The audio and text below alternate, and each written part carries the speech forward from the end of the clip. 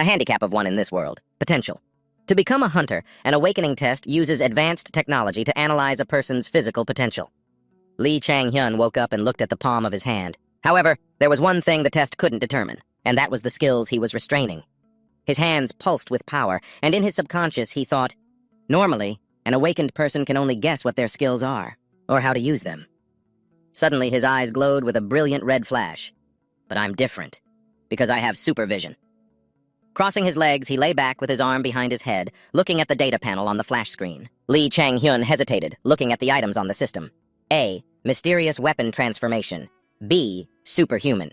C. See-through target's essence. E. Peak tier. Inactive. He looked at panel E and thought to himself, as I thought. My peak information panel has all reverted to rank E. Then, he closed the data panel and leaned to one side. Beep. Skills can be leveled up, and benefits can be regained. An idea came to him, and he immediately sat up. The most important thing right now is, Lee Chang-hyun looked at himself in the mirror, feeling the firmness of his muscles, getting used to his current body and skills. It's pretty pathetic. A loud voice came from outside. That's why I said to just observe him for a year. Hyun was startled when he heard it. Huh? He curiously opened the door a crack and peeked inside to see what was going on. A husband and wife were sitting and discussing something, with a bit of a disagreement. It's his life. Let the boy do what he wants. Our son is only in middle school. We can't let him decide everything for himself. That's irresponsible. That's why I'm saying, give him 1 year. Just 1 year. If it doesn't work out, the kid can still take another path. Right? She still wanted things her way, so she tried to explain. Do you have any idea how important 1 year is at his age? What will you do if Chang-hyun wastes his time chasing that absurd dream, while his peers are achieving high scores because they spend their time studying? Behind the door, Chang-hyun was like a lost soul. Oh God, that's right. My mom was completely against me becoming a hunter. Arguing with her would just be a waste of time. A loud statement was made at that moment. A lot can change in just 1 year. Hearing that, he was stunned into silence, as if his mind had been awakened. Mom's right. In just 1 year, players can participate in dozens of matches. They gain experience and improve their skills with every match. If I had started a year earlier in my past life, my peak tier could have at least reached rank B. That alone, instantly he took the initiative and opened the door, is enough to change the outcome. At that moment, Chang-hyun stood in the doorway and spoke boldly. I don't need a year. Just give me 6 months. I'll prove it to you within 6 months. He asserted decisively, I'm serious. Hearing that, she was still not convinced. He immediately clenched his fist and placed it over his heart, declaring, You'll see. A few days went by. Chang-hyun received a shock. Huh? I can't go in? A female cashier replied, That's right. Minors need a guardian's permission to enter. He then asked, So I need a guardian's signature, right? She replied, That's right. He bit his lip, helpless. I forgot about this. In my past life, I was way past this age. If I go home now, how am I supposed to train? Is there another way? Just as he was talking, a hand from behind was placed on his shoulder. Kim Do-jun, full of friendly charisma, greeted him. Hey, Chang-hyun! He asked what he was doing here. He suddenly recognized him. Kim Do-jun. Chang-hyun remembered from his past life that he was a close-quarters fighter who always ranked 2nd or 3rd in the Premier League. Discover the #1 hunter's sanctuary you want to protect. Although he never reached the top rank, when he was fighting at his best, he was considered on par with the top-ranked players. But of course, he opened his mouth as if to say something. He just scratched his head, looking clueless. Who are you? He thought to himself, the me of this life wouldn't know him. Do-jun waved both his hands, trying hard to explain. I'm Kim Do-jun, from the class next door. Still don't remember? I'm pretty famous at school for being an awakened. Chang-hyun feigned surprise. Oh? He immediately turned away, his expression showing a complete lack of interest. Is that so? First time hearing your name? Do-jun was utterly shocked, not believing his eyes. He forced a laugh, his voice faltering. I guess so. Do-jun then asked curiously, So what are you doing here? Applying for the Seoul Hunter Academy's youth club? Chang-hyun stated his reason. No, I just want to come in and train, but they said I need my parents' permission. Do-jun's face lit up, looking like a savior. Oh, need my help? I'm a member of the youth club, so I can go in and out freely. Hearing that, he thought to himself, Oh, so he's already in the club at this point. Do-jun got excited and immediately set a condition. But in return, I want to watch you practice.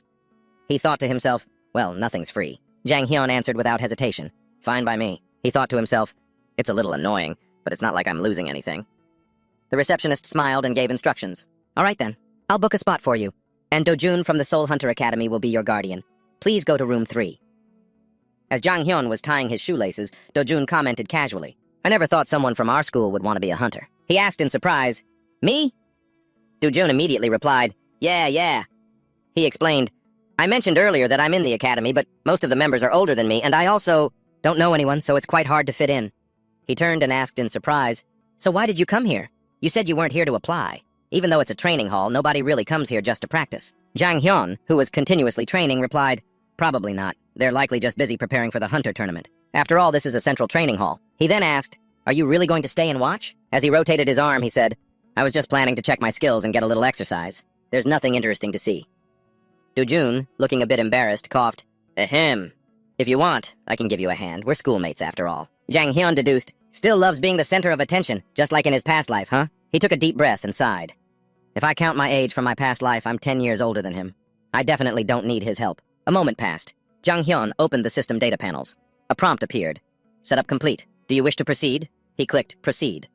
At that moment, a blinding light filled the room. He focused his gaze. In the blink of an eye, steel feet stomped heavily on the ground. It was the Wung clone he had summoned. Compared to a video game, the clone's body was encased in resilient iron armor. They were like scarecrows. One hand held a large shield. The only difference was its sturdy, muscular build and its blank, emotionless face. Jang Hyun remained vigilant. It was so hard that it was nearly impossible to even make a scratch. The system presented the option. Defensive Wung clone. Do-jun, feeling suspicious, quickly warned Jang Hyun, "Did you press the wrong button? If you just want to practice, you only need to summon a normal clone. Besides, even in practice mode, at your current level, you can't do anything to it." He relaxed his palm and a long spear materialized. "What did you say?" He gripped the spear tightly and raised it, stating firmly, "A punching bag is supposed to be tough." He swung the spear behind him. "Can't do anything, huh?" Then he turned his head back and smirked sarcastically. "Are you talking about yourself? To take down something that is both strong and hard, the easiest way is to use something even stronger and harder. Of course, I can't do that right now." He ran forward at full speed, then leaped high into the air. But that doesn't mean there's no other way. At that moment, after observing it from all angles, he noticed a gap. "I need to aim for its joints." He held the spear tightly, shot down like a rocket, and plunged it into the clone. The clone began to crack. After achieving his initial goal, he landed lightly on the ground. "Good, I have complete control over this body." Then he immediately activated his skill. "Now, Super Sense." He targeted the 5 weak points on its body. Ting, ting, ting, ting, ting. He stood still, aiming the tip of his spear forward. Then he rushed forward step by step. Jang Hyun sliced its torso in half, then drove the spear straight down. The Wung clone, completely severed, fell hard to the ground and then slowly vanished. He was thrilled and overjoyed. "Better than I expected. I should have recorded that." Do-jun witnessed it all in astonishment. "Whoa, that was amazing." He asked curiously, "Did you set its defense level to the lowest setting? If not, you'd have to use a special kind of weapon to even damage it." Jang Hyun felt an inexplicable sense of irritation. "So he starts distorting what just happened, huh?" Do-jun clapped continuously, praising him. "Anyway, those moves were really impressive. You'll probably pass the application round. Have you practiced with a sword or a spear before? I want to get some practice in, too, before my team's training session." He turned away. "Go ahead." He closed his eyes and thought, "I don't need to explain it to him. He'll understand once he tries it himself." Late at night, in the quiet Klang training area, a sword clattered to the ground. Do-jun was panting, completely exhausted. I'm sure that's how he did it. The Wung clone was still completely unharmed. Wiping away his sweat, he decided, "I'll lower the defense to the minimum setting, too." Do-jun was dazed and bewildered. "Then why—" He gripped the sword in his hands tightly. This clone. Then, with all his might, he swung the sword, delivering a powerful blow to the Wung clone. Clang! The more strength he used, the more he dripped with sweat. It was completely unharmed. Chapter 2. Outside, the moon shone brightly across the sky. In a high-rise building, Kim Do-jun was holding a weapon, his face anxious and drenched in sweat. He didn't understand, thinking to himself, "I must have done a step wrong." Suddenly, a voice from behind spoke up. "Hey, Do-jun, aren't you going to greet your senior?" It turned out to be Han Jisoo. Kim Do-jun immediately bowed his head and said, "Hello, Senior Jisoo." Han Jisoo said smugly, Why are you fighting the Wong clone?" Kim Do-jun looked up, rubbing his head as he replied, "I'm just warming up and training a bit, sir." Finding that interesting, Han Jisoo asked again, "Someone uses an Wong clone to warm up?" He said this while poking Kim Do-jun's head. "Even if you lower its defense to the minimum, you can't do anything to it. What an idiot." Kim Do-jun angrily gritted his teeth, but he was powerless. At that moment, on a bus, Lee Chang-hyun sat alone, deep in thought. "I'm still too weak." The Public Hunter Center is the place that provides basic equipment for hunters. After Do-jun left, I got the chance to try fighting the monsters I had encountered at the hunter tournament, as well as the 3-dimensional AI hunter feature. It acts like a sparring partner, and I came to a conclusion. I'm still way too weak. My super sight is only B rank, so I can't land any powerful blows. My physical stats are only slightly above the average for a healthy person. And that's it. If I want to get stronger, I have to increase my physical training. At the very least, my peak conditioning helps speed up my recovery. The only way to get past this is to train, but I don't have enough time. Only club members are allowed in the Hunter Center at night, and my parents don't always let me go train. I guess I'll have to find a place to train by myself. While he was absorbed in his thoughts, a phone call came in. It was Kim Do-jun. Seeing the name, he let out a sound. Hmm? On the other end, when Kim Do-jun heard Lee Chang-hyun pick up, he immediately asked, "Hello, are you on the train yet?" Lee Chang-hyun replied, "Why, no." Not wanting to waste time beating around the bush, Kim Do-jun made an offer. "I want to treat you to dinner. Can you come out?" Just then, Lee Chang-hyun was standing in front of a restaurant. Kim Do-jun, sitting inside, saw him and called out, "Over here!" Seeing Kim Do-jun randomly invite him out to eat, Lee Chang-hyun said as soon as he sat down, "You've got too much money, huh?" Hearing this, Kim Do-jun replied cheerfully, "Oh, I've got plenty. You can't be a hunter if your family isn't rich, you know that." Lee Chang-hyun was taken aback for a moment, then replied, yeah, that's true." He then thought to himself, the costs for the awakening test and weapons are already expensive. And he has plenty of money? He's no different from his past life, is he? Always doing everything he can to get attention. Suddenly, he remembered something and slammed his hand on the table, asking, "So why did you ask me out here? What do you mean? You didn't invite me to dinner just because you thought I couldn't afford it, did you?"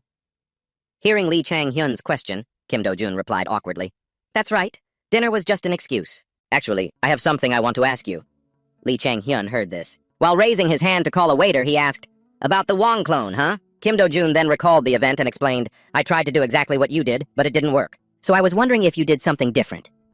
Seeing Kim Do-jun's surprised face, Lee Chang-hyun also turned his head to look. It was Han Ji-soo and his group. Lee Chang-hyun thought to himself, They're wearing the same uniform as Do-jun. Are they his teammates? Han Ji-soo was currently telling his lackeys, "Like I was saying, that baboon, heh, using a Midrin sword against an Uong clone. Was he trying to test the sword's durability or something? No, he was actually trying to use the sword to break the Wong clone." I was speechless. Hearing this, Kim Do-jun's face flushed with embarrassment and anger, but he was helpless. The others continued.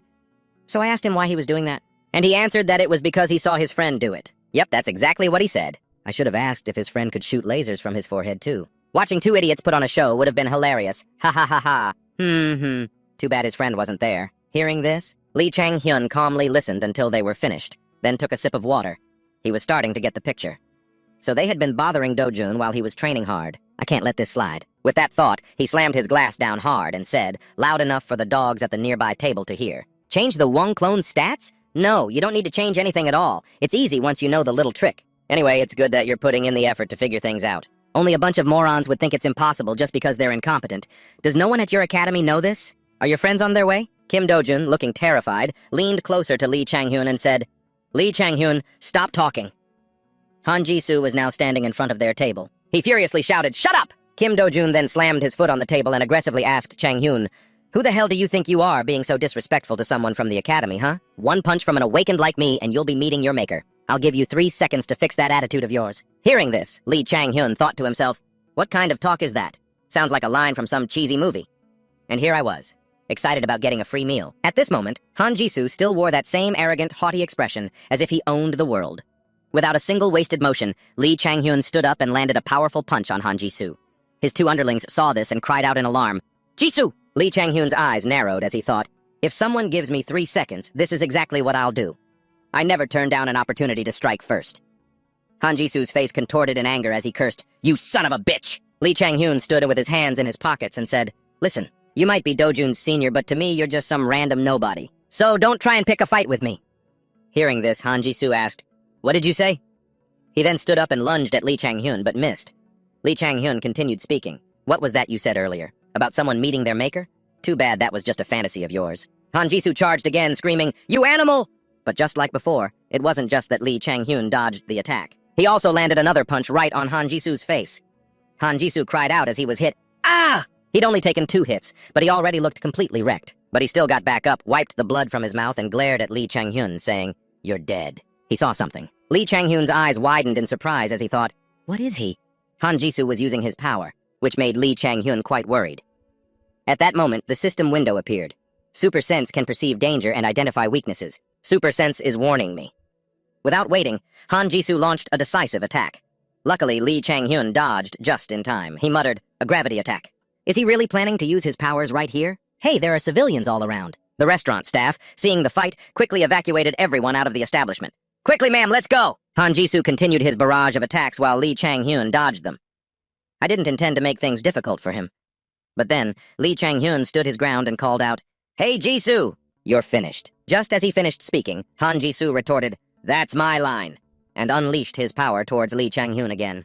Finding himself under a relentless assault, Lee Chang-hyun exclaimed, "Damn it, I managed to dodge that thanks to Super Sense, but I can't close the distance." After speaking, he grabbed a plate from the floor and threw it towards Han Jisoo. Lee Chang-hyun's hand flicked the plate forward with a confident look in his eyes. Jisoo was surrounded by a purple aura. A sinister smile spread across his face. The plate stopped in midair. He was using some kind of power. From his hand, he controlled the plate, letting it fall straight to the ground and shatter. He laughed triumphantly, his face showing a few scratches.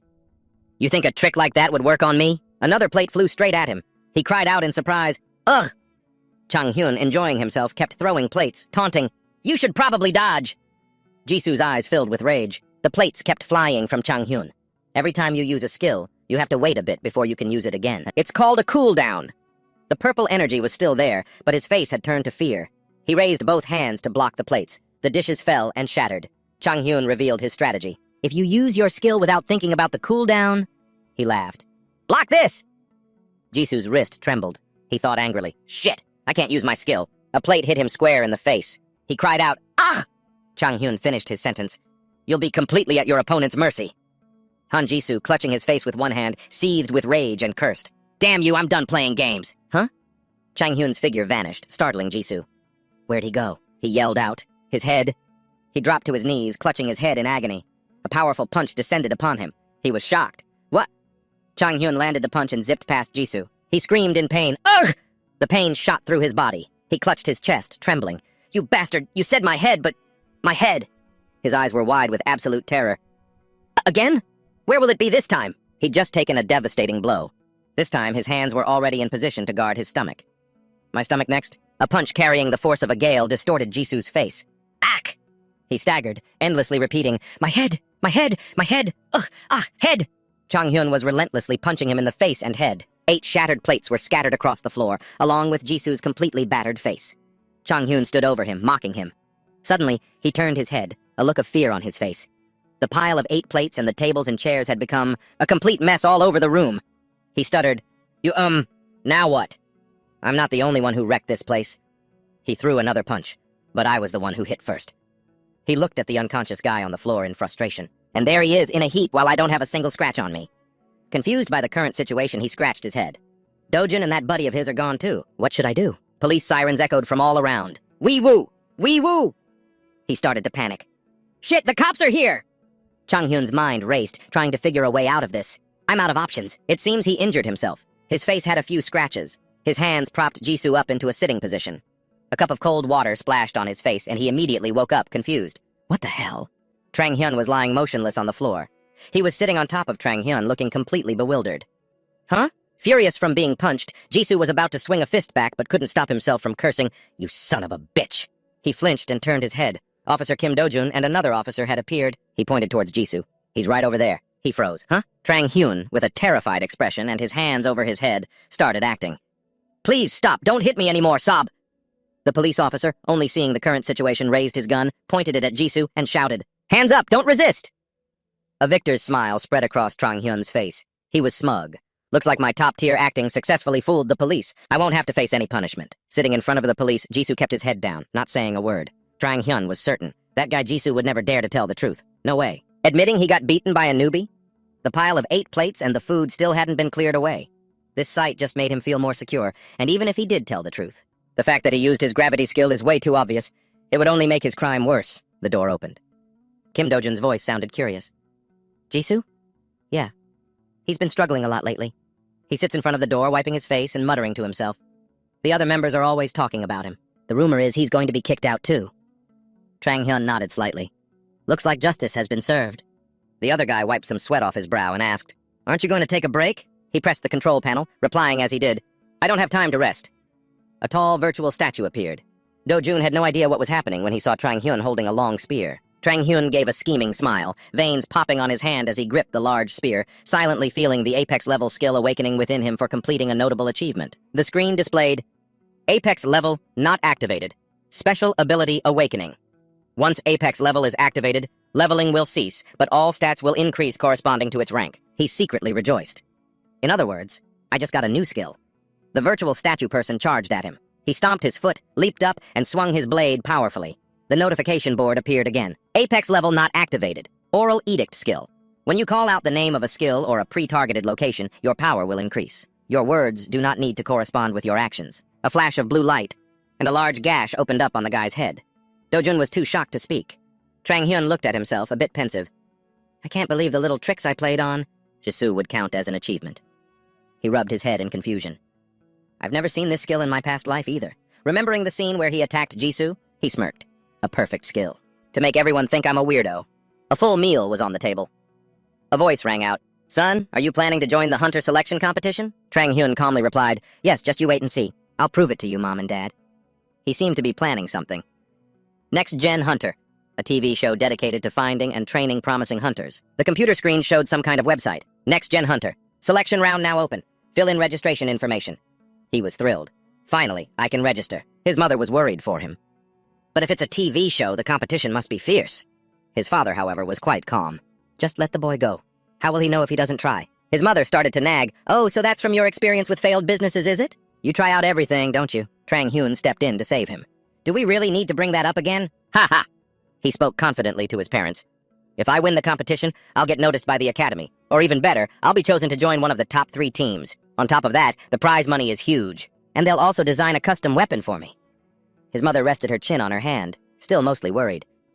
I'm sure because the competition is so intense. Trang Hyun's eyes sparkled with confidence. I'll do my absolute best.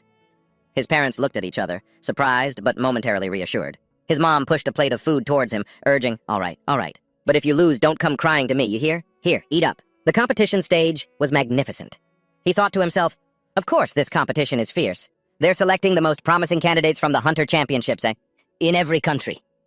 A ranking board appeared. Trang Hyun's mind was racing. Because of that, there are countless perks for those who perform exceptionally, even if they don't come in first place. But still, they're still choosing the best of the best from among the amateurs. He cheerfully reassured his parents, don't worry. Trang Hyun recalled his past achievements with pride. I've held countless trophies in my hands before. In a calm voice, he said, I'm not going to lose to some newbies. Holding a gun in each hand, he stood on the platform as the announcer's voice came on. Next Gen Hunter, Written Exam Part 3, the 3-minute cloning challenge. A smile appeared on his lips when he heard the result. Pass. The scene changed. At a round table, 3 people seemed to be discussing something. The applications will be arriving soon. The first to speak was Arazo. Next Gen Hunter Judge Arazo. Holding a cup, she smiled at the other 2 and said, Minseok, I remember you weren't interested in being a judge. What made you change your mind? Across from her was Hunter Lee Minseok. Next Gen Hunter Judge Lee Minseok. He also smiled and replied, well, there were a lot of things. Even though I've had international success, it feels like I haven't contributed anything to my own country yet. Who knows? Maybe there's a hidden gem among the contestants. The last person was Min Soo-hyuk. Next Gen Hunter Judge, Min Soo-hyuk. He crossed his arms and smirked, somewhat scornfully. If there were, they'd probably be in the pro leagues already. How professional. The Academy always supports fresh talent, after all. Min Seok doesn't agree with the issues there. You all see it, it's the eccentrics, the ones who are truly brilliant if guided properly, that have the real potential, Ara said, fed up. Eccentrics? Minseo, what those kids need is a caretaker, not some prestigious tournament. The Hunters' discussion went on without end. Everyone has their own opinion. You're only saying that because you haven't met Ethan. He's the real talent. Sure, whatever you say. In any case, everyone's vote is equal. The scene felt a little different. It was still the familiar door with Next Generation Hunter written on the outside, but there was a subtle, quiet change. The person inside was none other than Lee Chang-hyun. He was staring blankly at the computer, searching for the next star to secure the future of the Hunter Championship. Sounds pretty good. Text appeared on the screen.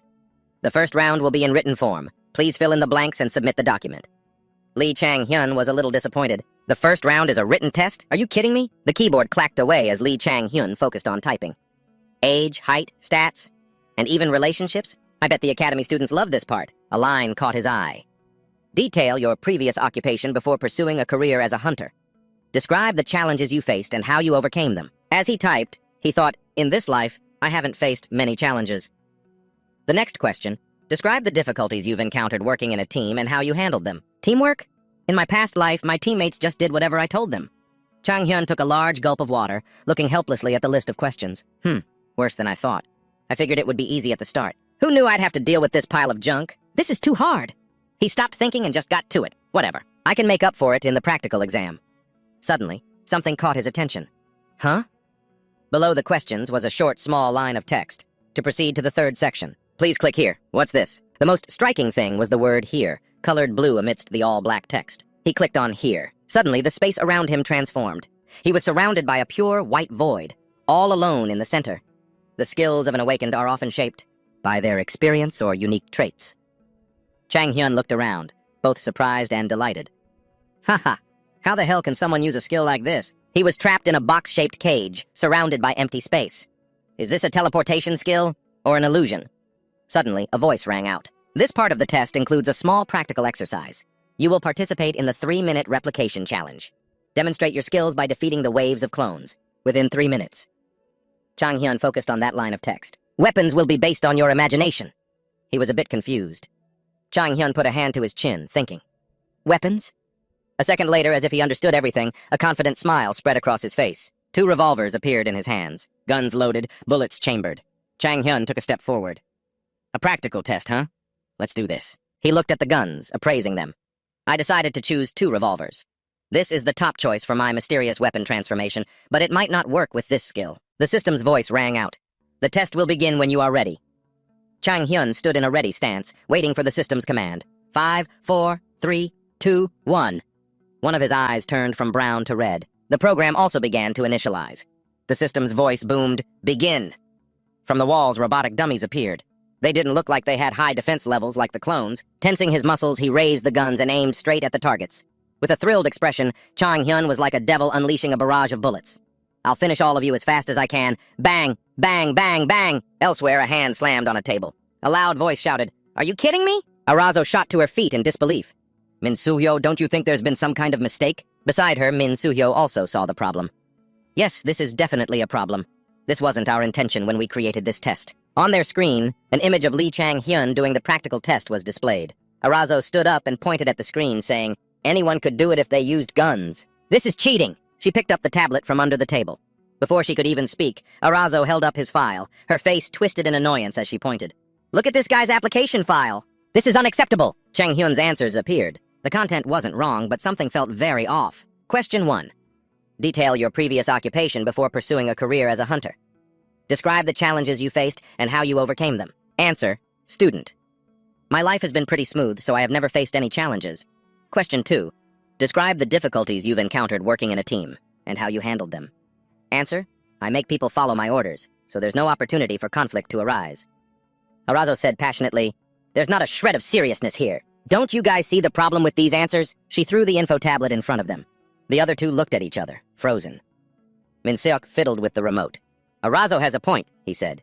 "Of course I do," she yelled. Min Seok enlarged the screen and turned up the volume. In any case, guns aren't a viable weapon for hunters. Unaware that he was being watched, Ji-hyun focused on shooting the enemies. Bang! Bang! Min Seok tilted his head, pondering. Realistically, they're not feasible in the tournament, and they're also difficult to use against monsters. He analyzed his movements and energy. When a weapon leaves an awakened's body, the mana it contains vanishes. That means with a gun, you have to infuse mana into every single bullet. That's a challenge in and of itself, and it's also hard to store much mana in them. That's why most choose to use swords or spears. You see ranged weapons occasionally, but only slow-firing types like bows or crossbows. Min Seok recalled an image of someone. Firing a volley of bullets with a huge amount of mana is only possible for people like Ethan. He scratched his head and pointed, saying, "But I have to say, this kid really has me interested," Arazo shouted from the side. Soo-hyuk also agreed. "I feel the same way." She looked at her 2 friends, startled and in disbelief. "You too, Soo-hyuk?" "Ji-hyun's aim is precise," Soo-hyuk said. "He's aiming right for the heart. You could say the contestant is showing a deep understanding. By finding a loophole in the rules, intentionally or not, the final result is what matters most." Min Seok smiled brightly, advising Arazo, "Soo-hyuk is spot on. Besides, this isn't the final selection round yet, right? We can eliminate him later if he doesn't meet the standard." He changed his tune quickly. "But I think..." Min Seok looked at Ji-hyun on the screen. "Maybe he has a different perspective on guns than we do." Arazo, resting her chin on her hand, looked at him. "Different how?" Min Seok smiled vaguely and gave a non-committal reply. Who knows? In his mind, he imagined those 2 6-shooters. Maybe he thinks guns are a viable weapon in the tournament. Answering his own thought, Min Seok shook his head. "No, that's not right." A grim look crossed his eyes as he stared at the boy. Ji-hyun loves a challenge. He immediately put 1 gun away. I guess I'll try using just 1 this time," Min Seok smiled to himself. "But I hope he proves me wrong." The scene changed. A man's voice rang out. "So that's what happened with Jisoo?" Kim Do-jun appeared, smiling and speaking cheerfully to the person across from him. Yes, sir. But luckily my friend wasn't seriously injured. Across from him was Mr. Shin Un-chul, who looked a bit skeptical of Kim Do-jun's words. Strange. Elsewhere, Jisoo was sitting with his head down. Shin Un-chul still had many unspoken questions, resorting to speculation. Jisoo's hand-to-hand combat skills aren't that great, but his skills are still incredibly powerful. So how did that kid get away without any serious injuries? He frowned, thinking for a moment, while Jisoo had been beaten to a pulp. Shin Un-chul turned back to Kim Do-jun and said, All right, I understand everything. Now let's talk about you. You've applied for the Rookie Hunter Championship show, haven't you? He replied. That's right. That's why I wanted to talk to you now, since I might be busy with filming for the program soon. Mr. Shin Un-chul leaned in and said excitedly, So, the boy who fought with Jisoo, that was Ji-hyun, wasn't it? Did he register for the competition too? Kim Do-jun rubbed his chin thoughtfully. I don't know. I'll ask him the next time I see him. I see. Shin Un-chul didn't ask any more questions. All right, you must be busy preparing for the competition. You should get going. He stood up cheerfully. Yes, coach. He went to the door and bowed. Goodbye, sir. Shin Un-chul also smiled back. The older man tapped his fingers on the table, looking relaxed and pleased. This is getting more and more interesting. As Kim Do-jun was walking, he stopped and glanced to the side. He saw Jisoo sitting in a room. Jisoo will be participating in the show, too. He smirked, a chilling feeling running down his spine. I'm really looking forward to this. Chapter 5. A beautiful sunny day shone down on the large arena. Next Generation Hunter, main arena. A pair of feet stepped forward. Ji-hyun spoke. It's been a while since I was last here. This place was my starting point. His face looked expectant. His feet moved at a steady pace. He walked into the vast lobby of the stadium, where a large triangle was divided into 3 sections. The Hunter Tournament is divided into 3 units. Unit 1 takes place in a tower. Units 2 and 3 take place in a virtual reality arena. Ji-hyun smiled with anticipation as he thought about it. I never understood why they made these arenas so huge when so few people used them. Looking down at the lines of people below, he realized, now I get it. They must be for occasions like this. A handsome man with a cold expression was introduced by the organizers. Next Generation Hunter candidate, Jun Han-jeon. Next, the organizers mentioned a girl with short blonde hair. Next Generation Hunter candidate, Yoo Hee-ju. He was quite good-looking with a thick beard. He leaned his hand on the glass railing and turned his head to look as he was mentioned. Next Generation Hunter candidate, Kang Min-seong. Ji-hyun watched the introductions thoughtfully. This show aired quite a while before my debut, so I didn't think I'd see any familiar faces. Jun Han-jeon, with about 10 swords on his back, made Ji-hyun pause. But there really are quite a few of them. He was even considering that Yoo Hee-ju girl, along with a few other promising candidates. When that guy, Jang Min-seong, was being interviewed, he chuckled and rubbed his head, saying, I wonder who the winner will be. Han-jeon, with a disdainful look, smirked and thought, either way, it's going to be me this time. A voice called out, Hey, Trang Hyun. It was Kim Do-jun, waving from the audience section, which surprised Trang Hyun. Trang Hyun tilted his head and asked, How have you been? Do-jun replied cheerfully, Doing great. What about you? I thought you'd be in the hospital for longer. Trang Hyun smiled, his eyes crinkling as he thought, Right. Do-jun still thinks I was seriously injured. Do-jun leaned close to Trang Hyun's ear and whispered, Jisoo is under supervision, and according to the diagnosis, it'll take another 3 weeks for him to fully recover. Trang Hyun asked doubtfully, 3 weeks? He turned his head and saw that guy was here. Then why is he here? He asked. Kim Do-jun whispered confidently, Because he has no other choice. The pro teams are scouting for talent among the academy's cadets, so he wants to impress them. Jisoo looked anxious, as if afraid of being spotted. The cameraman adjusted his equipment as white smoke spread across the stage area, creating a dazzling scene. Under the gaze of thousands of candidates, amidst the magical smoke, the host spoke loudly into the mic. New players and new faces are always the most sought after. He continued with an enthusiastic smile. Who will carry on the future of the Hunter Federation? Welcome to Next Generation Hunter, where legends begin. A flash of light swept across the stands to the cheers of the crowd below. The MC shouted, Right now! The screen began to display magical images, forming a tower. Amidst the dazzling lights, the virtual tower was completed. It looked so magnificent. A voice announced, Welcome to the greatest competition on the planet, where we will find the best hunter of the next generation. Do-jun's eyes were wide with excitement. His fists clenched in excitement as he said, Everyone here today has defeated countless awakeners from all over the country. Min-seong, however, looked a bit more anxious. The announcer continued, They have overcome an acceptance rate of only 2% to represent the new era of Korean hunters. Please give them a warm round of applause. Yellow lights illuminated the room where 3 people were seated. The MC raised his voice. Next, please allow me to introduce our 3 judges. The first one had short hair, with large round eyes and a face that would make anyone look twice. She was introduced as Do-ara. the powerhouse of the Korean Hunter Federation with 3 national tournament championships to her name. He sat with a dignified air, raising one hand to greet the crowd below with a cheerful, pleasant face. Korea's best representative on the international stage, the runner-up of the World Hunter Championship, Lee Min-seok. The next person sat with a serious demeanor, giving a slight bow as he was introduced. And Min Soo-hyuk, a prominent figure among Korea's national players. Below, the crowd buzzed with excitement. Do-jun looked stunned and exclaimed, "Huh? Is that really Lee Min-seok? Isn't he supposed to be busy competing overseas?" Trang Hyun's gaze fell upon the 2 judges on stage, and he grew pensive. So many big names. In my past life, they were all on my level. He smiled faintly, but was completely at ease when thinking of these names. Even so, he thought with a slight chuckle, none of them are better than me. The MC pointed down and announced, "Our contestants will now take on a challenge. Set by these very judges, and the individual who takes the top spot..."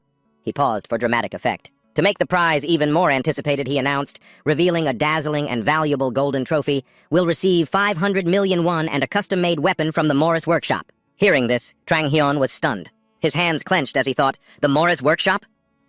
An image of the Morris logo appeared, shining brilliantly on the dark screen as the lights dimmed. A flash of light accompanied the introduction. Standard items from the Morris Workshop are worth hundreds of millions of won, with their custom-made weapons reserved only for those deemed worthy. I can't believe the prize is that valuable. Trang Hyun's face radiated confidence, certain that he would obtain it. I'll regain the power from my past life sooner than expected.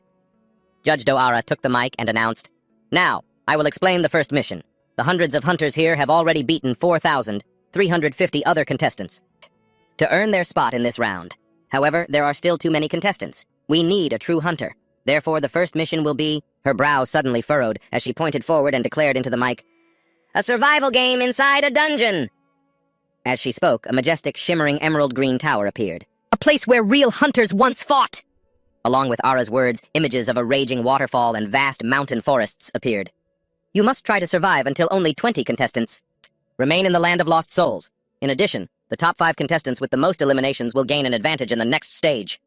Blue beams of light started pulling in all the contestants. Along with Ara's final words, "Now the mission begins." Trang Hyun smiled with delight. "It's finally starting." A flash of blue light transported Trang Hyun to a forest. He turned his head, looking around. The waterfall crashing down violently made him think, the Land of Lost Souls. In my past life, this place was used for the final match. It seemed he had done his research before the competition, as he thought. I know every nook and cranny here like the back of my hand. The dungeon structure, its core mechanics, the ecosystem. He smiled as he recalled all the events related to this place. Even the secret dungeons, he thought confidently, a smile spreading across his face. Trang Hyun walked towards the waterfall and looked at it, saying to himself, "All right, what's the plan now?" It seems the survival game has officially begun. Do-ara gave a mysterious smile as she looked at Trang Hyun's feed. He won't be able to bend the rules in here. An image of Trang Hyun in a white hoodie, frantically firing a gun, came to Ara's mind. He passed the preliminaries without even showing his unique skills, she thought. They might see it as proof of his intelligence, but I don't. Her eyes narrowed, her brow furrowed menacingly. A long-haired woman with 4 arms appeared before Trang Hyun and declared, "In this survival game, I can assess the necessary skills of a hunter, such as combat prowess, adaptability, scouting, and survival skills. There's no room for fakers." Arado smirked with satisfaction and confidence. She must be thinking, don't underestimate the Hunter Federation. The other 2 judges on the panel were chatting. Min Soo-hyuk pointed and chuckled. The overall skill level of this batch is quite impressive, isn't it? The other guy crossed his arms and replied with a smile. Yeah, it is. And for the survival game, it looks like Ara prepared something interesting. What a great way to weed out hunters who lack experience or essential skills. The 2 of them were startled and looked in the same direction. One of them shouted, "Wait a second!" A continuous beeping sound rang out. A blue dot had crossed the red boundary line. There's a problem. A contestant is leaving the competition area. Soo-hyuk slammed the table, shot to his feet, and yelled, "Show us what's happening over there!" The spotlight fell on an image of Trang Hyun standing before a door with strange yet beautiful patterns. With his red eyes, he gave a sinister smile, clearly plotting something. Chapter 6. At that moment, Lee Chang-hyun was standing in front of a door. Seeing this, Arado's expression became frantic. She jumped to her feet, thinking to herself, how did he find that place? That's where the artifact of the Land of Souls is hidden. Artifacts are the secret treasures of a dungeon, coming in many different shapes and forms. Sometimes just obtaining the artifact is enough to guarantee victory. Arado angrily clenched her fists, thinking, this dungeon has never been used as an arena before. Even the players from Unit 1 don't know about it, let alone an ordinary person. There's no way he could know about it. Lee Min-seok turned and whispered to Arado, Ara, what's going on? If this is some kind of mistake, we need to find a solution, so please, just tell us. After hearing this, Arado hesitated and said, it's not a mistake. This virtual reality is a simulation of a real dungeon, and Chang-hyun is entering a hidden area that no one knows about. Not even the players in the Hunter Federation. That's why it's not on the map. Hearing this, Lee Min-suk quickly asked, "You mean this game map is based on a real-life dungeon, including its hidden areas?" The same place that contestant is now entering. What's inside that hidden dungeon? Arado pondered for a long moment before she answered, Aegir. An artifact so powerful it's banned from competitions. After hearing Arado's words, both Lee Min-seok and Min Soo-hyuk were stunned, their jaws dropping in disbelief. Then she continued, "Can the artifact be removed?" "It can, if we stop the match. This is virtual reality, so he can't bring it out with him, but he can use it during the match." At this point, Lee Min-seok seemed to understand something. He exclaimed, "I get it, but an item that powerful. It must have a guardian, right? The guardians are the monsters that protect artifacts. Their strength increases in proportion to the item's value." He suddenly seemed to realize something. Arado smiled and said, "You're right. Let me check." At that moment, in a stone passageway, a glowing cube appeared. It was the cube guardian of Aegir. Lee Chang-hyun, gripping a rock protruding from the wall, entered with a confident expression. He let out a soft breath as he walked, thinking to himself, "It's been a while, so I don't remember it perfectly, but this is definitely the right place. If I defeat the guardian here and get Aegir, this round will be a piece of cake. Heh heh." Then he walked in with a fearless, defiant air. After going a short distance, Lee Chang-hyun saw the Aegir guardian cube. His eyes widened as he stared at it. The Aegir guardian cube, sensing an intruder, flew up and fired a blast at Lee Chang-hyun. Luckily, with his quick reflexes, Lee Chang-hyun dodged it just in time, avoiding the guardian's attack. Then, he thought to himself, "Damn, if I hadn't been here before, I'd be dead for sure. This cube is identified as an advanced piece of technology discovered in the ruins of a tower. I defeated it once in the finals to get Aegir, and won. Since I found it mid-match, I was allowed to use it even though it was a banned item." As he was thinking, Lee Chang-hyun took out a weapon. The system panel then appeared. Mysterious weapon transformation. Transform the weapon into any shape you desire. After this, Lee Chang-hyun looked up and thought, "And I'm going to do it again." With that, he dashed forward. Raising his weapon, he slashed forward. He quickly pried a block from the guardian, then hastily grabbed it and held it close as he landed awkwardly on the ground. Lee Chang-hyun then tumbled to the floor. He grimaced and muttered, "Got one. With my current stats, it's hard to beat the guardian monster. But this cube is a machine designed to protect ancient relics." At that moment, the pieces of the cube all separated, floating in mid-air. Lee Chang-hyun continued, "As long as I know its attack pattern, I can handle it." The separate cubes from before now assembled into two giant hands. They attacked Lee Chang-hyun. He dodged another blow and said, "Phew, that was close. I expected that, but this is my chance." As soon as he finished his thought, the hand made of cubes fell apart into separate blocks. Lee Chang-hyun smirked, thinking, "I threw a fragment right into the middle of its hand. No matter how hard the cube is, its own fragments are just as hard. Of course it was going to break." Then he picked up a fragment of the cube. After that, he stood up and walked confidently deeper inside. As Lee Chang-hyun went in, he exclaimed, "Nice. Now to get Aegir." He reached the treasury. As soon as he stepped inside, treasure chests illuminated the entire cave. Lee Chang-hyun walked over and opened a random chest. After looking inside, he said, "It's been a long time since I last saw Aegir. It's not that big of a deal. This was all part of the plan. The item in the box is the Aegir artifact. I just have to equip it as a weapon." Suddenly, something made Lee Chang-hyun look up. He blurted out, "Huh? Could it be what I'm thinking of?" Just then, the system displayed, "Peak-level superpower awakening, Aegir. You can use your mana to create a copy of Aegir." Seeing this, Lee Chang-hyun exclaimed, "Defeating the Guardian is considered a feat and grants a new skill. So damn lucky. What's this I got?" Then, Lee Chang-hyun picked up the two guns and fired. Bang, bang, bang, bang. A grin spread across his face as he thought, "Thanks to this, I can use guns much earlier than planned." The reason I could use guns in my past life was because of the sheer amount of my mana reserve. It allowed me to unleash volleys of mana-infused bullets. Just then, the system displayed a notification. Peak-level superpower awakening is not yet activated. Once activated, the peak level will cease to advance, but all stats will increase corresponding to its level. When not activated, the peak level will promote the growth of the awakened individual. Then he muttered to himself, "Since the peak level isn't activated yet, I don't have as much mana as I did back then." He took out his gun and fired, bang, bang, bang, then continued, "But I can still pull it off with Aegir." Lee Chang-hyun went over to inspect the bullet holes. After a moment, he touched them, feeling the impact, and thought, "Good enough for suppressive fire, but it's a bit difficult to hit a target accurately. Still, I'll find a way." With that thought, a triumphant smile appeared on his face. In the control room, everyone saw Lee Chang-hyun standing completely still. Everyone was baffled, wondering what he was doing. But Ara-jo exclaimed in surprise, "Oh my god, he's using guns! Is this how he's using Aegir?" Lee Min-seok said, "Wait a minute. How did he dodge those exploding laser beams? That's what I'd like to know." The cube isn't a living entity. I think it moves based on a set mechanism, but how could he have known that?" Ara-jo added, "There's no way a contestant could know something like that. Professional hunters like us might be able to, or maybe..." He has a skill like clairvoyance that lets him predict his opponent's moves. She then placed a hand on her chin. Closing her eyes, she thought to herself, but putting that aside, how did he come up with the idea of defeating it using one of its own fragments? Just then, Lee Min-sok spoke up again. That's the real issue here. Ill issue. You see, it's the eccentrics, the truly brilliant ones who have real potential if they're guided properly. Arajo ground her teeth, helpless.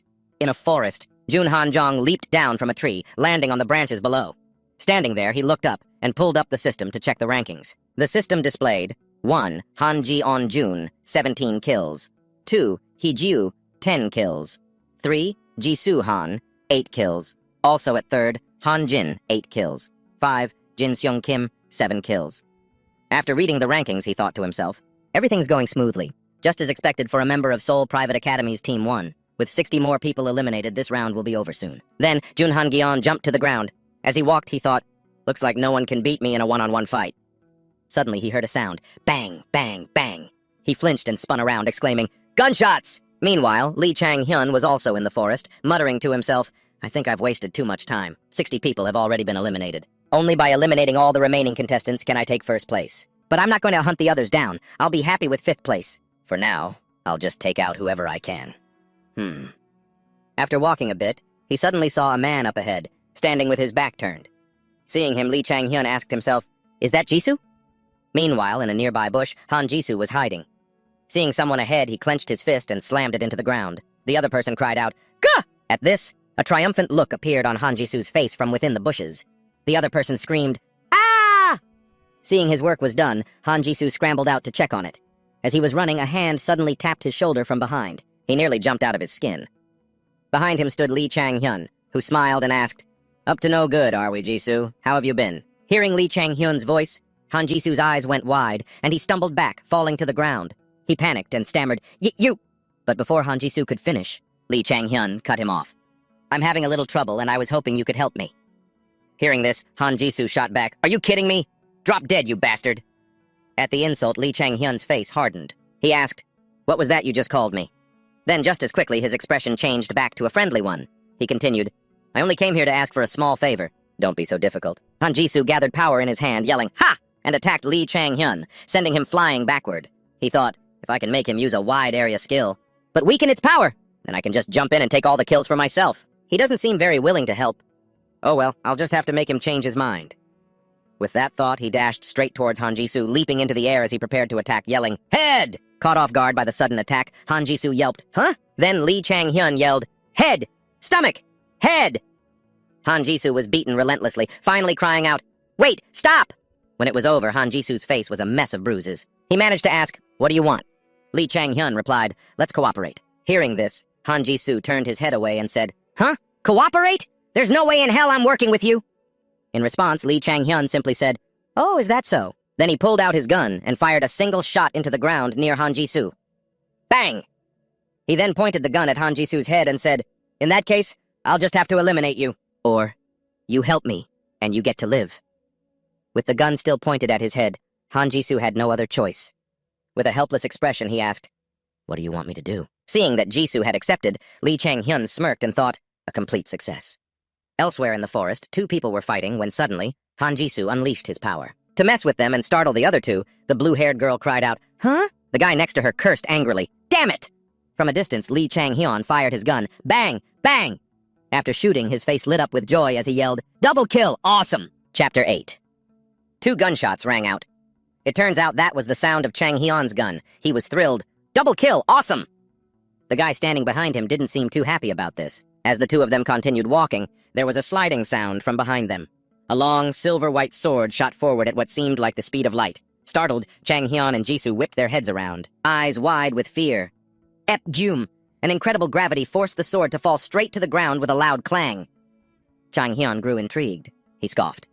Chang-hyun said, The gunshots must have been a bit too loud. It seems we have some uninvited guests. One held a spear, one had a sword, and another had a glowing sword, floating in midair. The one in the lead was Ian Han-jeon, with long black hair, sharp eyes, and handsome features. Turns out they're called the Hunter Federation. Those guys are a sports team. Of course, not every player is trained for combat, he said. Even though Han Jisoo has 8 kills and is ranked 3rd, her gravity is most effective when used in a support role. On the battlefield, gravity support is definitely crucial for them. Bits of debris floated in a mystical purple-black aura surrounding Jisoo. A young man with brown hair and a handsome face was discussing Chang Hyun. He was Lee Min-seok. He seemed to be pondering something, stroking his chin lightly. He hesitated. He's performing quite well. I wonder if Chang Hyun will end his streak. No way! A female voice rang out confidently. If he wanted to eliminate her, he would have shot already. She was Arizo. Her beautiful face showed her disagreement with the other guy. Then why did Chang Hyun point his gun at Jisoo? She asked. Maybe they made some kind of deal. With an annoyed and angry expression, she waved her hand and said in a doubtful tone, Is he thinking of making Jisoo his support? Lee Min-seok added with a pensive look. That's possible. But how would he even know to look for Jisoo? I don't think they knew each other beforehand, he continued. Or maybe he has some kind of skill that can identify other people's skills, he added. Then said, No, I'm probably overthinking it. Arazo spoke up. They would become an unbeatable duo. Jisoo holds opponents down with gravity, while Chang Hyun takes them down with his gun. The man raised his slender fingers, once again refuting what Ara had just said. It sounds good in theory. But in practice, it's not a sure thing. Min-seok gave a deep, mysterious smile as if he was planning something. He calculated, the one facing those two is also a formidable person. Their opponent won't be a pushover. Under the sunlight that illuminated the whole forest, 4 figures walked majestically, fearing no one. Chang Hyun asked Jisoo, while his eyes remained fixed on those guys over there. What's the simplest way to gain the upper hand in a fight? It seemed he already had the answer in his head, yet he still asked Jisoo. Flustered, she replied, A powerful weapon? Teammates with good chemistry? He answered decisively, No. The easiest and most effective way is to outnumber the enemy. He appeared worried, thinking, On our side, we have Jisoo with her gravity skill. But she's just a support. Chang Hyun's voice lowered. No matter how hard we try, the two of us can't fight them. Then suddenly, a sinister smile mixed with a bit of glee and amusement appeared on his face. That's probably what they're thinking now. Before he could even get into a ready stance, with a gun in each hand, he had to leap high into the air to dodge a sharp sword that was launched at him. The sword embedded itself right into the ground where Chang Hyun had just been standing. How fast must that sword have been traveling to make the trees tremble and plunge so deeply into the earth? But Chang Hyun's eyes and his smile grew more and more excited and thrilled. He shouted, It's been a long time since I felt this way. But for you, this is a first, right? Han Gyeon continued to control his sword. It seemed he had more than just one. Without underestimating his opponent, he declared, I don't know what you've done, but those weapons in your hands are quite unusual. And that's reason enough for me to take you down, he said, flicking his hand forcefully. A glossy black blade with a razor-sharp tip spun rapidly towards Chang Hyun, without any mercy. As he dodged, he fired back. Bang! Bang! Bang! The sound of gunfire rang out amidst his somewhat mocking praise for Han Gyeon. Not bad, Jeon! Unwilling to be outdone, he used his ability to lift 7 swords into the air. He raised his hand, and the swords moved with it. Chang Han recalled that in his past life, Han Gyeon could control many swords with his sword control ability. But not now. The sound of gunfire continued, met by his wide eyes and an amused smile. He thought to himself, he's going to have a hard time defending against this barrage. Bang! Bang! The bullets were fired continuously, heading straight for Han Gyeon. Thud! Thud! Thud! Each shot embedded itself in the large, moss-covered ancient tree where Han Gyeon was hiding. To dodge the rain of bullets, while Jisoo turned and ran in the opposite direction, Chang Hyun remained confident. He arrogantly predicted he's going to hide behind a tree immediately. You could say he didn't use this kind of strategy before. A man in yellow armor with a long, large sword rushed towards Chang Hyun, gripping his weapon tightly. He looked somewhat surprised, his eyes filled with panic, but nothing could faze Chang Han. He slammed his gun against the yellow-armored man's hand, causing him to drop his sword before he could react. Tisk, you still have a lot to learn, kid. You still have a lot to learn. He continued, If you get this close to an opponent with a gun, the shot will never miss. Before he could finish, the man in yellow turned and fled, surprising even Chang Hyun. A gasp from the man in yellow foretold what was to come. Bang! A sudden gunshot rang out. Chang Hyun abruptly pushed off the ground and dashed for cover behind a large tree. A sharp, gleaming sword flew towards him. The playfulness was gone. He grew serious, his gaze sharpening. It was time to use another of his special abilities, supervision. With supervision, even as the forest grew darker, his sight became brighter, and he could still see the girl with the bow over there. He thought to himself, I'll take them all out while Hanjun is busy playing defense. Chang Hyun leaped high, each powerful stomp making him look incredibly dominant. Against the deep blue sky, Black, the last man on Han Hyun's team, was found. His face was terrified. Bang! A single shot ended his life. Bang! The executioner's eye continued its work, and the girl hiding behind a large rock was also discovered. She was drawing her bow, clearly aiming to shoot Chang Hyun. Her eyes widened in fear and surprise. The moment he pinpointed her location, bang! The fatal shot ended her life. Chang Hyun landed gently, thinking, that's 7 kills. He fixed his sharp gaze down the barrel of his gun. Now 1 left. He pulled the trigger. A turquoise bullet shot through the air, flashing with a magical light as it sped towards Hanjun's sword. Ting! The sword fell onto the green grass. Hanjun gritted his teeth, his expression growing more determined as the sword flew back into his hand. Chang Hyun shouted, "So it's you, Hanjun!" He spun his guns. Bang! Bang! Bang! With a sword in each hand, clang, clang, clang, he blocked every single one of Chang Hyun's attacks. He smiled with a hint of praise, saying, "Your ability to deflect every shot is quite commendable. You even accounted for my bullets slowing down due to low mana reserves." He then unleashed a volley of incredibly powerful shots, growing more and more delighted with each one. "Unfortunately for you, I'm much better than that." Bang, bang, bang. The relentless gunfire started to wear Hanjun down, exhausting him as he used his swords to block the bullets. The sound of clashing metal rang out. Ting, ting, clang, clang. Chang Hyun was clearly gaining the upper hand simply by firing his two guns relentlessly. He fired. The turquoise bullet hit the sword and was deflected. Again, he used supervision to alter his shot's trajectory. Bang! The bullet flew faster than the wind. The bullet shot straight towards Hanjun. He was grinning, confident of the hit. "Got you!" Suddenly, a buzzer sounded. The organizers announced, "Introducing the 20 final survivors." Spotlights shone down on the 20 people standing on a platform. And so the survival game came to an end. White smoke billowed from all sides, as if to congratulate the 20 strongest warriors from the recent battle. While the other players celebrated being among the strongest, Chang Jun seemed dissatisfied. He clicked his tongue in frustration. Damn it, I almost had him. The three figures who had been watching the match sat seriously in their chairs. A spotlight fell on them. It was time for them to speak. Arizo began, "Congratulations to you all. Each of you now has the right to call yourselves true hunters," she continued. "Hunters represent a very small fraction of all the awakened. That is truly admirable." Lee Min-seok pointed, a cheerful look on his face. "What is the fundamental purpose of a hunter? Some would say it is to win battles. However, we are looking for... No, I want individuals who are like the first generation of hunters. The ones who protected humanity." He paused for a moment before continuing. "Hey, always bravely stepping onto the front lines, venturing into dungeons," he continued. "I believe this survival game has given you a glimpse of what it truly means to be a hunter. Further details about the next mission will be revealed here, next week. I'm sure you have all recognized your own shortcomings during the survival game, so please use the upcoming week to improve yourselves." Shanyol listened intently to the man's announcement. He wasn't finished. "You are free to use the training facilities at your residences as much as you wish, so I highly recommend you check them out." A confused Chang Jun then became annoyed, as the result was not what he had hoped for. On the monitor, the words, "Final Rankings," appeared, accompanied by a voice saying, "Good luck." Lee Chang-hyun frowned, his expression grim as he gazed up at the screen. The results were announced immediately after. First place goes to Han Jun-jun with 7 kills. Second place goes to Haya Juju with 10 kills. Following them are Jisoo Han and Han Jin, both ranked in 3rd place with 8 kills. And finally, Lee Chang-hyun in 5th place with 7 kills. Lee Chang-hyun looked up at the screen, his expression sorrowful. "I only got 5th place?" Then something suddenly appeared. He glanced down, startled. The system window had popped up with the words, "Mission complete. Top-tier ability awakened. You can now use your mana to create a copy of Ether." Kim Do-jun suddenly came over, put an arm around his shoulder and said, "Hey, Chang-hyun, I heard you ranked 5th. Lee Chang-hyun replied cheerfully, "What about you? Did you make it to the next round?" And Kim Do-jun answered, "Yeah, I did, so you really used a gun? Everyone's talking about you. How did you even get a gun?" Lee Chang-hyun replied, "I just found a way." Okay, if you say so. But how did you fire it?" Just then, someone called out from a distance, "Chang-hyun!" interrupting their conversation. Chang-hyun turned his head and the person continued, "Please get ready for your interview." The scene changes to an interview room. Lee Chang-hyun, sitting in a chair, asks, "Where should I be looking?" The interviewer replies, "You can just look at me." He then began the interview. "All right then, to the first question. Why did you decide to participate in Next Generation Hunter?"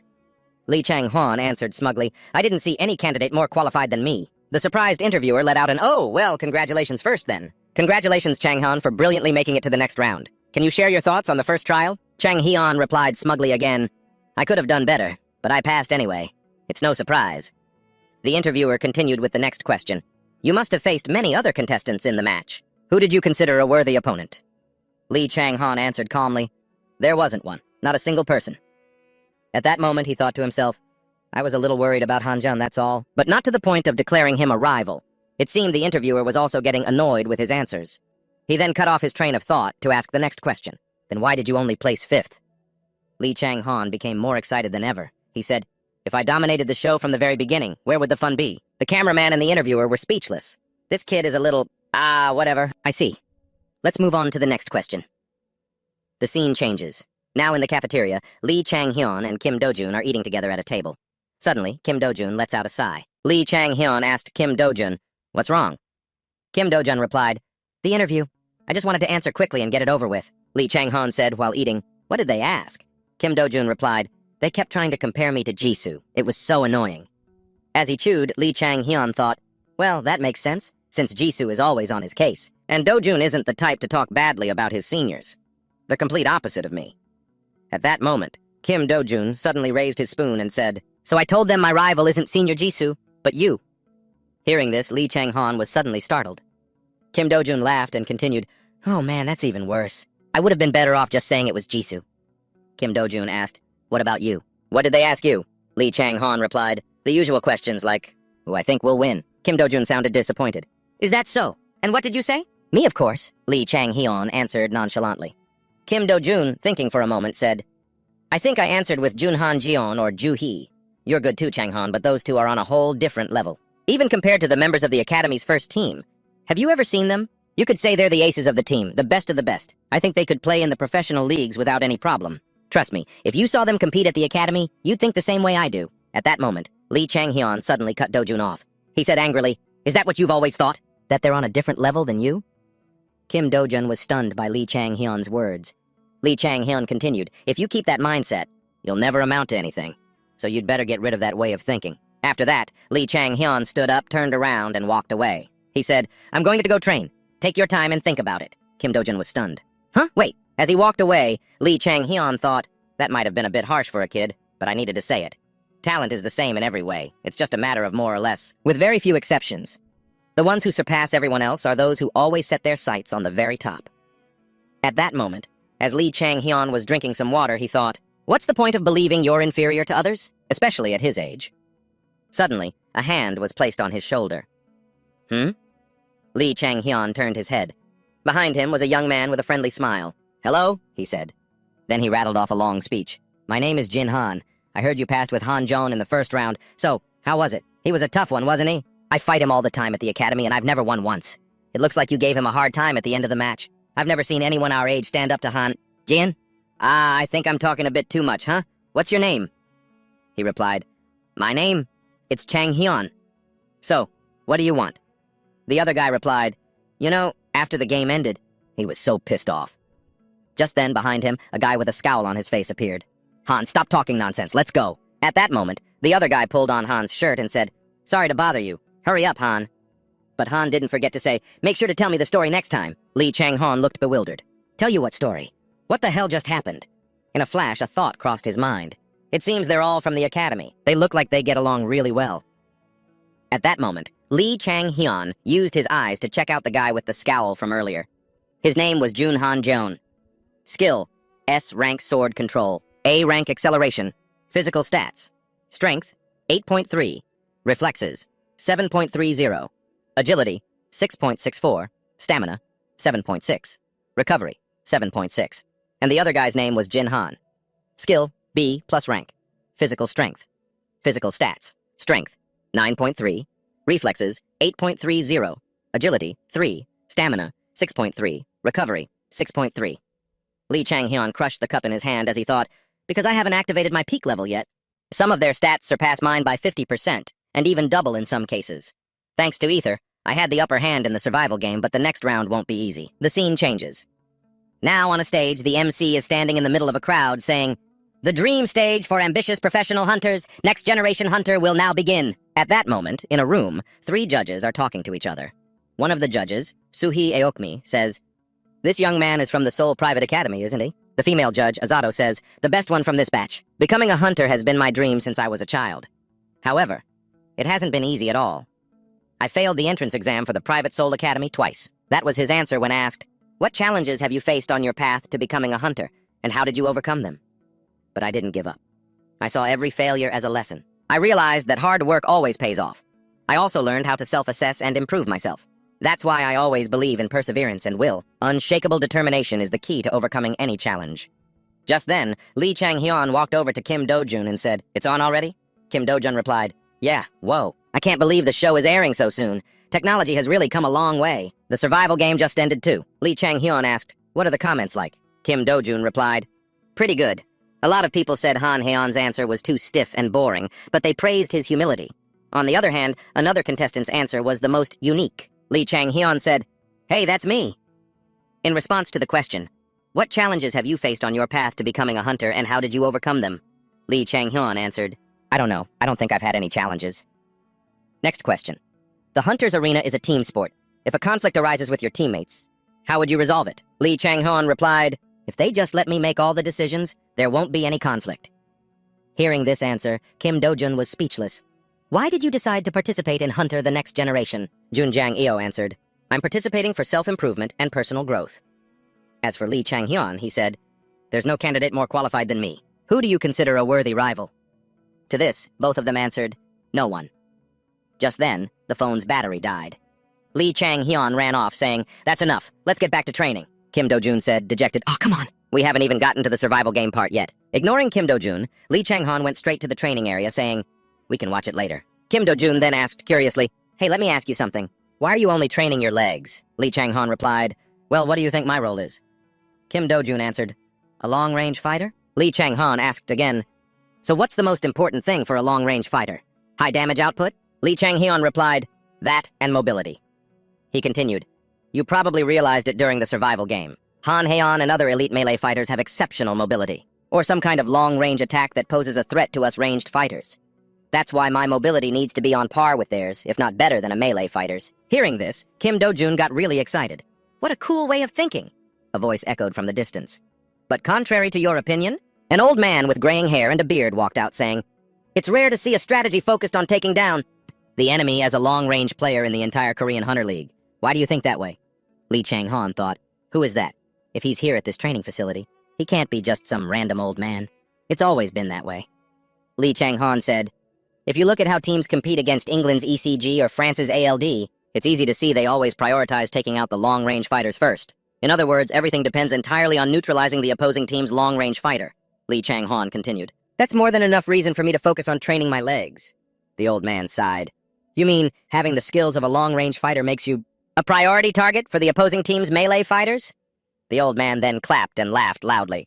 Ha ha ha! How bold! Very interesting. Suddenly his expression turned serious. But overconfidence is one of the main reasons for failure. That is wisdom gained from many years of experience. I'll be keeping an eye on you, young man. After saying that, the old man walked out of the room. Kim Do-jun wondered, what was that all about? Who was that old guy? No idea, Lee Chang-hyun said, but he said he'll be keeping an eye on me. In that case, I'll have to show him what I'm made of. What is it, sir?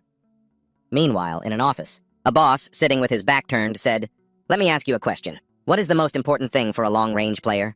The employee answered, in my opinion, it's their support skills as well as their firepower. The boss turned around, clicked his tongue, and said, wrong. It turned out the boss was the old man from before. He was Legenta, the chairman of the First Generation Hunters Association. The employee stammered, then perhaps it's accuracy? There are many important factors for a long-range fighter, but even the strongest firepower is useless if their accuracy is poor. Therefore, accuracy is... Before he could finish his sentence, the association chairman cut him off. That's enough. The chairman thought back to what was said. Why are you always training your legs? He recalled his past. Back then, he had said to a teammate, Jang-woo, you just use mana anyway. His teammate replied, Genta, the most important thing for a long-range fighter is their legs. The young chairman, confused, asked, what are you talking about? His teammate replied, do you know why monsters always go for the long-range fighters first? It's because they know our weakness is close-quarters combat, right? We always have to move after firing our first few shots. The young man looked astonished. Really? What do you mean? If a long-range fighter's position is exposed, they're as good as dead. Melee fighters like you wouldn't understand. He thought to himself, that's right. Ranged fighters need mobility. This could also be applied to the Hunter Tournament. Of course, not with the Korean Hunter Tournament in its current state, since most of our best hunters are already dead. Then, he slammed his hand on the table. But in higher-level tournaments, especially the World Tournament, it would be effective. The old man continued his train of thought. He hasn't even participated in the Hunter Tournament yet, and he's already thinking about the international stage? His thoughts continued. Is this arrogance or confidence? Meanwhile, at the training room, Lee Chang-hyun was looking at his physical stats. Strength, 5 plus 0.6. Reflexes, 6 plus 0.10. Agility, 6.6. Stamina, 5 plus 0.6. Recovery, 5.6. Mana, 5.6. He thought to himself, my growth rate is much faster than in my previous life. It must be because of top tier. The skill seems to have two main features. It grants me a special ability, basically a completely new skill when I achieve something, and it also significantly increases the growth rate of my physical stats once it's activated. The stats will skyrocket. This really is a formidable skill. Just then, Kim Do-jun finished his training. He asked, "What do you do when you're done? Can you give me some suggestions?" Lee Chang-hyun thought. Do-jun's physique is already good since he trained at the academy, so he doesn't need to train as much as I do. What can I do? Suggestions? He replied. I don't know much about you yet, so I can't really think of anything. Kim Do-jun said, "Yeah, that's true." Lee Chang-hyun gave a mischievous smile and asked, "All right then, want to have a match?" The scene changes to the rooftop. Lee Chang-hyun and Kim Do-jun are facing each other, each holding a sword and in a fighting stance. Suddenly, Kim Do-jun asked, "Wait a minute, you know how to use a sword?" Lee Chang-hyun replied, "A little." At this, Kim Do-jun thought that he wouldn't stand a chance if the guy used a gun. "But if it's a sword fight, I won't lose." Lee Chang-hyun just gave a slight smirk.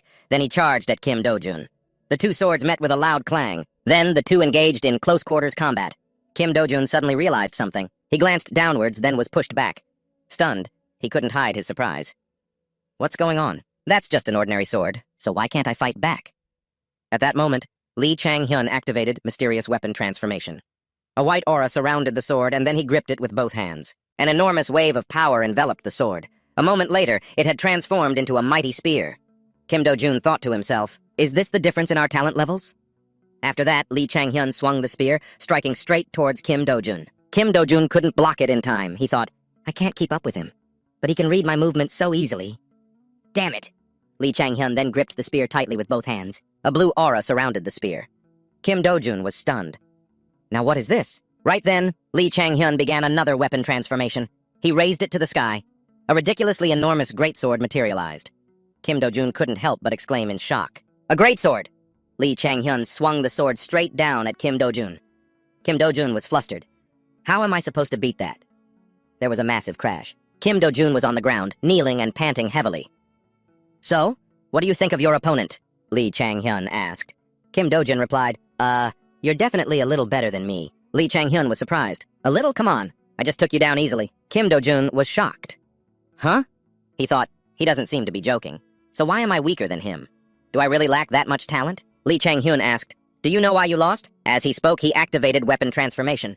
He pointed the sword straight at Kim Do-jun and said, it's because you're on the wrong path. He continued, this is the sword you use. Now let's look at your strengths. Your acceleration ability is surprisingly good. And your ability to make split-second decisions is also excellent. So how do you best use your advantages with a long sword? The answer is, you can't. What if you switch to a weapon with a lighter build, designed for quick strikes? What if you use something designed for fast attacks? A rapier, for example. A rapier? It's a type of long, thin sword with sharp edges and an extremely sharp point, used to execute fast, lightning-quick attacks. Lee Chang-hyun raised his sword high and said, that's right. He proceeded to demonstrate for Kim Do-jun. Combined with your existing acceleration skill, you could overwhelm opponents with rapid attacks. Kim Do-jun thought, could I really do that? The two were on their way back. Lee Chang-hyun asked Kim Do-jun, so, what do you think? Kim Do-jun replied, I'm not sure, but I have a few ideas now. Suddenly, a voice rang out. Ha! You beat the weakest kid in the academy and now you're getting cocky? It was a guy with some pretty slick hair watching from a window. Lee Chang-hyun thought to himself, has he been watching this whole time? This guy probably doesn't like me and wants to start something. But I'm not the type to just turn a blind eye to this sort of thing. Then he said, I wonder if you can even take on someone that weak. Hearing that, the young man got furious. Huh? What did you just say? You heard me. What's the problem? He continued, then let's have a match. You scared? The young man with the slick haircut snapped, you bastard! Me? Scared? Let's go! Lee Chang-hyun thought for a moment. Wait a minute. This guy is the one who tied with me for 5th place in the survival game. His name is Kim Jin-sung. As for his skills, control is A rank. Acceleration is B rank. Stats. Strength, 7. Reflexes, 6.6. Agility, 7.6. Stamina, 5.6. Recovery, 5.6. Mana, 7. He thought to himself, his stats are all really good. Mine can't compare. In terms of strength alone, I've already lost to him. Chang-hyun smiled and said, all right, I don't even need a gun to beat a guy like you. The two got into their fighting stances. Chang-hyun thought to himself, Jin-sung is an outstanding rookie. Besides, my gun is useless since he already knows about it. Jin-sung said arrogantly, shall we begin? Let's fight, Lee Chang-hyun. A confident smile appeared on his face as he held a white sword. He thought, there's a chance I'll lose, but there's no way I'm surrendering. He raised his sword and swung it towards Jin-sung. Jin-sung jumped back. He threw 2 daggers at Chang-hyun. Chang-hyun blocked them with his sword. So he's a mid-range fighter. According to my plan, I'll close the distance so he can't attack from afar. Then, Jin-sung's face filled with confidence. A moment later, a barrage of daggers flew towards Chang-hyun. He was startled. I can't dodge this. Suddenly, the daggers were stopped by something. They were blocked. Thank goodness I have the peak tier ether guard. Otherwise, I would have been done for. It looks like he's going to keep his distance and keep throwing daggers at me. How should I deal with this? Then Jin-sung activated control. I thought that would hit him for sure. He deflected it. He must have some kind of special move. Lee Chang-hyun then materialized a kunai. He threw it at Jin-sung. Jin-sung smirked contemptuously. Just one dagger? Too easy to stop with control. Just as Jin-sung took control of the kunai, Lee Chang-hyun activated Hyper Sense. I knew you'd do that. Then he pulled out 3 other daggers and threw them at Jin-sung. The first dagger was just bait for the real attack from the remaining daggers. Jin-sung's eyes were wide with shock. He clenched his fist to control them. Lee Chang-hyun thought, he can handle 4 objects with control. However, he can't use that skill on multiple targets, in a short period of time. That means he'll fall to the final dagger, which was set up to hit him while he was focused on the other targets. And just like that, the dagger flew straight at Jin-sung, catching him completely off guard. The dagger stopped right in front of his forehead, millimeters from his face. Chang-hyun won the match. This was being watched live by someone. Through a TV screen, he said, "This is the guy you predicted would win this season? What do you think?" In the room with him was another man in a blue suit with blonde hair. The man adjusted his glasses, giving off a dangerous vibe. He then activated Analytical Eye, level 12. The handsome man began his analysis. He has good strategic awareness and was very clever to hide the other 3 daggers. Not to mention, he continued using Analytical Eye. His stats aren't even that high. He thought to himself as he had a sudden realization. I get it. Turning to his friend, he said, Min-seok, you know something about this kid, don't you? Min-seok scoffed. The other man said, don't play dumb, tell me what his skill is. He truly had a keen eye, continuing his assessment. There's no way he could have come up with that strategy, if he didn't know about his opponent's control skill.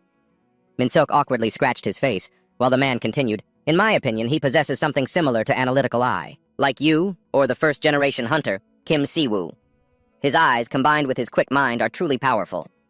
Analytical Eye is a super rare skill. There are only 2 recorded cases of it. The handsome, bespectacled man raised a question. You have such high expectations for him just because he predicted his opponent's skill? Min-seok replied, I think we might be underestimating him. He elaborated. He knew the location of the hidden dungeon in the survival game. He then revealed more, and in the preliminary round, he only targeted the integrated circuits of the clones. Min-seok looked up at the screen and said slowly, if he were to debut in the major leagues, everyone would think he was the reincarnation of the legend, Kim Si-woo. Min-seok smiled and asked his friend, so, you want him, don't you? The other man replied, yes. But in truth, he was still calmly speculating. Analytical Eye can see stats, but it can't see skills. Thinking of Chang-hyun, he was a little perplexed. But that kid Chang-hyun, he knew his opponent's skill and devised a strategy to win. The scene of Chang-hyun's fight played out clearly in his mind. The man asked, has his team been decided yet? Min-seok replied, oh, you like him that much? But not letting his friend wait long, he continued, the team sponsoring the program get priority picks. The other man clenched his teeth in determination, thinking, I have to find a way to recruit him. Thudding sounds echoed thud, thud inside the reinforced room. Chang-hyun sat slumped on the floor. He thought to himself, I just don't get it. Looking at the blue screen before him, he felt frustrated. Peak tier achievement. What are the mechanics behind it? Chang-hyun got up as Dojun was still training hard, but I'm not in a rush to figure it out. Kim Dojun let out a sigh of relief, then pointed his sword and said, now I can finally beat you. Trang Hyeon walked right past his friend, simply saying, stop messing around. Kim Do-jun quickly turned. Hey, I've improved a lot, you know. See? He stroked the tip of the blade like he was stroking never mind. My swordsmanship has never been this sharp. Trang Hyeon thought to himself. He's gotten a lot stronger after taking my advice. He was secretly smug. But he's still got a long way to go before he can beat me.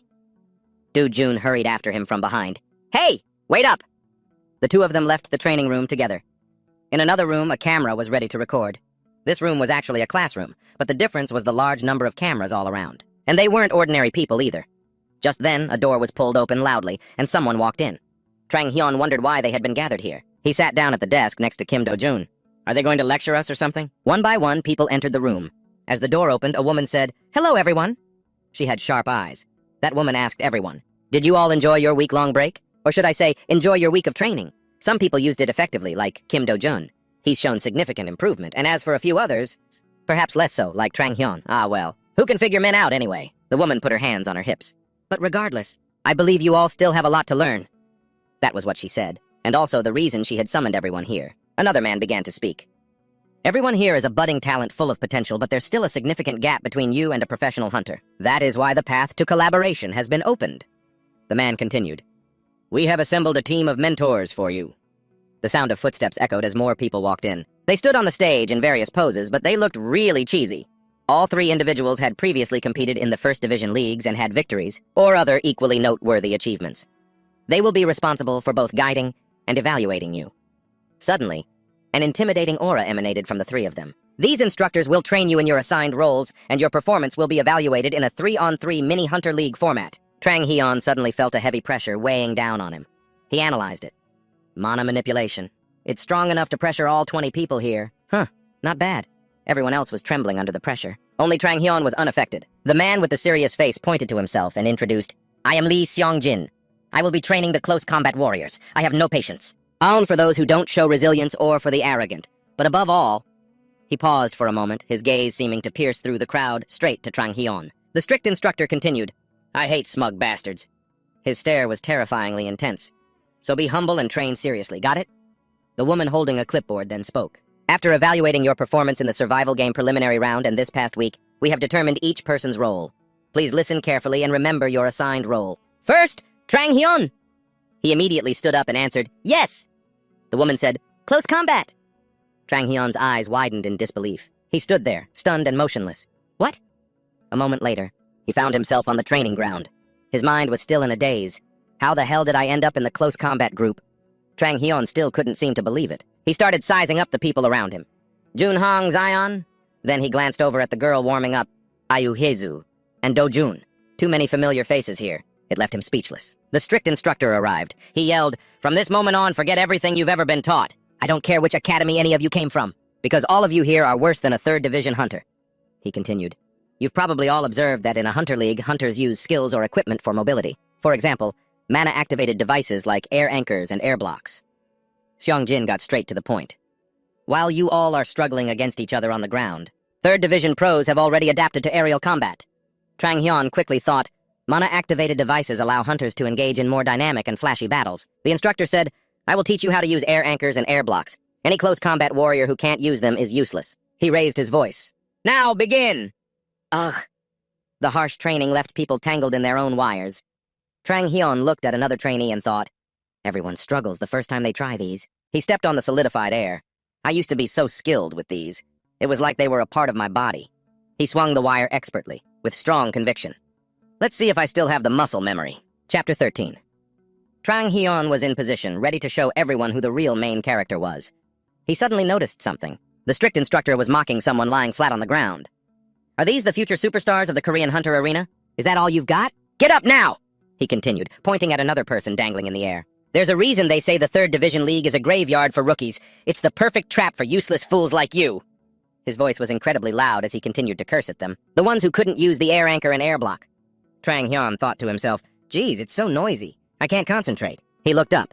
Kim Do-jun was struggling with the air anchor and air block. Do-jun wasn't doing much better either.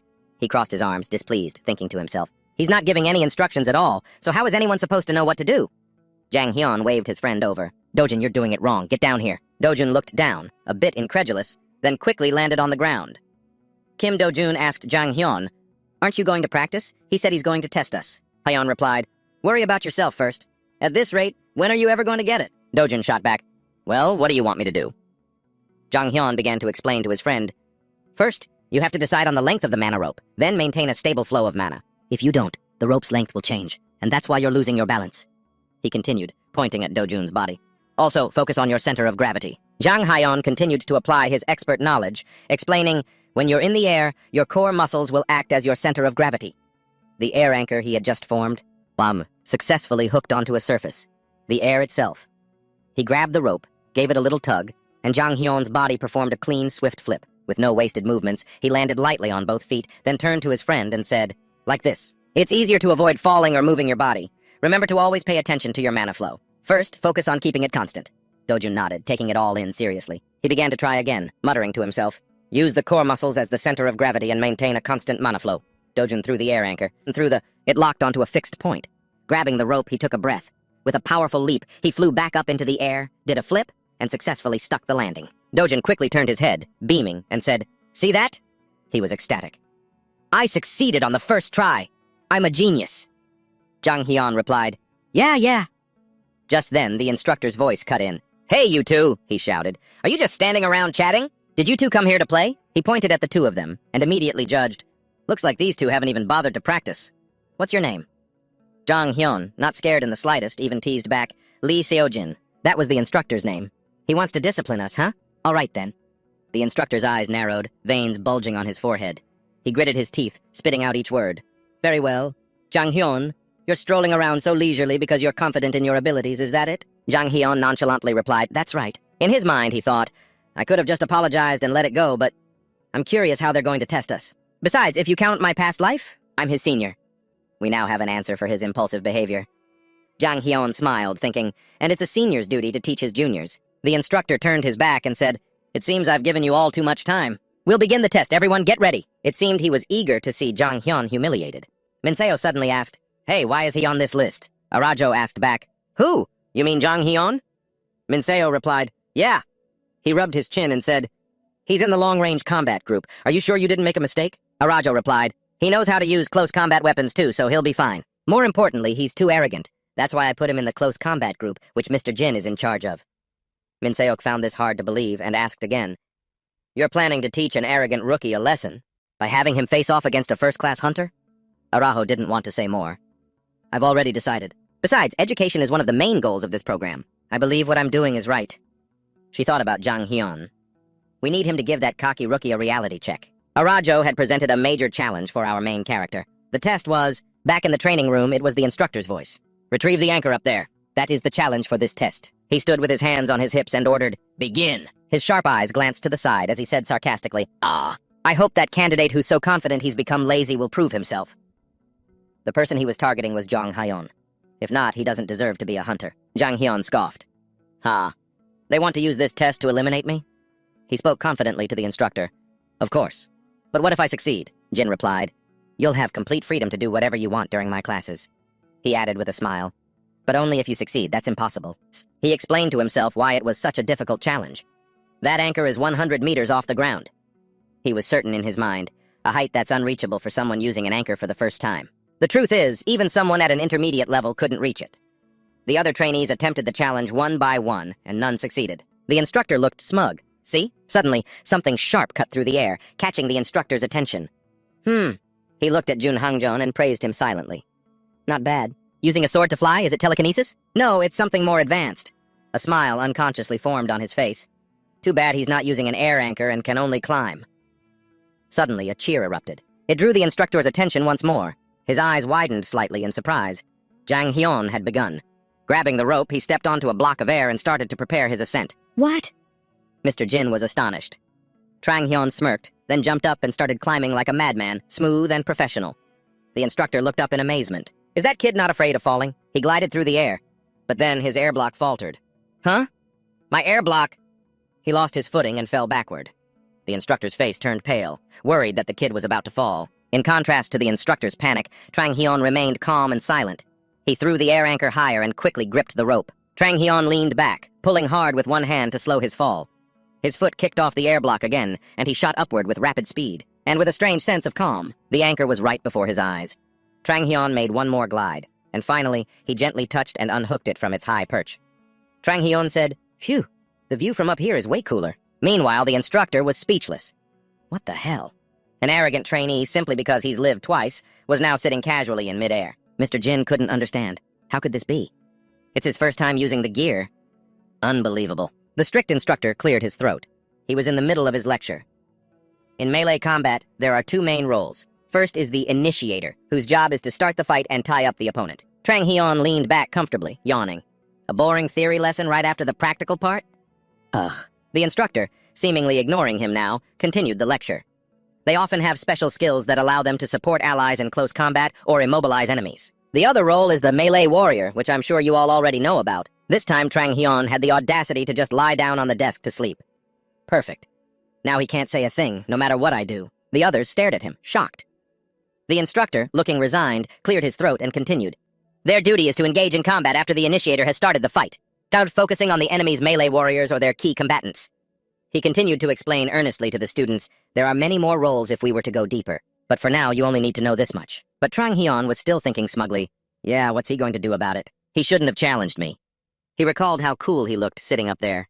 I've used this gear so many times I'm bored of it. Using it again is like a fish returning to water. He thought of something strange. When did this piece of paper get in my pocket? The piece of paper read, Meet up after class. Come find me during the break at the training center's backyard at 7 o'clock. I have something interesting I want you to see. Who could this be? What do they want? He decided he had to go and check it out. At the meeting spot, Trang Hyun, still holding the note, looked all around him. Huh? There's no one here. After waiting for a long time and seeing no one, he thought to himself, did I get pranked? He suddenly noticed something odd. His supervision skill noticed something unusual on the ground.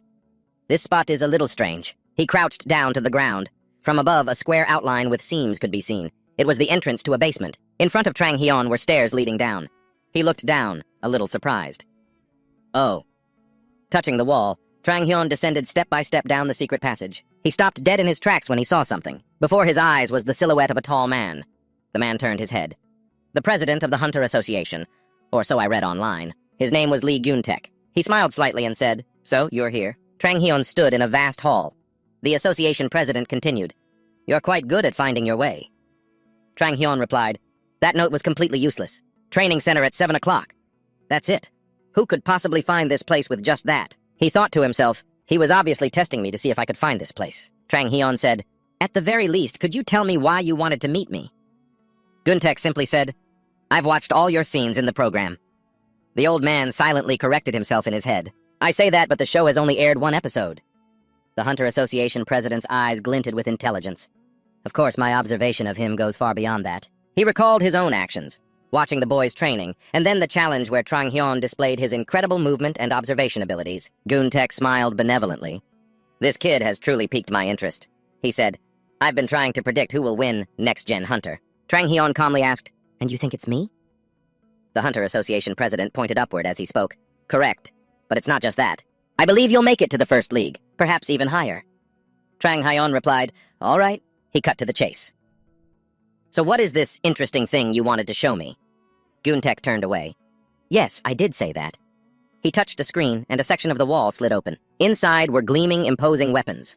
Trang Hyun recognized them instantly. S-rank weapons.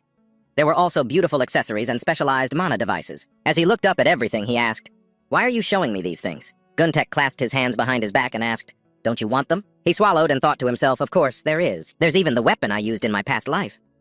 He looked at a beautiful sword with a majestic golden hilt, a pure white handle, and a mysterious purple scabbard, Caliburn. It was from an exhibition, the prize for winning a match, and I managed to get it. I loved using that sword, he recalled, thinking back to the battles, the sharp slashes. He then added, "It's also pretty special since it can transform into a gun."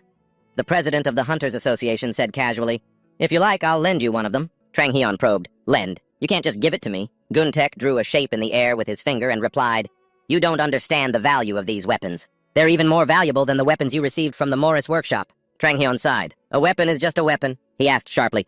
"Stop beating around the bush. What do you want from me?" Guntek rubbed his chin.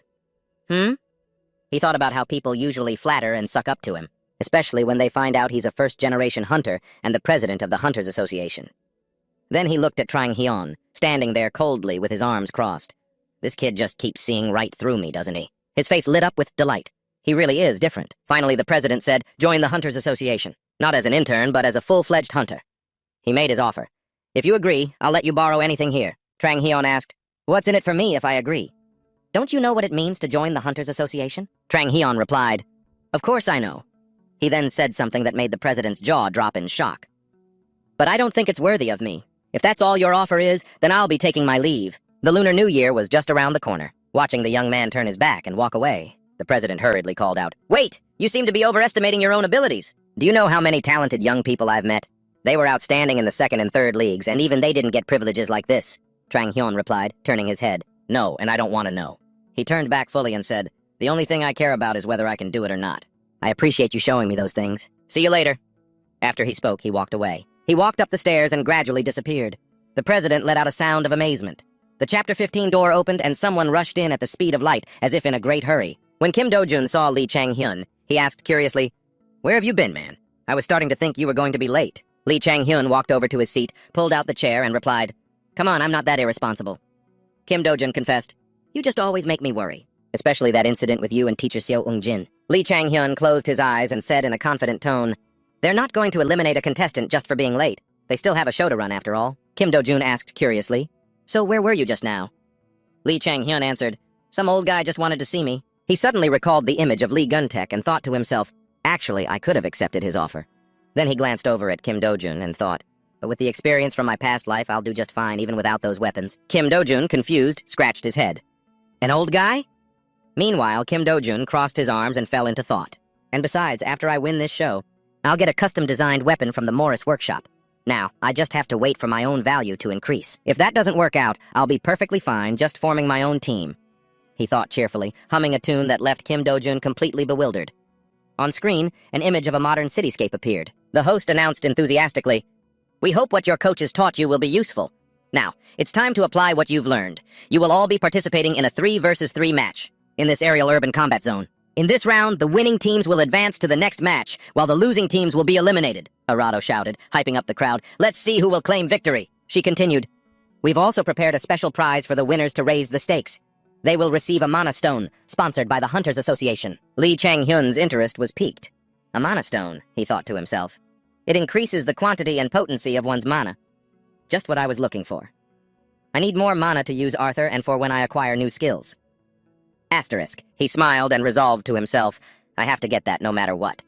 Lee Min-seok reminded them, because this first round marks the beginning of the true qualifiers, everything will be broadcast live. In fact, the program is live right now, so please be aware.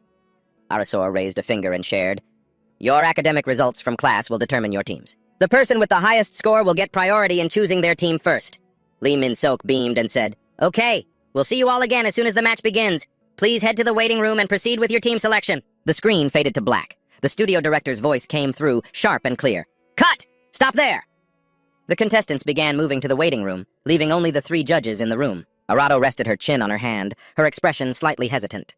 She looked at Lee Chang-hyun's image on the monitor and thought, despite his impressive performance in the survival game, he's too arrogant. He has the skills, but he lacks empathy for others. That's going to be a handicap for him when it comes to forming a team. Seeing her expression, Lee Min-seok turned and asked Arado, "Are you still thinking about Chang-hyun?" he asked, interrupting her train of thought. Arado laughed and replied, "Well, what do you think?" She then explained, "A team round in an urban combat zone. Even though there were still 20 participants in the air, he preferred simplicity. So his typical approach was a round that emphasized individual skill. The kids weren't ready for team competition yet, and he knew it." She frowned and continued, "The truth is, I want Chang-hyun eliminated." Ara recalled the image of Lee Chang-hyun and thought no matter how well he uses his anchor and air blocks, if he goes solo, he'll just become the first target. The large arena also requires contestants to move long distances quickly, which puts Chang-hyun at a disadvantage because his stats are low. Lee Min-seok broke out in a sweat, then sighed and said, "It's been a while since I've seen you this interested in a contestant." Lee Min-seok replied, "I know he possesses incredible talent." Her voice faltered as she continued, "However, what he needs right now isn't a victory." Min-soo Hyo spoke up, "I agree with Ara. Overconfidence can kill an inexperienced hunter. Even first-rate players can still face defeat, just from a single moment of carelessness in the tournament." Lee Min-seok crossed his arms and explained, "You know, I believe that in the most competitive environments, especially a hunter's arena, confidence leads to victory, and arrogance leads to defeat. They're 2 sides of the same coin." Then, Lee Min-seok grinned from ear to ear and said enthusiastically, "Let's see how he handles the plan you 2 designed." The scene shifts to the contestants' waiting room. It seems they've all successfully formed teams and are discussing strategies. Lee Chang-hyun looked completely bewildered. He pointed at his own face and asked, "I'm number 1? The organizers replied, "That's right. Because you have the highest score, you get to pick 2 teammates first." Hearing that, Lee Chang-hyun's eyes lit up. He suddenly smirked and replied, "All right, in that case." Han Jisoo looked away, while Kim Jin-seung had a confused expression as he saw Lee Chang-hyun looking at him. Lee Chang-hyun greeted them enthusiastically. "Hey, let's do our best together." Kim Jin-seung pointed at him and yelled, "Why did you pick me? Is this some kind of joke?" Lee Chang-hyun silently judged him. Looks like he's the arrogant type. He thought back to how he was before and mused, I bet he can't accept the fact that he lost. Then he looked at Han Jisoo, who was sweating profusely, and thought to himself, Jisoo will behave since I've already established dominance over him. Anyway, he's just a kid, I can handle him. After a moment of thought, he spoke with a slightly arrogant tone. I plan on taking first place in this round. Then he winked, pointed at Kim Jin-seung, and flattered him. Among everyone here, I only trust in your abilities. You're the strongest. I need your help. Kim Jin-seung was so stunned his jaw dropped and his face froze, while Han Jisoo looked like he was about to puke and quickly covered his mouth. After speaking, Lee Chang-hyun felt embarrassed himself. He clenched his trembling hands and lamented, Oh my God, the things I'm doing for this prize money. Kim Jin-seung then walked towards him and asked, So what now? Do you have a plan? Lee Chang-hyun replied, Of course I do. Why else would I have chosen you two? But you two have to do exactly as I say. Then the three of them huddled together. Lee Chang-hyun whispered, "If you don't, I guarantee the three of us will just stand there whispering to each other all day." The three of them suddenly fell silent. The other two were suddenly flabbergasted. Kim Jin-seung shouted, "What?" His face darkened as he clutched his head and yelled, "Are you trying to get us all killed?" Lee Chang-hyun sighed wearily, thinking, "Damn it, I can't just tell them I'm from the future." He then turned and slapped Kim Jin-seung hard on the shoulder. He grabbed both of his arms and growled, "You just need to do what I say and not make any mistakes, got it?" He stared hard at Kim Jin-seung and said in a dangerous tone, "If you mess up, you're helping the enemy, so don't make any mistakes." Kim Jin-seung hurriedly replied, all right, I get it." The scene shifts to the urban area where the competition is taking place. The organizers announce, "From this moment, the 3 versus 3 hunter match will now begin. The arena will be an urban combat zone. In the air, touching the ground or becoming unable to compete will result in immediate elimination. Contestants who fail this mission will be removed from the program. Good luck." Lee Chang-hyun froze, staring into the distance. At that moment, the system had transported him to the urban combat zone. Looking down from above, a pillar of light shone down on him from the sky. Lee Chang-hyun let out a slight smirk and said, "Let's begin." Chapter 16. Standing on a skyscraper and looking down, Lee Chang-hyun thought, "This is a high-rise building located at the 7 o'clock position from the center." He hid behind a wall, looking around with uncertainty. "Looks like I'm the only one in this building." He then tapped his earpiece and asked, "Where are you two?" The other two answered in turn, "Southeast sector of the arena." "I'm at the 3 o'clock position from the center, somewhere between the edge and the inner area." Lee Chang-hyun said as he walked, "All right, proceed with the plan." He didn't forget to instruct them. "We'll meet up later. For now, find your way to the center. Don't get spotted. If you run into anyone, retreat immediately." The other end replied loud and clear, "Roger." A gun gradually materialized as Lee Chang-hyun cautiously jumped up the stairs, thinking, with 3 teams of 3 in such a vast arena, the chances of randomly encountering another player are very small. He stepped lightly and thought to himself, which means I'll have to attract the enemy myself. An arrow flew out of nowhere at the speed of sound, aimed straight at him. Lee Chang-hyun quickly dashed to dodge it when he heard the strange noise. His teammate asked worriedly, "What was that sound? Are you under attack?" Lee Chang-hyun calmly said, "It's nothing." He looked up at the tallest building and thought, the one who just fired that arrow definitely hasn't grouped up with their team yet. Whatever. He reminded himself, I need to move to the central skyscraper. A foot slammed down on the ledge. In an instant, Lee Chang-hyun was standing on the skyscraper's rooftop. His 2 comrades reported in one after another, "I'm in position." "My current position is pretty good too." As he scanned his surroundings, he asked, "Can you two see everything clearly from outside?" "Can you see me?" his comrade replied. "You probably can't see me, but I have a clear view of you." "Same here." Lee Chang-hyun let out an amused smirk and exclaimed, "Good, then let the games begin." He then pointed his gun straight at the sky and pulled the trigger. A shocking blast tore through the silent atmosphere. Lee Chang-hyun lowered his arm and thought, now I just have to wait. Suddenly, someone approached him, calling out, "Chang-hyun!" It was Jin Han. He rested his sword on his shoulder, looked at him, and asked, "What are you doing?" Lee Chang-hyun glanced up and thought, "Jin Han?" Jin Han jumped down and said with a taunting laugh, "Are you all alone?" "Perfect, just what I wanted. Are you my first opponent?" "Oh, wait, I have to report to Han-gyeon first." Jun Han-gyeon's slightly annoyed voice came through the earpiece. "Talk less. Your earpiece is still on so I can hear everything. This isn't the time to play around, but if you think you can handle him, then go ahead." Jin Han, flustered, scratched his head and exclaimed, "Oh, really?" He then muttered to himself, "Well, I can hear everything, too." What did Han-gyeon say? Jun Han-gyeon continued, "I'm on my way to your position, so don't do anything reckless." Lee Chang-hyun looked worriedly in his teammate's direction and thought, if I waste any more time here, I'll have to face both of them, maybe even more. Jin Han walked towards him, smiling as he spoke. "Why are you here alone? Where are your teammates? I heard you ranked first in the close combat test, but I'm pretty confident in a one-on-one fight. I've also done a lot of research on how to counter mana guns." Lee Chang-hyun felt a headache coming on, his eyes rolling back as he thought with a sigh, "Is this some kind of mind-reading technique or what? You really think that'll work?" After calming down, he asked, "What makes you think I'm alone?" He replied, Because if you weren't, you and your teammates would have attacked me by now. Basically, I just know they aren't here, that's all." Then he lunged towards him, saying smugly, "Sorry, but I'm afraid I'll have to ask you about your match with Han-gyeon after we're done here." Jin Han's sword slashed heavily against Lee Chang-hyun's gun. Startled, his eyes widened as he thought, just as I figured, he's much stronger than me. I have to keep my distance. With that thought, he quickly backed away and summoned an air anchor. He grabbed it and shot upwards, leaving a stunned Jin Han staring up after him. Jin Han hastily stepped forward. He created an air platform and scrambled after him, shouting, "Where do you think you're going?" Lee Chang-hyun glanced back slightly. He let out a sigh and thought, "Persistent, aren't we?" Jin Han rambled on, "I'm not letting you get away. You know, I'm not even as tall as my seniors, but in the mobility test, everyone was shocked by what I could do. I'll show you. Are you trying to run to the plaza? Stop running, Chang-hyun! Fight me properly!" "I know there's something special about you. How about we make this a fight to the death? Lee Chang-hyun shook his head in exasperation. My God, he's still spouting nonsense even up here. Then he gripped the air anchor tightly and launched himself backward. A stunned Jin Han looked up, his jaw dropping. In an instant, Lee Chang-hyun was behind Jin Han. Bewildered, he spun around. Lee Chang-hyun, his face as cold as ice, aimed his gun at him and pulled the trigger. Jin Han quickly blocked the shot with his sword. As Lee Chang-hyun turned to leave, he thought, no good. He is one of the promising hunters, after all. I can't distract him with just the gun. He looked at the gun in his hand and sighed internally. This thing isn't as strong as the real items from the survival game. Of course, this gun isn't powerful enough to deal with him, given my small mana reserves.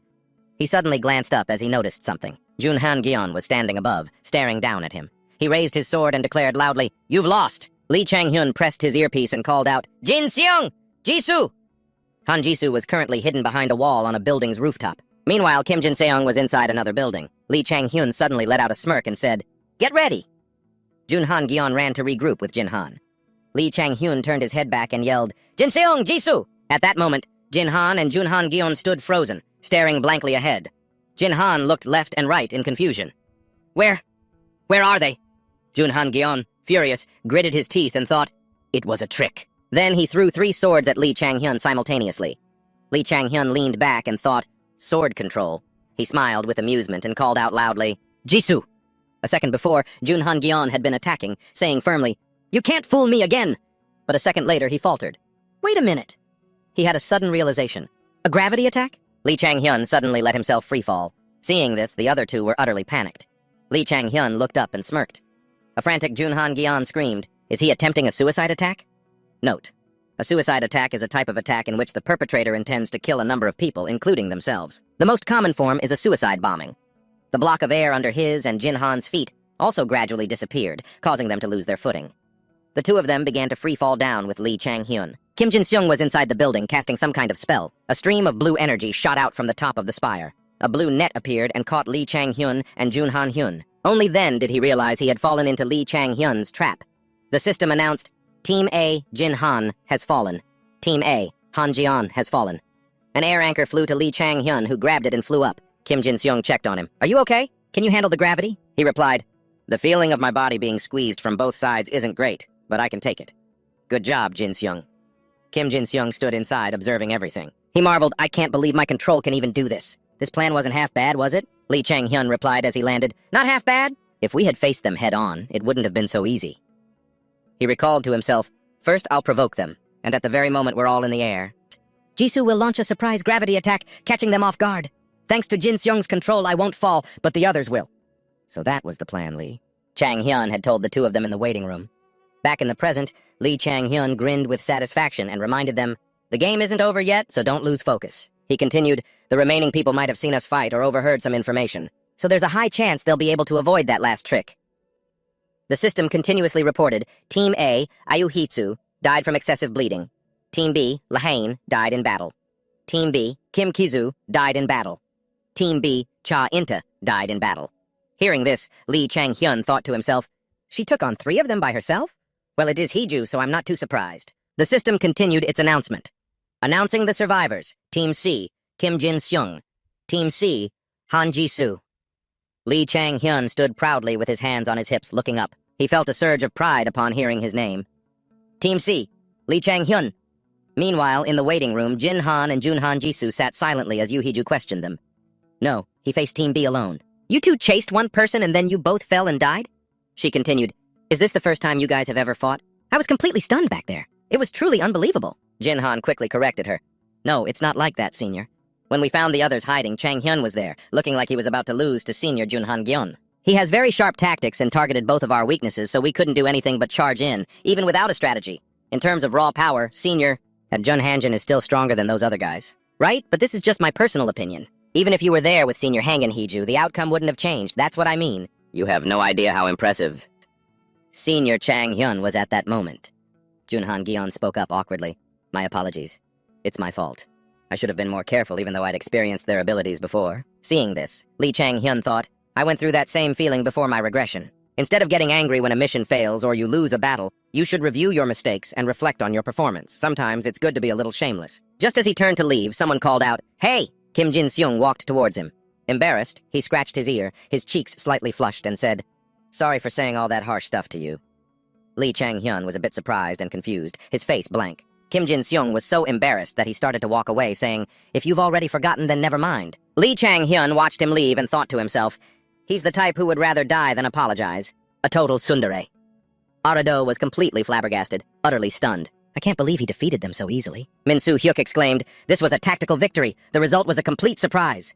Lee Min-seok chimed in, "I told you that kid was special. This was never a test of tactics from the start." Arado, still unable to believe her eyes, said, "Even I'm surprised." She thought to herself, even if he knew Han Jisoo's and Kim Jin-seung's abilities beforehand, coming up with a strategy on the spot like that isn't easy. And the fact that he managed to persuade his former enemies is remarkable in itself. She thought, that must be what makes him so special. The host confidently walked onto the smoke-filled stage and announced, "And here they are, the next generation of hunters. The first round of the main competition has concluded. And now for the rewards for the winners. In this round, Pride takes the top spot with a total of 3 points for all surviving members and 2 points for 2 eliminations. Team C, Lee Chang-hyun, Kim Jin-seung, and Han Ji-soo, please come up to the stage." The host walked towards the 3 young men and said, "Each of you will receive a Mana Awakening Stone." Lee Chang-hyun exclaimed in his mind, "Did I just overcome the first hurdle since my regression?" Looking at the brilliant blue Mana Stone in his hand, he thought, "With this thing, I can upgrade my pinnacle skill." The host announced, "The Mana Awakening Stone will increase your mana, making you stronger. Use it and move forward. Carry the future of the Korean hunter community, and beyond that, conquer the tower as a top-tier hunter." No, shouldn't it be about becoming a hunter who steps onto the world stage? The host's voice suddenly turned grim. "However, there are also those who do not qualify to be hunters. The losing team in the 3 versus 3 hunter match will face an elimination mission. And among them, any player deemed unqualified by the judges will be eliminated from the show." Lee Chang-hyun thought to himself, since this show is a competition, of course there's an elimination mission. The participants in the elimination mission are the 13 losers from the first match, and among them, Kim Do-jun? He gasped. Seeing his friend's image on the screen, the host continued, "I will briefly explain the elimination mission. This elimination mission is a 3-point capture battle. 2 people will work together as a team and coordinate their actions. The rules are simple. To pass this mission, the 2 of you must move together and capture a point within 1 minute. If you fail to capture a point, there's another way. Elimination points. You can collect elimination points by taking down other hunters and getting your name on the leaderboard." The host added, Since there is an odd number of participants left, you may invite a teammate from the group of contestants who have already passed. In that case, the contestant who has already passed will not be eliminated, even if they score a few points. The match will begin in 1 day." In the waiting room, Lee Chang-hyun stood blankly, staring at the food counter and thinking, "I knew it." He glanced back and thought to himself, "Those 2 have teamed up. If it were me, I'd do the same. Teaming up with the strongest player is probably the easiest way." He was surprised, wondering to himself as he saw Kim Do-jun. Hasn't he found a partner yet? Is he going to be eliminated this time? Who knows what the future holds, but right now, this elimination mission is pretty risky. He internally screamed, "Huh?" As Kim Do-jun enthusiastically ran towards him, he quickly approached and said, "Hey, Chang-hyun, we were classmates. You'll help me, right?" "There's no one else left." Lee Chang-hyun replied coldly, "No." Kim Do-jun immediately tried to guilt-trip him. "Come on, please. Oh, right. You taught me how to use a sword, so our relationship is that of master and disciple, isn't it? What kind of master would watch their disciple die and not save them?" Lee Chang-hyun fumed, thinking, how did I suddenly become his master? If I'm the master, does that make the academy instructor the grandmaster? Lee Chang-hyun glanced over in surprise. Kim Do-jun looked like a pitiful little kitten, staring at him with shimmering eyes. He reluctantly replied, "Fine," and thought to himself, "I'll just help him this one time. Besides, I have nothing better to do, and I need a place to test my skills after using the Mana Awakening Stone." Lee Chang-hyun turned to leave, then looked back and said, "But you have to follow my plan completely.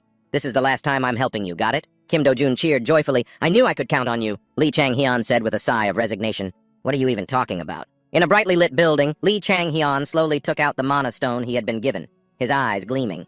He wondered to himself, "Here it is. Should I try it now?" 18 system introduces Mana Awakening Stone. When held, it is gradually absorbed, significantly increasing your mana. When consumed, it can upgrade the rank of your skills.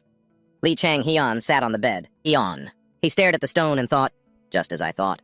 The effects are the same as before. Then, without a single wasted motion, he dropped the stone into his mouth and swallowed it. A series of system notifications appeared. Superhuman B has been upgraded to AS+, Pinnacle, Mysterious Weapon Transformation. E has been upgraded to D+. With the increase in Pinnacle skill levels, the growth state will be accelerated. With the increase in Pinnacle skill levels, the efficiency of newly developed keyword skills will be enhanced. Pinnacle Awakening. Verbal trigger enhancement. If you shout the name of the skill while using it, or say, "At the location you will strike before attacking, its destructive power will increase." The shout does not need to correspond with the action. Pinnacle Awakening, Ether Enhancement. You can indirectly use Ether with mana. Strength, 5.1. Reflexes, 6.10. Agility, 6.6. Stamina, 5.6. Recovery, 5. Mana, 66.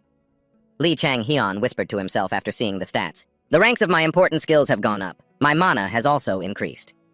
Another system notification appeared. With the increase in pinnacle skill levels, the efficiency of newly developed keyword skills will be enhanced. Lee Chang-hyun thought to himself. Furthermore, the pinnacle's keyword skills were strengthened instantly. He grinned with delight and thought, at this level, Ether, which was only used for control, will now have destructive power just like back in the survival game. Then he turned off the screen.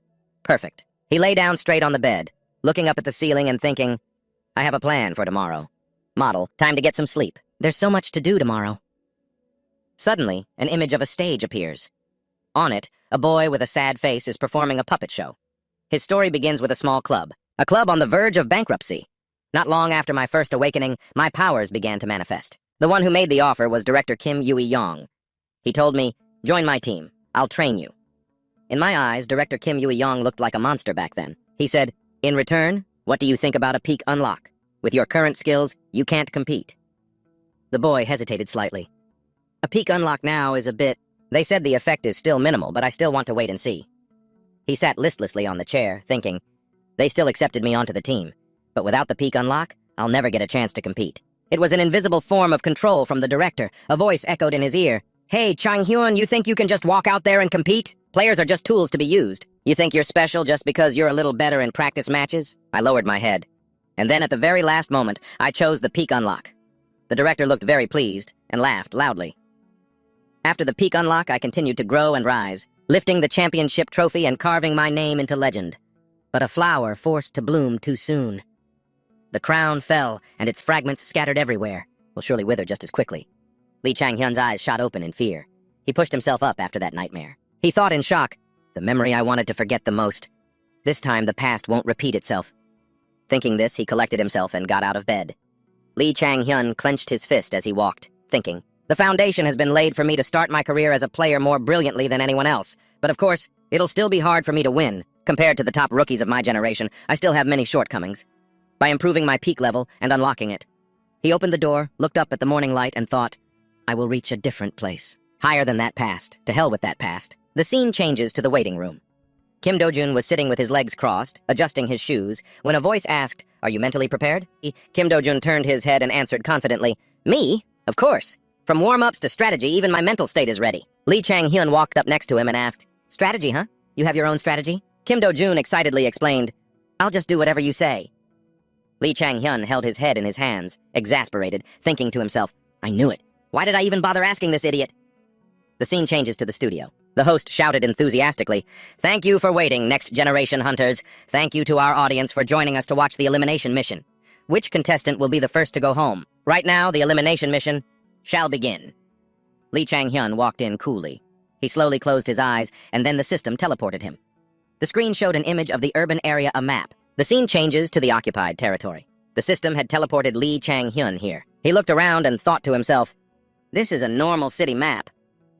Kim Do-jun was brought here shortly after. He ran up to him and asked, Chang-hyun, what's the plan? You've definitely thought of something already, right? Lee Chang-hyun pointed to the tallest building and said, the target is the center. What we need to do is capture the center, not the key points along the way. Right after we start, we have to run there quickly and take it. Kim Do-jun shouted in shock. Seriously? He said fearfully, our opponents are Junhan Jian and Yu Haiju, you know.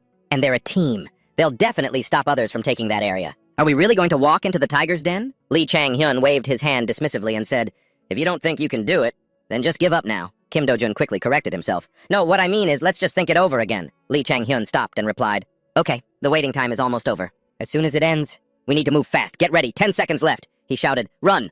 Then, an air anchor flew out. Lee Chang-hyun grabbed it and shot upwards. Kim Do-jun, panicked and sweating bullets, screamed, hey, wait for me. As Lee Chang-hyun moved, he thought to himself, no other contestant is as proficient with air cube and air anchor as I am. First, I'll get close to the capture point and strike them down. Meanwhile, Junhan Jian and Yu Haiju were walking at a leisurely pace. Yu Haiju thought to herself, Lee Chang-hyun, if that bastard wasn't here, I wouldn't have had to face 3 other people alone, and we wouldn't have to be in this stupid elimination mission. Junhan Jian looked curious. What are you thinking about, Haiju? She held her head and replied in an utterly helpless tone.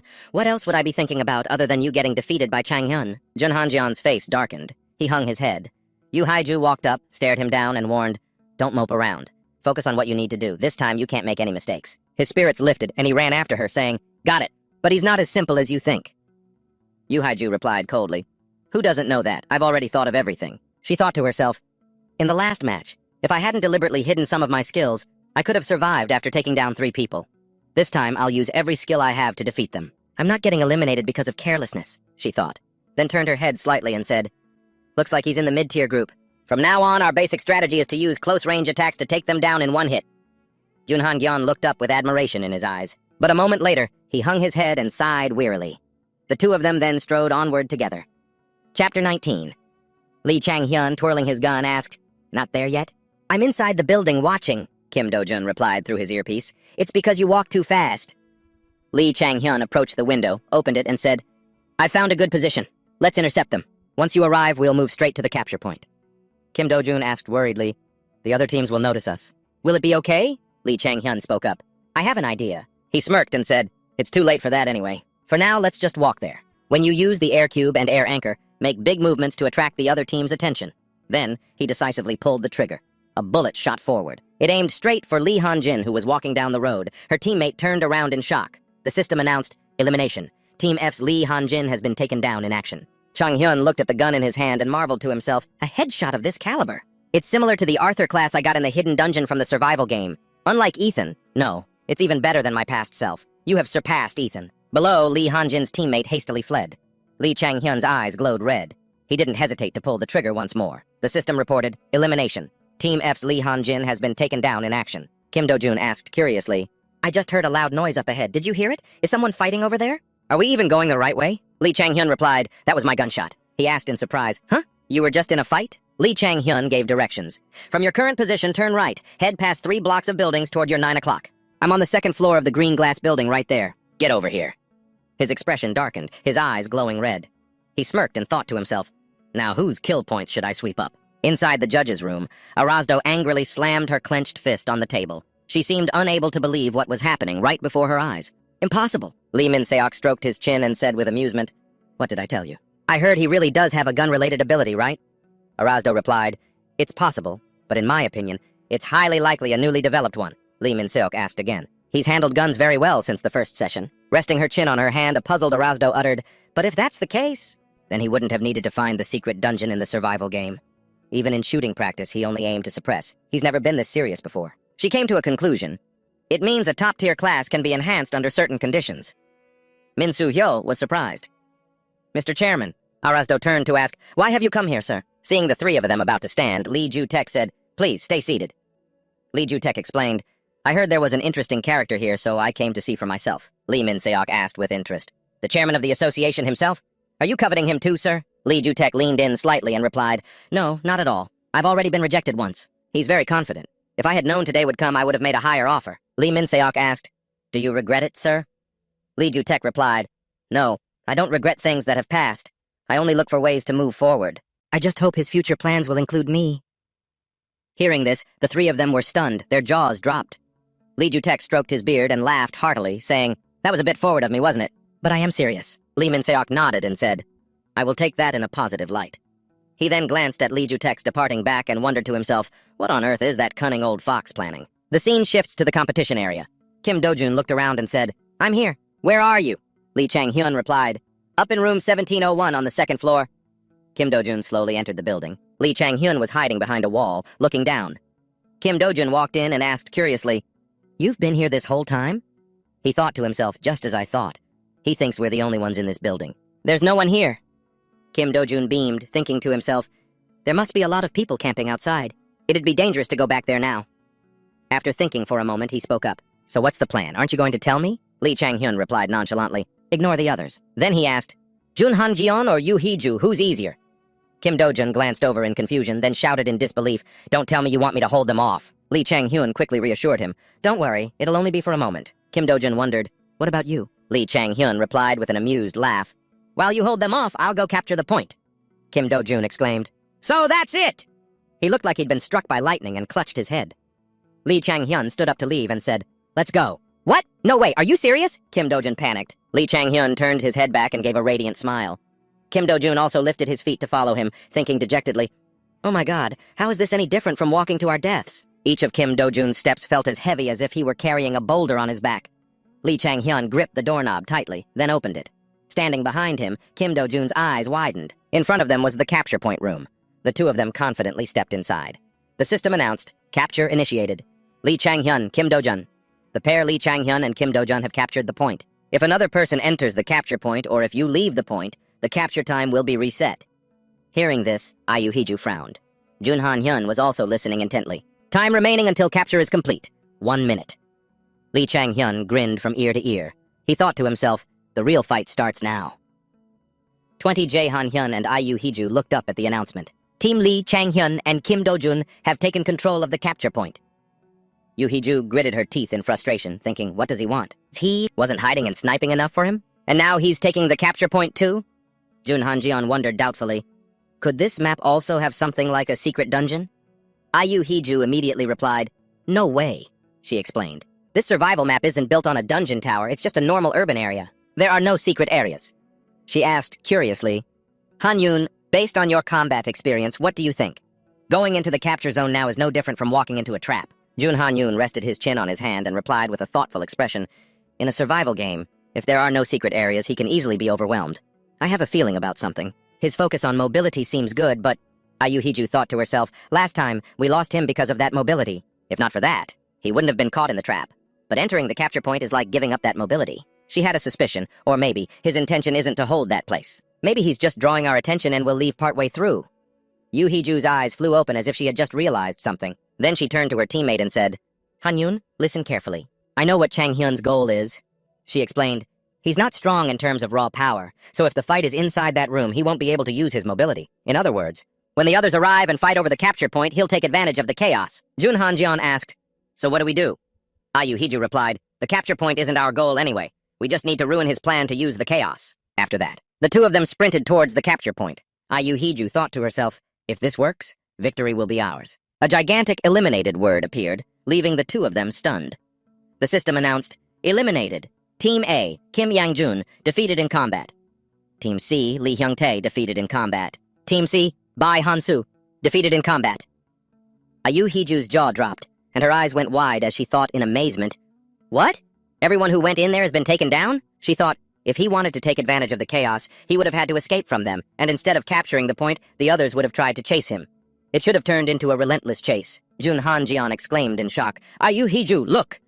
The screen displayed the remaining time, 20 seconds.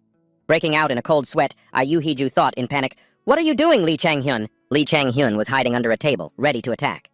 Kim Do-jun glanced over at him and thought fearfully, we have to fight all of them to the death. I don't know if I can do this. When someone enters, Chang-hyun will shoot. If they dodge, I'll charge out and attack. Kim Do-jun sighed wearily. Is this really going to work? The door burst open. Kim I-hyung-jun kicked it in and stormed in, yelling, come out here and fight a fair match. Without a single wasted motion, Lee Chang-hyun popped his head up and fired straight at him, not missing a single shot. Kim Do-jun frowned and glanced up at the system announcement. Eliminated. Team A, Kim Yang-jun, defeated in combat. A strange sound came from the wall, making Lee Chang-hyun and Kim Do-jun look over curiously. A sharp spearhead was shooting towards them like a rocket. With a gun in each hand, Lee Chang-hyun aimed and fired. Lee Hyung-tae quickly hid behind a rock. Lee Chang-hyun thought to himself, I can't see through walls. Lee Hyung-tae looked at him with an amused expression. Lee Chang-hyun smirked and thought, all right then, this is why Kim Do-jun is here. Kim Do-jun's sword was rushing forward. Kim Do-jun leaped up and brought his sword down on Lee Hyung-tae, but he blocked it with his spear. Bai Han-soo ran up from behind Lee Chang-hyun, trying to ambush him, but he had already been detected. Lee Chang-hyun's eyes glowed bright red. He used his skill, hypervision, then calculated the perfect angle and, a second later, Lee Chang-hyun pulled the triggers with both hands aimed in different directions. The system announced, Team C, Lee Hyung-tae, defeated in combat. Team C, Bai Han-soo, defeated in combat. Lee Chang-hyun glanced over curiously. How much time is left? The screen showed the remaining time, 32 seconds. He noted, half the time is left. He thought, with our current score, we'll win the elimination mission, but that's not what I want. The goal is to eliminate everyone. Jun Han-jeon and Ayu Hiju arrived just in time. Ayu Hiju stared, wide-eyed, at the wreckage before them. Lee Chang-hyun and Kim Do-jun were obscured by a cloud of dust and smoke. Ayuhiyu shouted loudly. Junhan Jian, he replied. Got it. Lee Chang-hyun aimed his guns at them, then fired without hesitation. A bullet shot out with terrifying speed. Junhan Jian and Yu Hee-ju leaped up and lunged at him. A large crack appeared on the ceiling, and it was coming down. Kim Do-jun was both panicked and terrified. Lee Chang-hyun suddenly let out a smirk. Large chunks of rock were falling on their heads. The building was collapsing. Yu Hee-ju wondered to herself, is the occupation point collapsing? What's going to happen? The screen displayed 17 seconds remaining. Yu Hee-ju shrieked in shock. The countdown is still going! We're almost out of time! Let's go! Through the thick dust, 3 bullets flew straight at Junhan Jong. A blood-curdling scream rang out. Yu Hee-ju turned her head in surprise. A system notification announced, Team Belinaza has been eliminated in combat. Team Belly Hyunju has been eliminated in combat. A member of Team De Jeonjung has been eliminated in combat. Yu Hee-ju thought anxiously. It's over. How am I supposed to explain this? Where did that come from? Lee Chang-hyun's gun was still firing relentlessly. The system announced, Team Delihan UL has been eliminated in combat. Yu Hee-ju, barely keeping her eyes open, thought to herself, in this desolate wasteland, she silently wondered, where is Lee Chang-hyun's team? Chapter 21. Before him now was a pile of ruins, with thick dust and smoke billowing everywhere. Lee Chang-hyun summoned his gun. Tensely, he raised it, his eyes scanning everything around him with extreme caution, poised and ready to fight at any moment. Lee Chang-hyun thought nervously, no matter how good I am, I can't handle this many of them. Then, Lee Chang-hyun activated his super sight. His eyes turned red, glowing with a strange light. Lee Chang-hyun stared ruthlessly in a certain direction. With a serious and cold expression, he leaped, using both hands and his agile body to sprint to one side, while still precisely shooting someone nearby. The person who was taken down let out a pathetic cry, utterly shocked to suddenly encounter someone with such godlike, incredible skills. With a gun in each hand, Lee Chang-hyun gave a cold, ruthless, and aggressive smile. His movement speed far exceeded that of a normal person. This was the basis for Lee Chang-hyun's confidence in himself. He let out a wicked smile, thinking, just like that time. He recalled a certain moment. It was a time of crisis for the entire team, when articles were constantly reporting that LTD was facing difficulties. 2 articles went viral, speculating on whether they could turn the tables. 2 articles talked about how GY10 was strengthening its roster, and that the audience should look forward to their performance in this match. Lee Chang-hyun thought to himself, someone has to break through to stop us from dropping to 9th place. Walls, riddled with bullets, collapsed everywhere as dust and smoke filled the air. And then it happened. He shot someone who was holding a heavy sniper rifle, firing all over the place. A commentator spoke up. Meanwhile, Rich still has all its members. Right now, the 2 remaining LTD members are being hunted down and eliminated one by one. Only Lee Chang-hyun is left. Lee Chang-hyun hid behind a door, his eyes scanning his surroundings with extreme vigilance. His body was hot with exhaustion. Lee Chang-hyun panted heavily, clutching the gun in his hand. His face showed clear frustration. Lee Chang-hyun gritted his teeth, thinking, I have to win. I can't let us drop to 9th place. Lee Chang-hyun readied himself, prepared to open fire at any moment. He dashed out to his left. Bang! He opened fire, shattering the wall. That time, he brought down the whole building, the commentator said. What is he doing? Is this a suicide mission? A suicide mission, similar to a suicide attack. It seems like he's about to give up. Lee Chang-hyun now stood motionless like a statue amidst the rubble he himself had created. He was silent, not saying a word, but deep down, Lee Chang-hyun was resolute. He raised his gun into position as the commentator thought, no, he hasn't given up yet. And then, bang! Lee Chang-hyun took down another one. The commentator was astonished. Quite the opposite. In a collapsed building with zero visibility, unable to see even an inch in front of him, Lee Chang-hyun can still snipe with perfect accuracy. Lee Chang-hyun fired in rapid succession, his focus on the target unwavering. He kept his gun perfectly steady. The commentator shouted, an all kill! No, it's a triple kill! Through the hazy dust, Lee Chang-hyun stepped forward, steady and cold. The commentator exclaimed, what an unbelievable sight! Heptakill! It's now a 1 versus 1 situation. Is he going for a heptakill? A record that's never been set in history. Lee Chang-hyun was gritting his teeth, holding on. He pulled the trigger, but nothing happened. This made Lee Chang-hyun panic. Damn it, I'm out of mana! After that came the scene of Team Rich celebrating their victory. The commentator sighed. What a shame.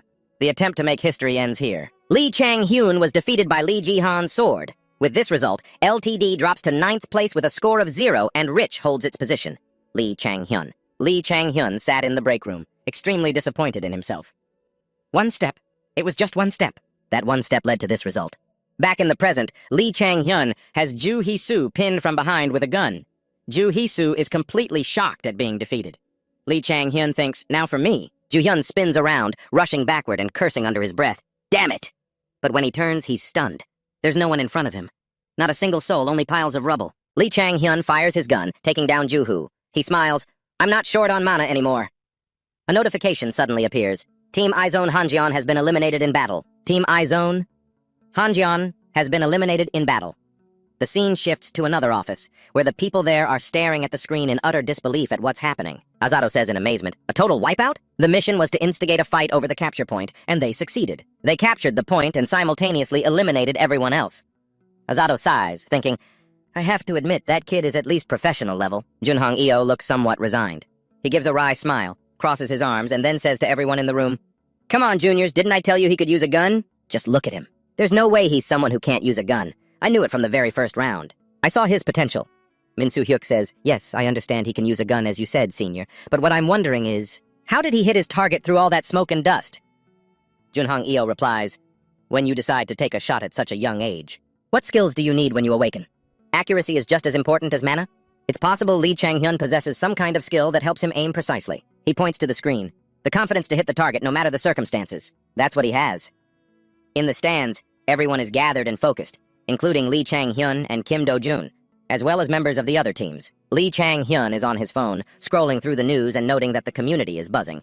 On the screen are comments like, "This game is completely different from the usual. It's pretty interesting to watch. Whoa, Korea finally has a real long-range combatant." Another person comments, "Wow, if next year's 3rd Division tournament is like this, then it'll be worth looking forward to." Lee Chang-hyun thinks, "If I were a spectator, I'd be excited too. After all, it was a clean sweep." He then turns off his phone. That's the spectator's point of view. It wasn't exactly an overwhelming victory. The fact that I've used a similar strategy in the past was a huge advantage. If it had been a direct fight, we wouldn't have been able to wipe them all out, not even half." A notification panel appears. Achieved total annihilation in the elimination and point capture mission. Peak level increased to D+. With the increase in peak skill levels, our growth status will be accelerated. Peak level awakened ability, legendary sharpshooter. Long-range sniping accuracy has significantly increased. Weak firing guidance. You can now use a weaker version of firing guidance. Lee Chang-hyun is impressed. "This achievement is pretty significant. My peak level rank even went up." Kim Do-jun, sitting next to him, suddenly nudges Lee Chang-hyun's shoulder and speaks. "Hey, you were holding back this whole time, weren't you? Whoa, those last few plays were incredible. Can I touch your gun?" Lee Chang-hyun sighs, exasperated. Seeing Lee Chang-hyun's reaction like that, Kim Do-jun says, "Oh, come on. If you had enough mana to sweep everyone with a gun, you should have told me sooner. And besides, in all that sand and dust, and how in the world did you aim and hit every single shot?" Lee Chang-hyun replies curtly, "Instinct." Kim Do-jun whines, "Hey!" He says angrily, "Is that how you treat your one and only friend?" Lee Chang-hyun, "I never thought you were this kind of person before." Lee Chang-hyun asks coldly, "So what kind of person do you think I am now?" Kim Do-jun calls him out, "A complete cheapskate."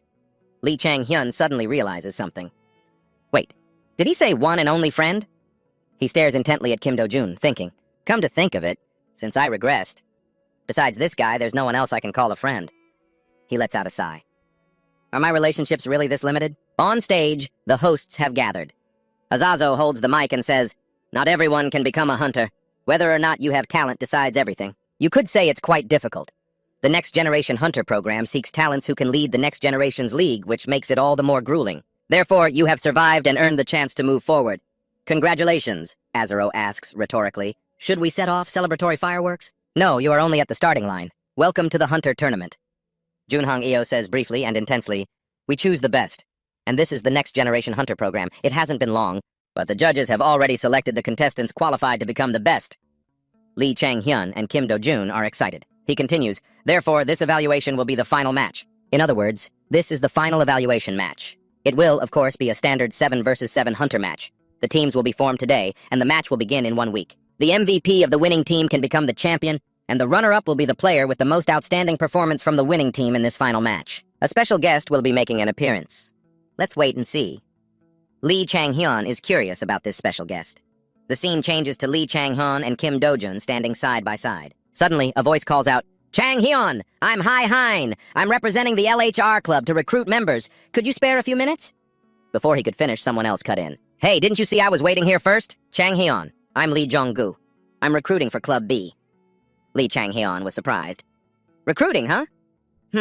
Finding a team that fits my conditions? Oh, wouldn't be so bad."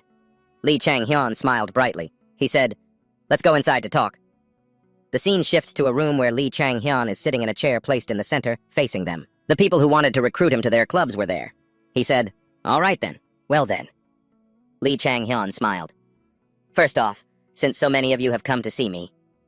Lee Chang-hyun rested his chin on his hand, grinned, and said, Let's start with you all presenting your offers, and we can talk after that. Chapter 22. The coach, Shin-Yu Elkeon, introduced himself.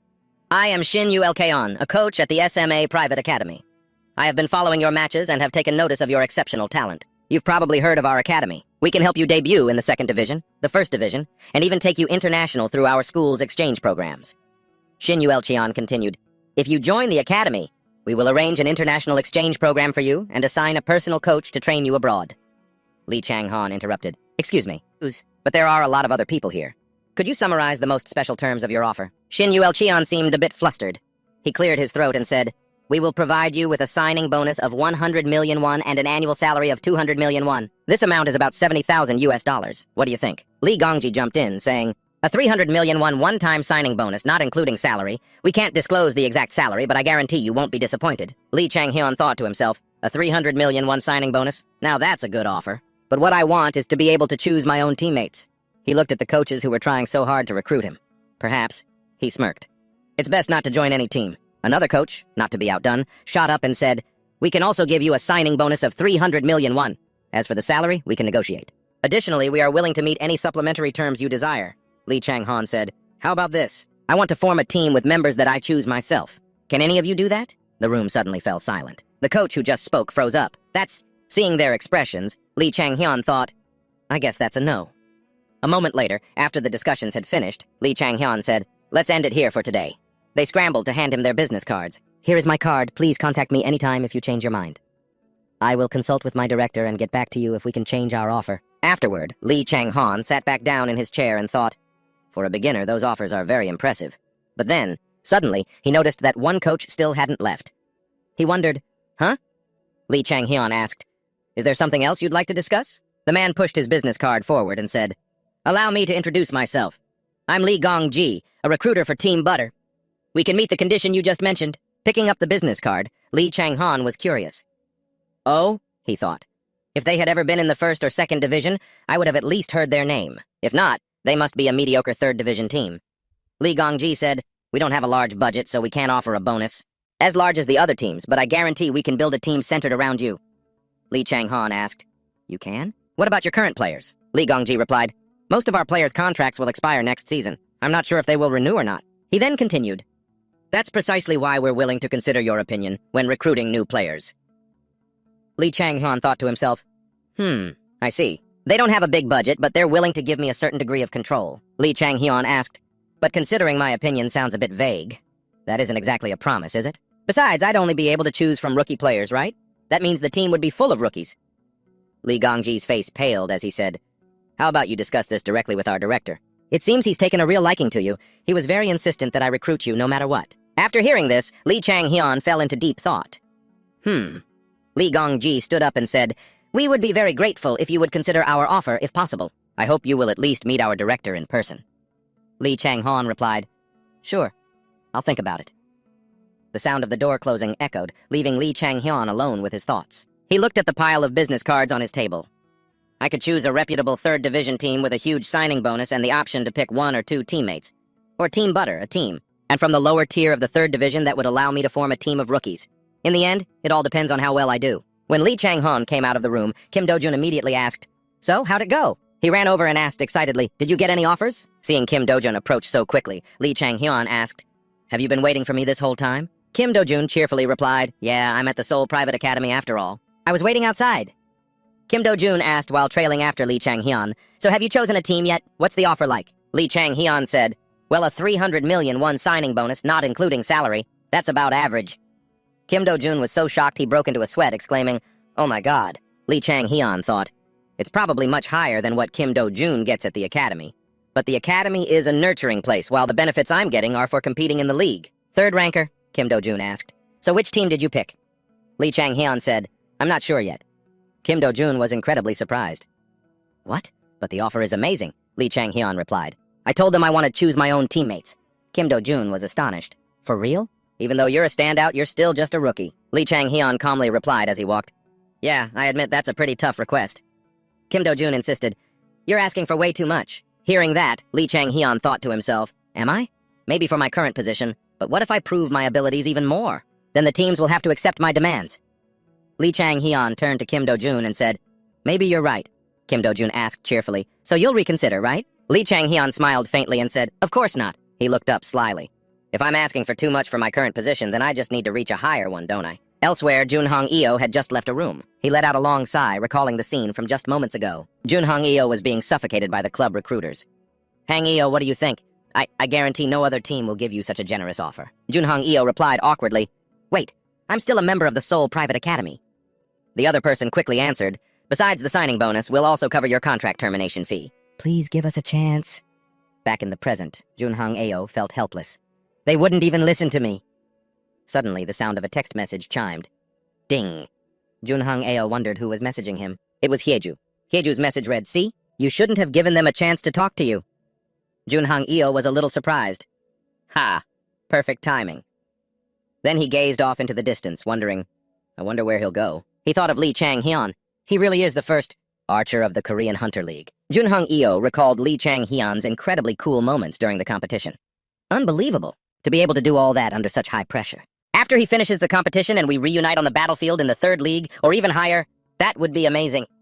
Junhong-eo imagined himself and Lee Chang-hyun standing shoulder to shoulder. He grew excited inside. I'll wait for that day. The scene changes to another location. This is a place where people trade goods. Kim Do-jun looked around blankly and asked, A maintenance shop? Did you come here because you have something to fix? Lee Chang-hyun turned his head in confusion and asked, Huh? Lee Chang-hyun said, We're preparing for a match. Of course we need to prepare some mana equipment. Kim Do-jun asked in surprise, Huh? But we already have the air anchor and the air block. Hearing that incredibly naive response from Kim Do-jun left Lee Chang-hyun speechless. He asked, Do you even watch professional matches? Mana equipment comes in all sorts of shapes and sizes. Choosing the right equipment for your opponent and the situation is also an important skill. Upon entering the shop, a sales clerk asked with a smile, Hello, is this your first time here? She asked, How can I help you? Equipment maintenance, weapon repair, or... The sales clerk warmly led the way. Since it's your first time here, perhaps you'd like to buy some new equipment? Chapter 23. Kim Do-jun stared excitedly at the item before him like a child. 2 bright beams of light flashed in his eyes, showing just how thrilled he was. Not only that, he blushed from sheer joy. Wow! Kim Do-jun exclaimed internally about the item he had longed for. The saleswoman stood next to Lee Chang-hyun. Right behind Kim Do-jun, Lee Chang-hyun and the saleswoman were talking, while Kim Do-jun bent over, pressing his face against the glass display case, looking incredibly adorable, like a child seeing candy for the first time. The saleswoman asked, Would you like me to explain how to choose mana equipment? Lee Chang-hyun, who had been looking at Kim Do-jun, heard this. He turned to answer, Yes.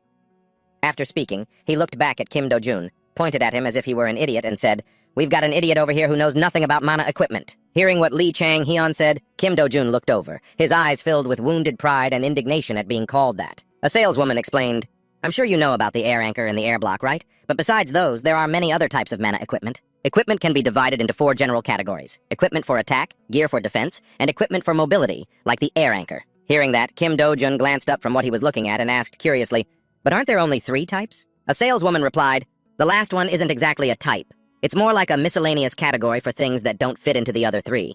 They're called specialized mana devices. The saleswoman continued to introduce and explain, Their performance varies greatly, and they're often custom-ordered, so it's hard to explain them in detail. Kim Do-jun suddenly turned and said, Oh, so we're here to pick out some specialized mana devices, huh? The saleswoman just stood there, smiling silently.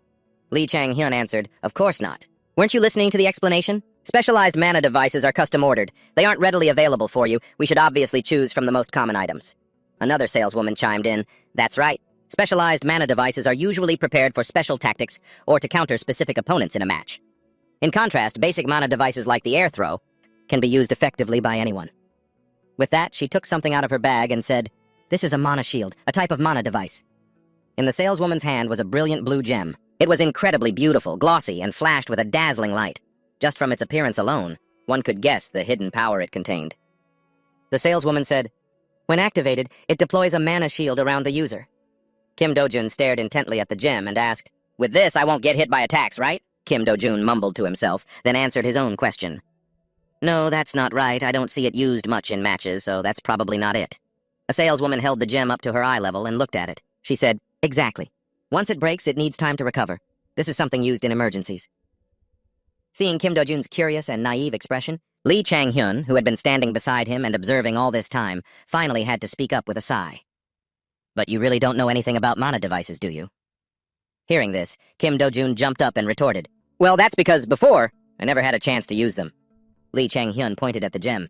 He said, "First of all, this is mostly used by long-range fighters. Close-range fighters usually have their own means of self-defense. But long and mid-range fighters often don't, so they need these to hold out and create opportunities to counterattack." He looked like a knowledgeable scholar imparting wisdom. He looked incredibly attractive. His calm face, 3 parts cold, 1 part neutral, 2 parts mischievous, and 6 parts thoughtful, created a guy who was a perfect 10 out of 10. He explained things to Kim Do-jun as thoroughly as if he were talking to a lover. You need to understand the principles, which type of device is suitable for which type of opponent. Or for people with special traits, how to bring out their full effectiveness, how to make them work together like gears in motion. The scene then shifts to a short while later. The monobomber plane soared upwards. Its incredible speed made it difficult to even see its shape.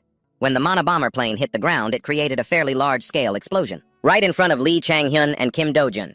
Lee Chang-hyun held a smoke bomb-like object in his hand and said, "This is the monobomber plane Mana device. What kind of situation do you think it's good for?" Hearing Lee Chang-hyun say that, Kim Do-jun thought for a moment and then said, "It looks like it's made to be attached to something. Could it be for long-range fighters to attach to an arrow or something? And then make it explode like a missile?"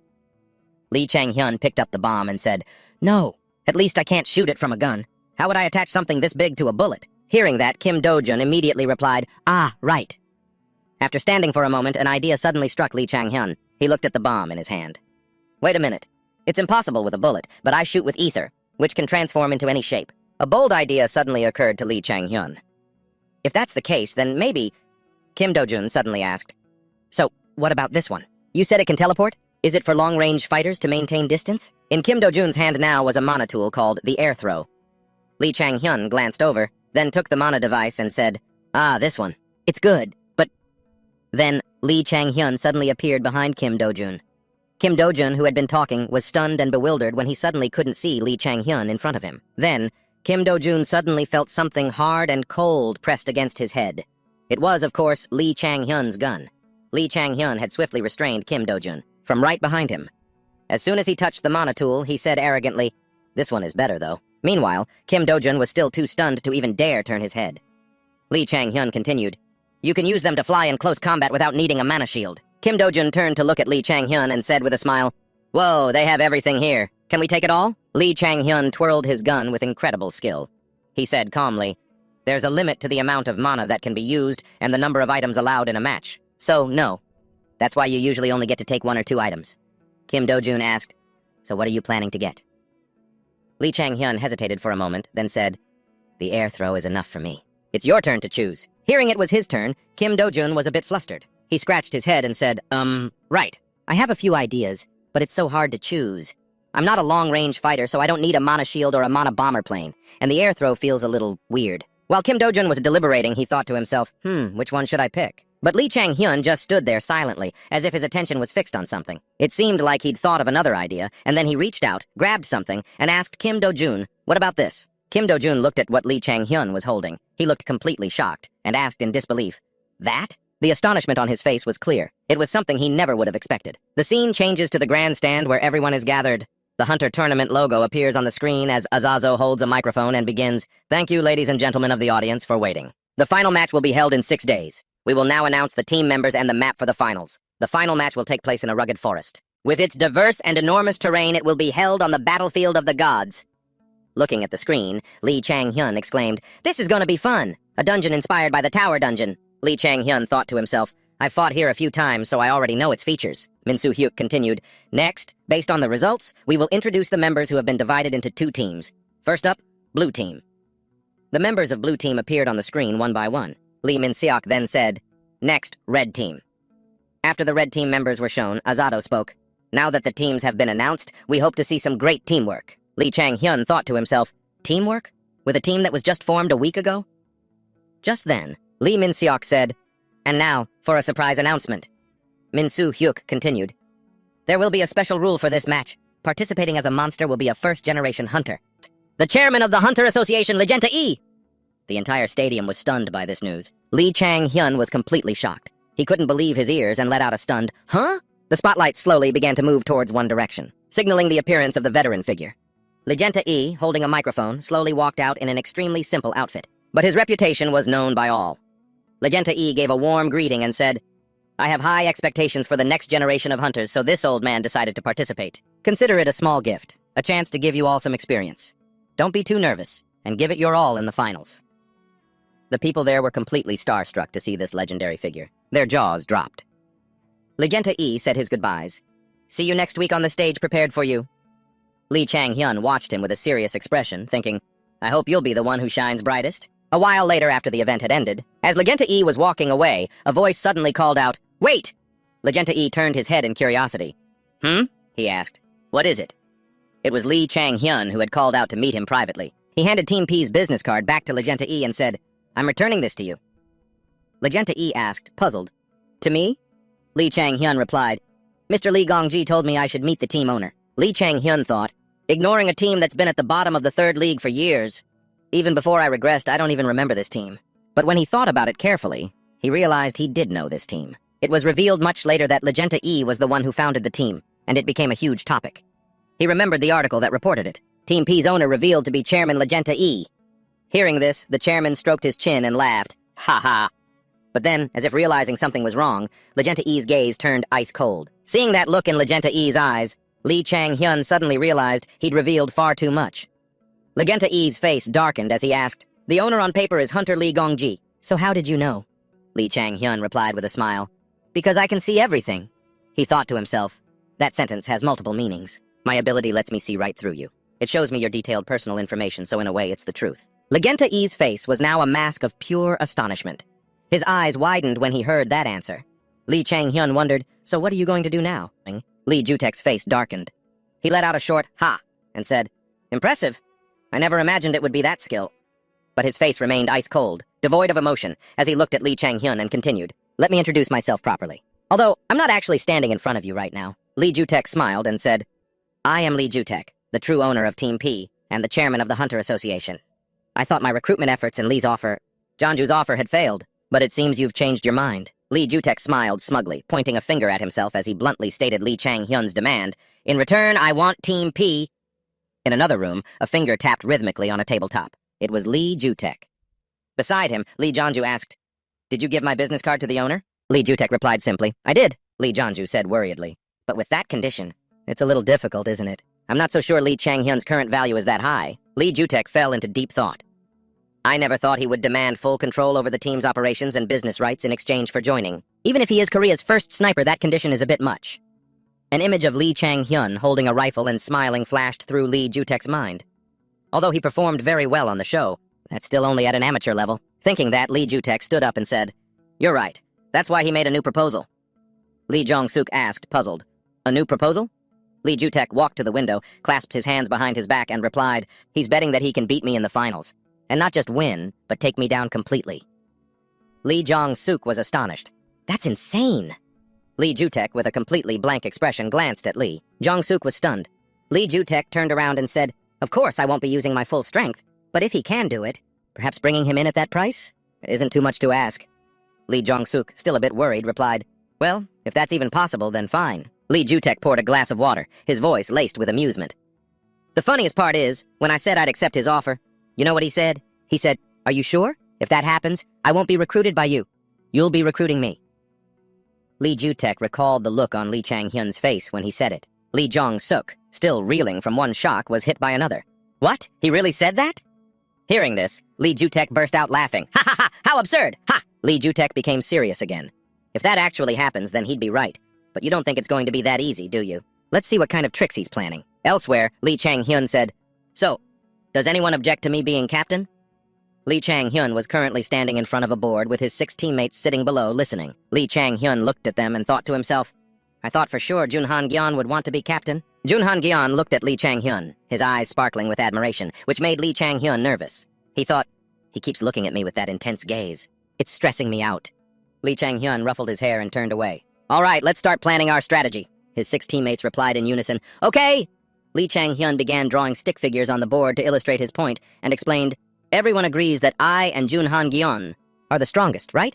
So I'm proposing a strategy that revolves around us."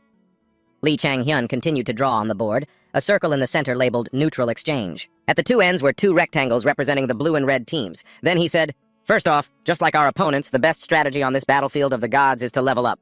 And after that, engage in team fights. We'll build our strategy based on that. However, because of Chairman Lee Jutek's presence on this battlefield, A few of us, myself included, will be using a slightly unconventional strategy.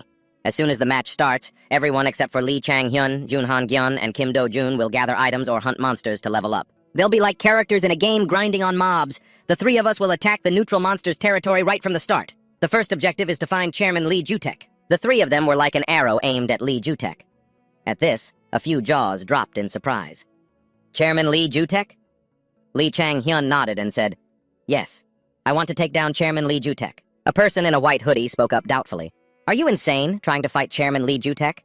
What could the three of you possibly do to him? Even if he says he won't be using his full strength, I know you dominated the elimination mission and did great in the survival mission, but just because of that you think you're one of the best hunters in Korea?" Lee Chang-hyun listened in silence as the guy continued, but this time with a mocking tone. "Don't try to act all tough in front of actual pros." Lee Chang-hyun closed his eyes, thinking, "Looks like you made quite a few enemies during that elimination mission. We don't have much time, so let's just ignore him and continue." Junhan Gyeon suddenly spoke up. "Everyone knows how strong Chairman Lee Jutek is. Do you think Chang Hyun doesn't know that? He's the one who led us through the elimination mission and everything else. He must have a plan." Seeing Junhan Gyeon's reaction, Lee Chang-hyun wondered to himself, "What's up with this guy all of a sudden? We were at each other's throats from the very beginning, and now he's taking my side? How strange." Finally, Lee Chang-hyun spoke up. "Of course, I don't plan on fighting Chairman Lee Jutek head-on." Chang-hyun smiled brightly and slapped the board. "Listen up. This isn't a completely ridiculous plan." Chang-hyun's eyes were filled with determination. The scene shifts to another room where a woman is speaking. "Welcome, viewers across the nation. I am Judge Joara. I will give a brief explanation before the upcoming final match." On the table were doll-like models made of blue light.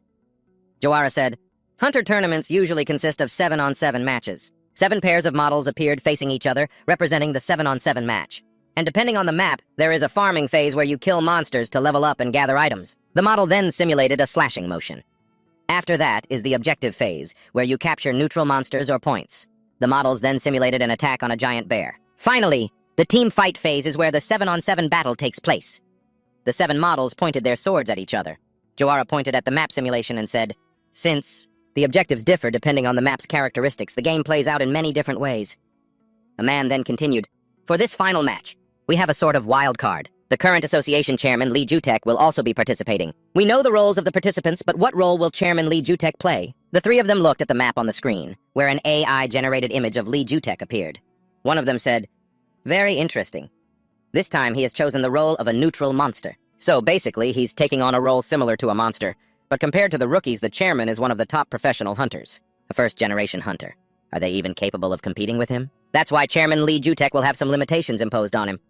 The simulation of Chairman Lee Jutek appeared with red eyes.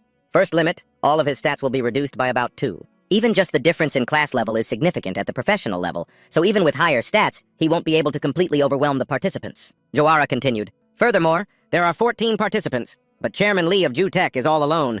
I'm very eager to see how things will unfold." Lee Min-seok replied, "Yes, there are many viewers excited for this week's final match. We've prepared a lot, with the top rookies and the top veteran hunter, Lee Jutek, facing off. This promises to be an extremely thrilling match." A moment later, a voice called out, "Good work, everyone!" A person was organizing documents. Joara called out, "Senior, what do you think about the final match? Senior Lee Min-seok, you've always supported Lee Chang-hyun just like one of his fans, right? You think Lee Chang-hyun will win this time too, don't you?" "I'm not in the mood to argue with you today." Lee Min-seok then replied, "No, I don't think he'll win. What do you think it means that Chairman Lee Jutek chose to enter the neutral monster territory?" An image of Lee Jutek's back appeared in Min-seok's mind. Joara replied, "I think he wants to face each opponent individually and judge the winner for himself." Lee Min-seok said, "Exactly. If that's the case, there will be no room for Lee Chang-hyun to shine." Joara asked, puzzled, "Why?" Lee Chang-hyun's strengths are his mobility and long-range sniping. Those are useless against the chairman. Chairman Lee Jutek's strengths are his powerful close-quarters combat skills and his incredible pursuit ability. A long-range fighter stands no chance unless they can take him down in a single shot." Joara replied, "But this time, Chairman Lee Jutek has imposed limits on himself to restrict his power. The difference in their physical stats won't be that large. Isn't it worth a shot?" Min-seok said, "The fact that the chairman's abilities are limited isn't a huge deal. Even so, he won't go easy on them. In the Hunters League, never doesn't exist. You just never know what might happen." Joara listened, dejectedly resting her chin on her hand. Min-soo Hyuk, who was next to them, also spoke up. "I completely agree with you, Senior, but I think the chances in this match are still very slim." Looking at the map, he continued, "This arena is the battlefield of the gods." Chapter 25. A colorful panel appeared with a countdown timer showing 9. Beep. The countdown reached 0. Flash. The words, hunters, appeared. Ring, ring, ring.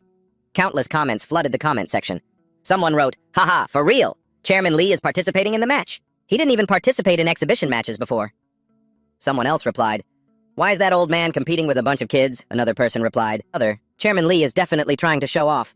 Yet another person said, give me a break. The kids are just high school students. Someone else said, I wonder what kind of skills and weapons a first-generation hunter will use. I'm so curious. Among the comments, another one appeared. This is the first time Chairman Lee has shown himself as a hunter on a live broadcast. Someone replied, really? Okay, this is getting more and more interesting. Honestly, this is more interesting than watching the rookies. The comment got 14 likes. Another person replied, for sure, everyone is looking forward to his performance. On the Hunters League stage, under mystical blue lights, the arena map was displayed in the center. The stands were packed with spectators. At the judges' table sat 3 people, Jawara, Min Soo-hyuk, and Min Seok. Chang Hyun walked onto the stage, followed by his teammates. Chang Hyun looked up at the map and thought, what a relief. The arena is exactly as I remember it. This means we can stick to the plan we've laid out. Lee Min Seok walked to the center, microphone in hand, and said, it's time for the final match of the competition. The arena is the battlefield of the gods. The rules are the same as a standard 7 versus 7 match in the Hunters League. The match will continue until one team is eliminated. Now let's begin. As he spoke, Min Seok pointed to the sky. The moment he finished, the entire stadium erupted in cheers.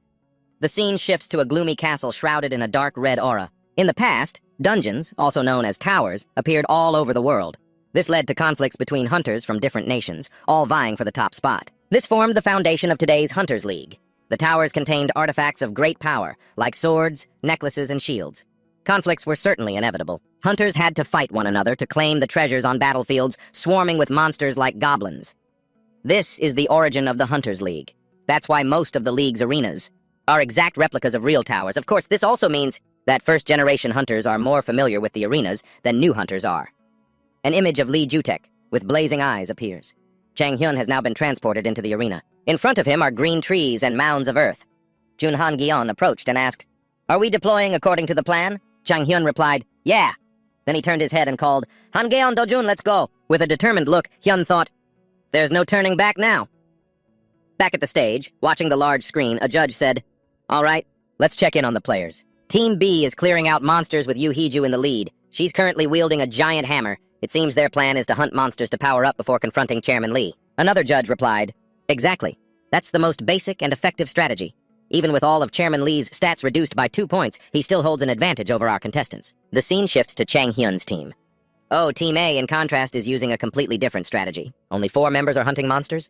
There are the other 3 players. They were now 100 meters from the starting point. Lee Chang Hyun, Jun Han Jeon, and Kim Do Jun were completely off the standard route.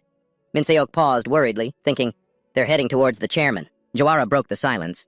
What do you think they'll do next? Min Seok replied, it seems they're targeting Chairman Lee. Jawara then said, considering their current stats, and with only 3 members, defeating Chairman Lee is nearly impossible, isn't it? Min Seok said, I agree, but let's wait and see what they have planned. Hyun was running quickly. Soon the 3 of them arrived at the neutral monster zone. Lee Jutek was standing right there. In his hands were a spear and a shield. Jutek's eyes narrowed. He looked into the forest and thought to himself, someone's here already? Then, taking a step forward, Lee Jutek broke into a wide smile and thought, how interesting. What are you kids plotting? They think I wouldn't notice. Hiding, are they? All I see are these ice statues. A bullet flies out, hitting Lee Jutek's shield and ricocheting off with a ping. Instantly, more shots follow. But Jutek blocked them all. The bullets clinked against his shield. Clink, clink, clink.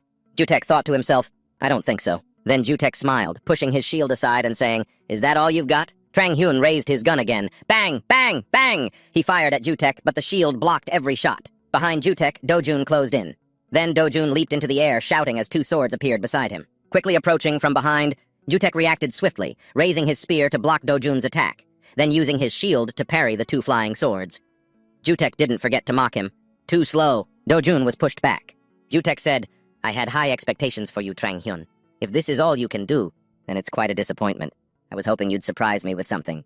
Interesting, not these boring attacks. Dojun listened silently as Jutek spoke, but his gaze suddenly shifted. Surprised, Jutek thought to himself, what's that? A giant shadow fell over Jutek. Huh? He wondered. The statue from before had come to life and was now standing right in front of him. The battlefield of the gods. The statues stood tall, their eye sockets glowing. A civilization of giants that once fought in this tower. But for some unknown reason, they were turned to stone. The interesting thing is, these giants are still alive despite being petrified. The final round of the Hunter tournament is usually held in a real tower, so I'm all too familiar with this arena. That's why I know how to awaken the giants. Rewind a little. A surprised Dojun asked, "Are you planning to wake those statues up?" Hanjeon asked curiously. "Did you figure something out?" "Just like in the survival game," Hyun replied. "I can feel it." Even as he spoke, the three of them kept running at full speed. Someone asked, "Feel what?" Hyun pointed towards the statues and said, "The cracks. If we precisely break the cracks on those statues, they'll crumble, and the giants inside will awaken, like they're breaking out of a shell." Dojun asked doubtfully, "For real, or is that just a guess? Or is that—" Hanjeon looked at Dojun, then turned back to Hyun with sparkling eyes and said, "Of course not. That must be one of his skills, right?" Hearing that, along with Hanjeon's expression, Hyun replied awkwardly, I guess so." Looking at the statues, Dojun asked, "So? Will the giants under those statues help us?" Hyun shook his head and answered, "No. They've been petrified for so long that they've almost lost their minds. They'll probably attack anything in sight." Dojun immediately voiced his thoughts. "You don't sound very confident.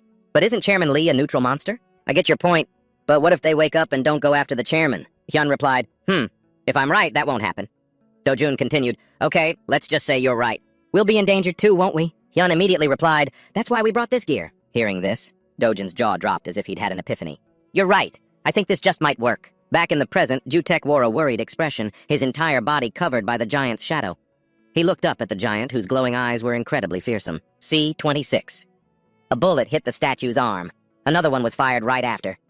It was then that Lee Jutek realized they weren't aiming for him from the start. It was just a feint, Lee Jutek said to himself. What they were aiming for were the cracks. But even if they knew how to wake it, they could have only just figured that out upon entering this map. Lee Jutek fell back into a defensive stance, wondering, but those kids rushed out as if they were already prepared. How did they awaken the statue? The statue's eyes lit up, and it let out a loud, echoing roar, as if it had been fully awakened. The massive statue lunged toward Lee Jutek. It swung the large blade in its hand to attack him. Lee Jutek raised his shield to defend himself. At that moment, he felt that something was off. "Dodging this thing is easy enough. But the real problem is that the people I was just fighting have vanished. Where could they have gone?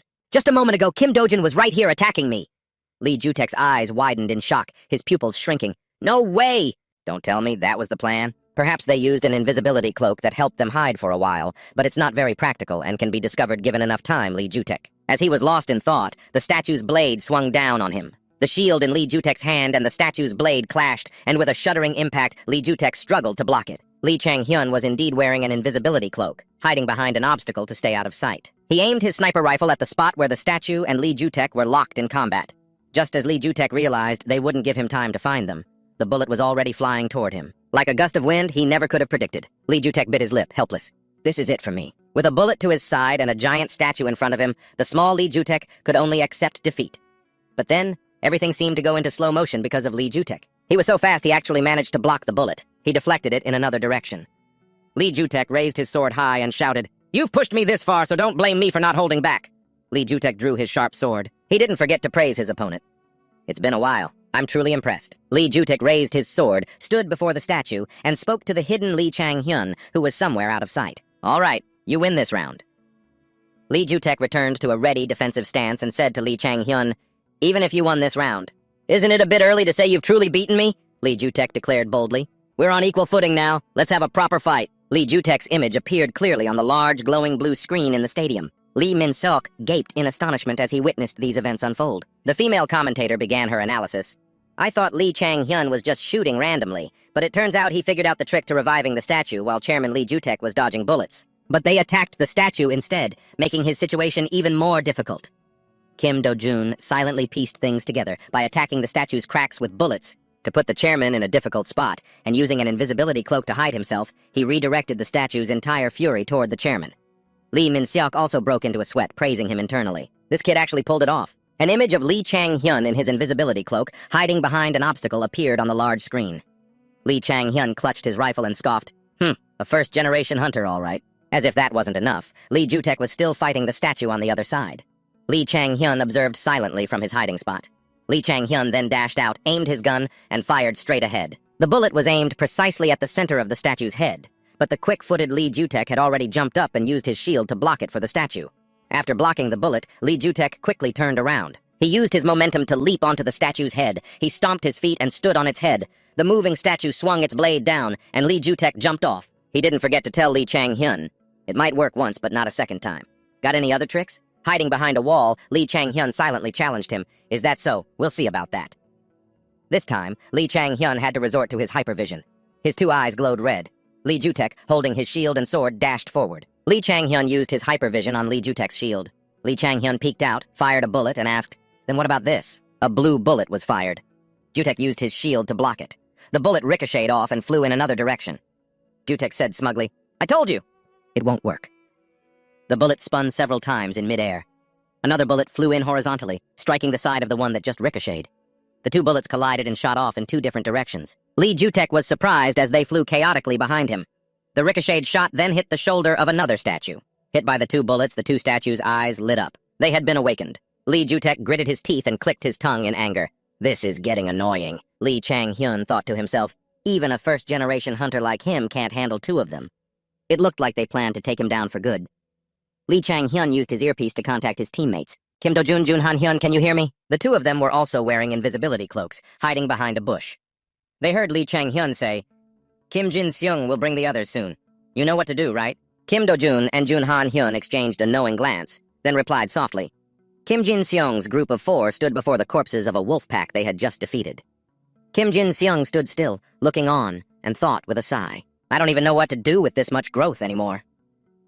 Lee Chang-hyun placed a hand on Kim Jin-seung's shoulder and pleaded, "Among the 4 of us, you're the #1 person I've always trusted, Kim Jin-seung." Kim Jin-seung closed his eyes and reluctantly replied, "Since you put it that way, I guess I have to help you." He gave us 3 instructions. First, gather as many minions and resources as possible, and we must preserve our numbers.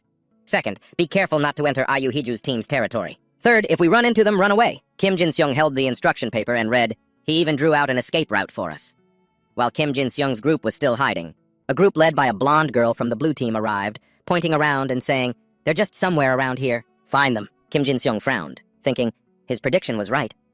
The blonde girl leading the blue team, with a stunning figure and a club slung over her shoulder, said confidently, "We won't lose this time." Kim Jin-seung turned to his side and ordered everyone to retreat. As they ran from their hiding spot, the blonde girl spotted them.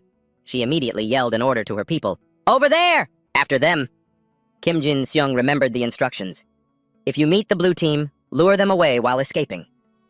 Right now, Kim Jin-seung was extremely anxious as the blue team's leader chased him down. "Oh man, can I even lure them away?" "Lee Chang-hyun!" Kim Jin-seung ordered the others. "Keep running to the rendezvous point!" They replied, "Roger," and quickly followed his command. Just as they were making good progress, the blue team was forced to a halt. The blonde leader stared, bewildered at the scene before her. The statues surrounding the blue team were struck by distant gunfire, awakening them. The blonde girl, startled, finally realized this was the territory of the neutral monster, C-27. A chunk of rock exploded from the awakened statue. Its two eyes lit up as it let out a ferocious growl. The blonde girl, hit by a flying piece, scrambled to the side in a panic. Kim Jin-seung jumped, looking back and exclaiming, "What in the world is that thing?" Kim Jin-seung thought in surprise, "You said you were going to attack Chairman Lee Jutek, didn't you?" Meanwhile, Lee Jutek was struggling to fight the 2 statues that Lee Chang-hyun had just awakened. Kim Jin-seung, bewildered, wondered to himself, "What the hell are you doing, Lee Chang-hyun?" Lee Chang-hyun contacted Kim Jin-seung through his earpiece. "How long can you keep this chaos going?" he asked. Kim Jin-seung received the signal and quickly replied, "Not for long," Lee Chang-hyun calmly calculated, then replied, 3 minutes is all we need." As Kim Jin-seung ran from his hiding spot, he retorted, "What can you possibly do in 3 minutes?" Lee Chang-hyun didn't elaborate, simply saying, "You'll see."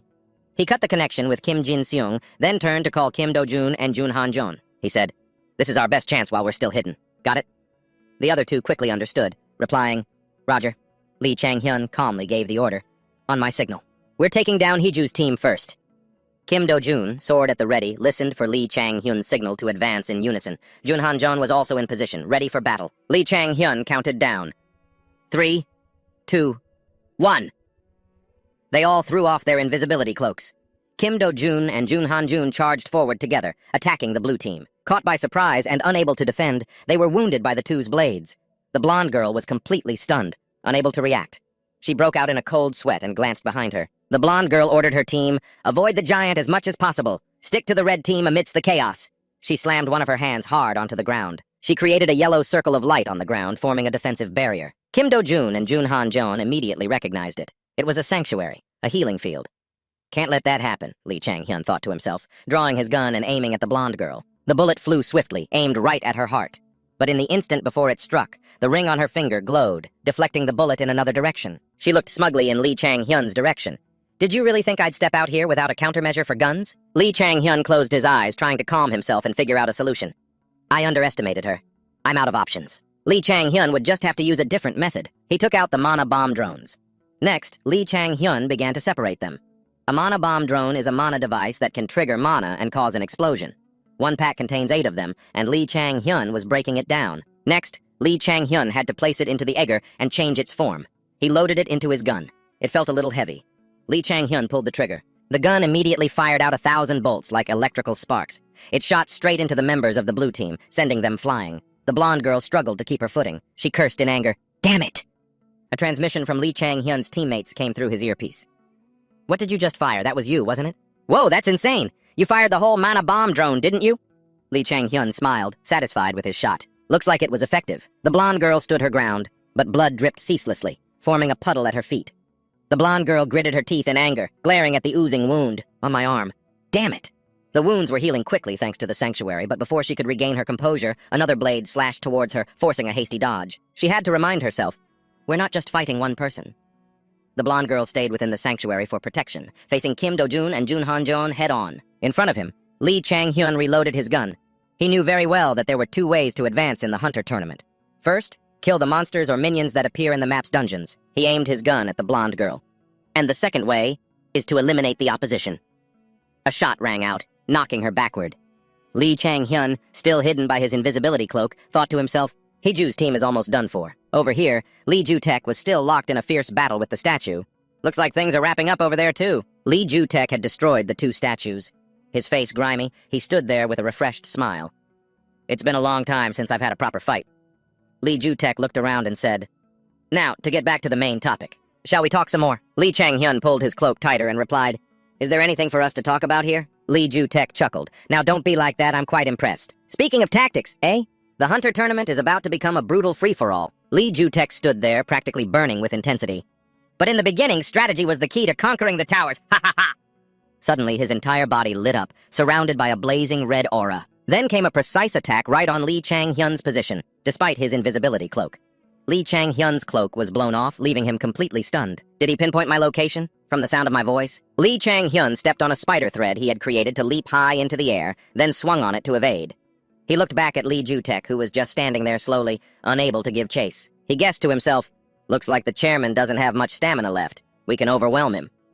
Lee Ju-taek was stunned to see Kim Jin-seung and Kim Do-jun advancing on him from below. Kim Do-jun moved like a flash, delivering several masterful sword strikes, but Lee Ju-taek was just as quick, dodging every blow. He even managed to land a critical blow on Kim Do-jun. Bullets flew and a sword slashed wildly, but Lee Ju-taek swiftly blocked the attacks with a shield. Jun Han-jeon was completely shocked by his power. No way. They didn't say it out loud. But they had to tacitly admit that this must be the difference between a top-tier hunter and a newcomer to the 3rd League. The next person to be defeated by Lee Ju-taek was Kim Jin-seung. "We tried so hard to keep you." Lee Ju-taek's eyes turned frighteningly red after his recent victory. Lee Chang-hyun was still aiming his gun at Lee Ju-taek. He was quite stunned, his heart in turmoil. "So it's just me and Jun Han-hyun left?" Lee Ju-taek asked smugly. "Surprised?" Lee Chang-hyun smiled calmly and replied without a hint of change in his expression. "No, everything is going according to plan." Jun Han-jeong was also surprised by Lee Chang-hyun's response. Lee Ju-taek asked another question. "So I suppose you have a way to deal with this situation then?" Lee Chang-hyun replied calmly again, "Of course." The next moment, Lee Chang-hyun had to scream Jun Han-jeon's name in terror as the blades controlled by Jun Han-jeon floated into the air. They aimed directly at Lee Ju-taek and flew towards him. He once again used his shield to block the attack. Taking advantage of the moment, Lee Ju-taek charged straight forward. He struck Jun Han-yoon with another blow while he was still disoriented and unarmed. And just like that, Jun Han-jeon was also eliminated. Lee Ju-taek said calmly, "All right, now it's just you left." Lee Chang-hyun still aimed his gun at Lee Ju-taek, but inwardly he had become anxious and restless. Lee Chang-hyun aimed his gun at Lee Ju-taek. The surrounding atmosphere fell silent. Lee Chang-hyun stared at Lee Ju-taek, silently assessing him. The chairman is a close combat hunter, and above all, a perfect tank. To counter a long-range fighter like me, I'm at a huge disadvantage. Lee Chang-hyun was a little worried. His determination wavered slightly, now that he was the only one left alive after the last clash. Lee Ju-taek moved forward, breaking the silence. He leaped high, raising his sword to strike down at Lee Chang-hyun, brazenly declaring, "Victory will be mine." Lee Ju-taek's sword pierced Lee Chang-hyun, but a mysterious smile crept onto Lee Chang-hyun's lips. Lee Chang-hyun took out a monobomb, smiling again as he asked Lee Ju-taek, "Are you sure about that?" Immediately after, a huge explosion erupted. The audience in the stands fell silent, intently watching what was happening on the big screen. The commentator was a bit bewildered, because everything happened in a flash. After the massive explosion, dust and smoke filled the air. The blast left a large, cracked crater in the ground. Beside it lay the bodies of Lee Chang-hyun and Lee Ju-taek. They were both dead. Lee Min-seok slammed his hand on the table and shot to his feet. Then that means... The big screen displayed the result. Red team wins. The entire stadium was filled with the cheers of the audience. Lee Min-seok was still stunned, thinking about Lee Chang-hyun. He really wanted to win that badly. In the moment, it seemed like Lee Chang-hyun had lost to Lee Ju-taek. He used a mana bomb and forced a draw. Lee Min-seok was still in shock, unable to believe it. Seeing this reckless move from Lee Chang-hyun, perhaps that kid is the real monster. After that spectacular battle, Lee Chang-hyun heavily climbed each step, panting.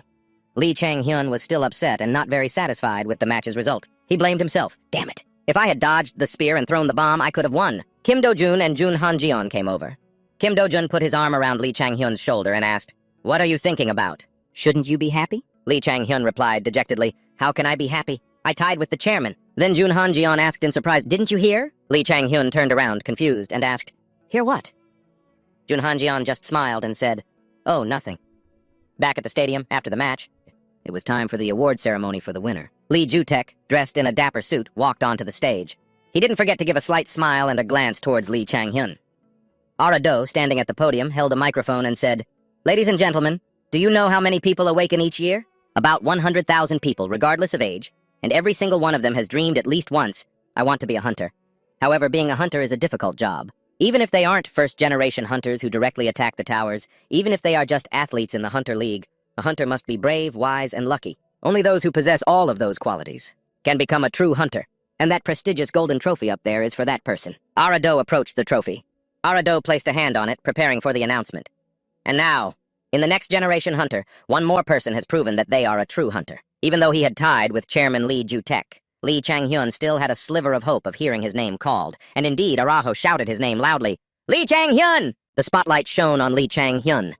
Arajo said, "Congratulations! You are the best hunter of the next generation hunter."